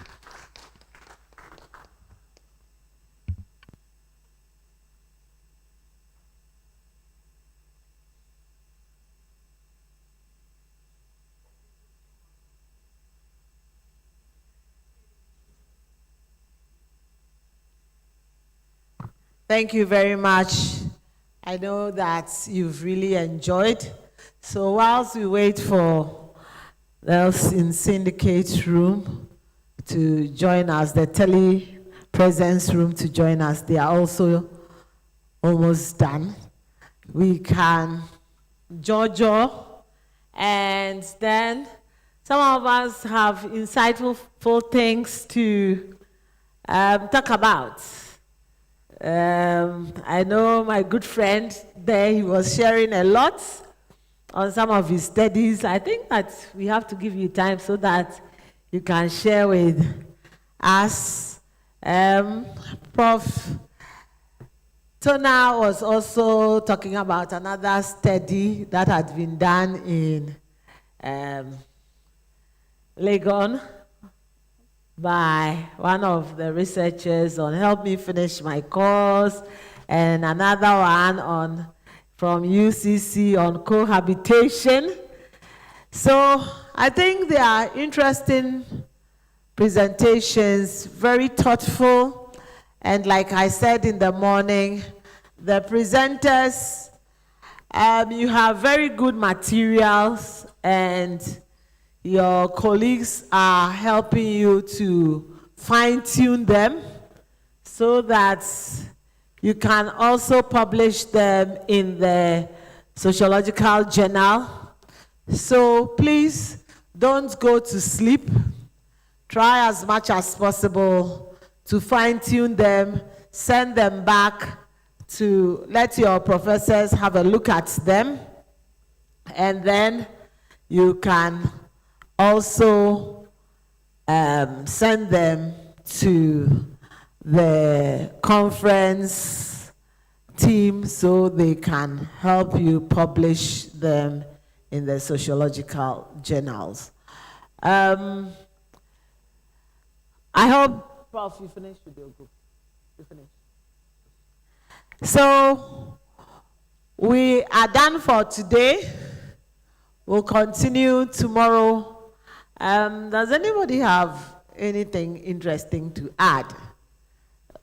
So I'll do a summary here, and I'll see what you have learned since the morning. Let's take a piece of paper. This is what I do in my class. Write your name, your index number. So your index number will be your university. Rule a line and sign your signature. So question 1 will be, what have you learned? So let me see. I'll start with this one. All the 50 and above, they are not included. I have vetoed. They are not included in the exam. So below 50, the exams is for you. So if I mention your name, we are starting from, let me see, where do we start from? Let me see. So,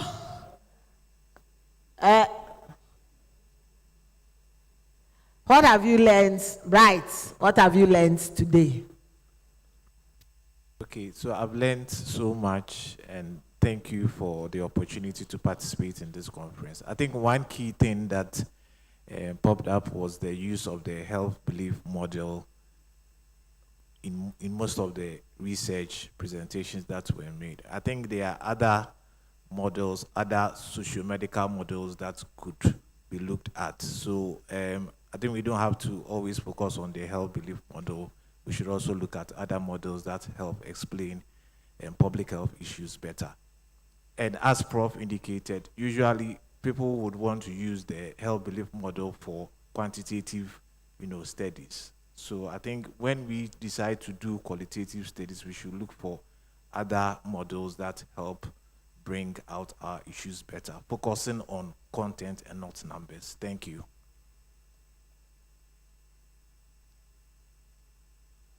I'm done. Okay. Francis. So you see, because you are still a student, I have to ask you a question. Thank you very much. Today I've learned a lot. Specifically, I was told this morning that sustainable development goals are big dreams. And I think that is a fact. I've learned that. I've also learned that whenever we are concluding on our findings, we should let the theory that we choose to speak to the findings of our work. I've learned a lot today. Thank you. As we go to column B, some people have started shaking their heads. I've not even mentioned their names. So, you see. So, organizers should know. Okay, from column B, I'll take the students beside Mary. What have you learned? Okay, so as the presentation was ongoing, I was taking note of how the presenters were presenting their presentation skills and also the mistakes they did and the critique they had from the lecturers. I am also learning from this so I don't repeat them when I'm also presenting in the near future. This is what I learned during the presentation. Okay, thank you. So I hope to see you input those things. Yes.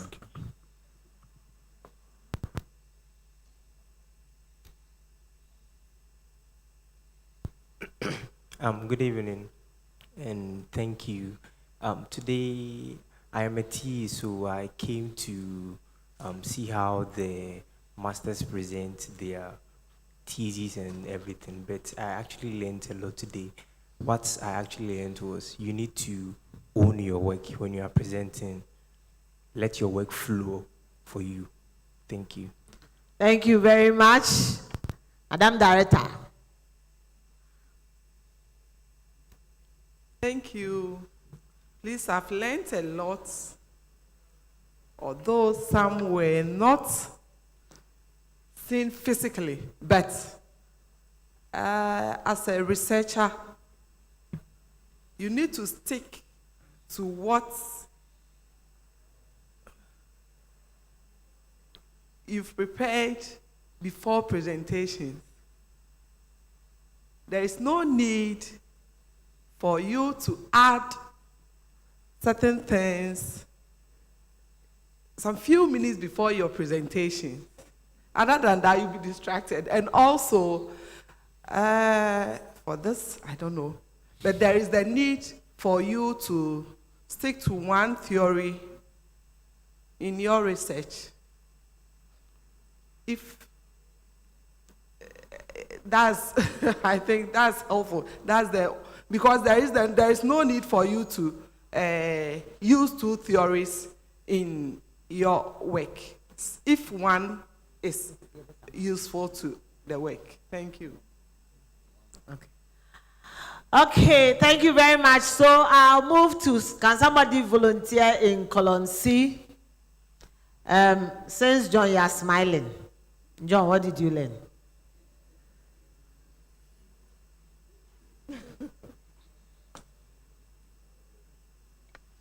Yeah, I learned a lot too in today's presentation. One of the key things that I learned was the issue of corruption, which the guest speaker spoke about, which is an issue in Ghana. Then in the presentation, I learned a lot from my sister Mabel, when he talked about children that are moving out from institutional homes. Actually, I didn't know how children that are in the children's home always move out of that particular setting.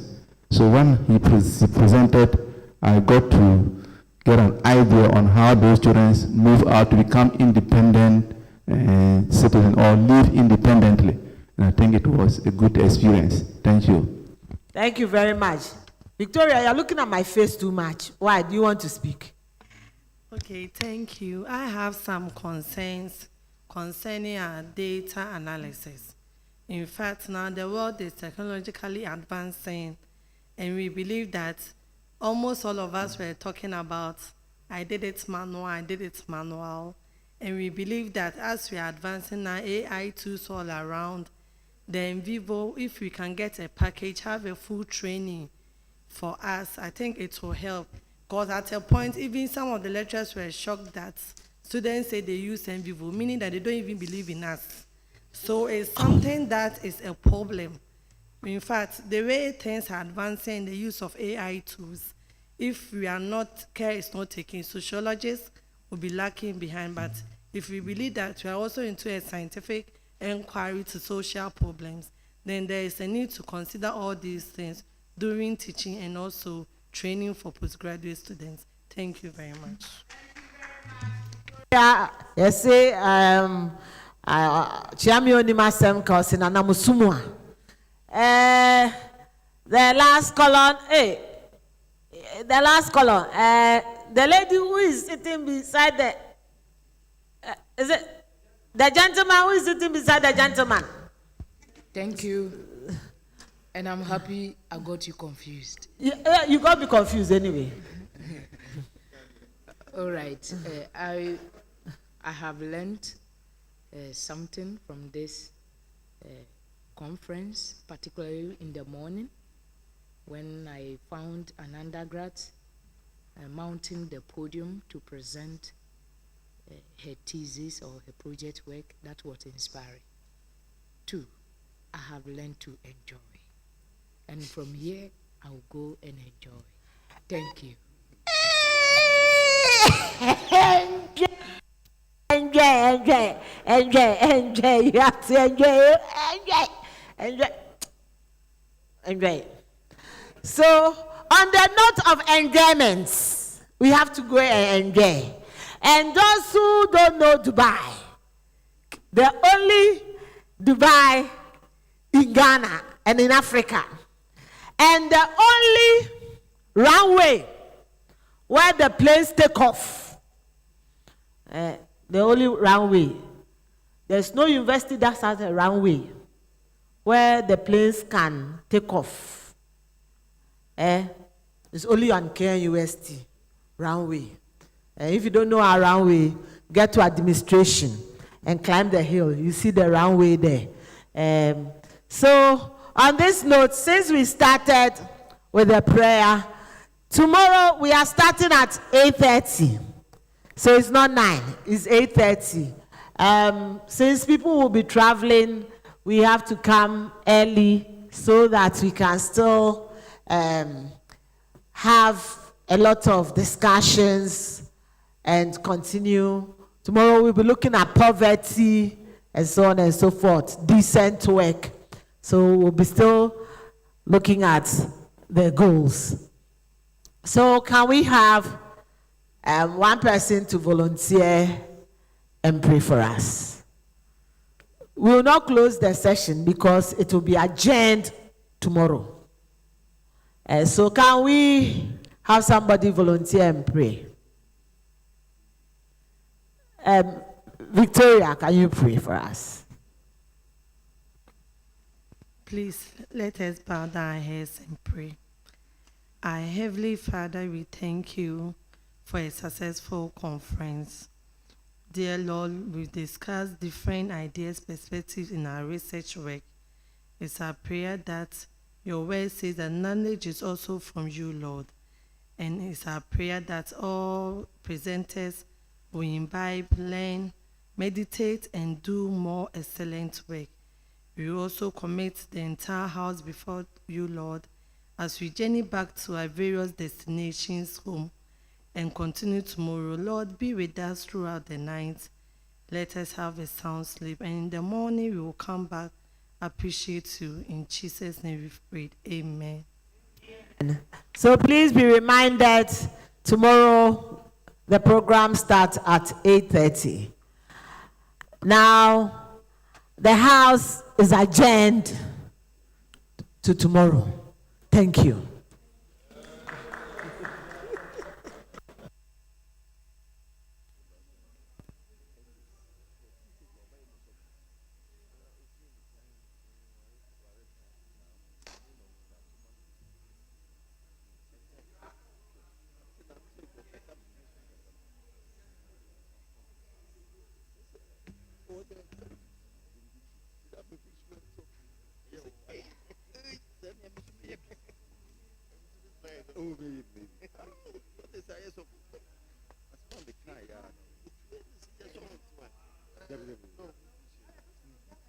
That's what they do.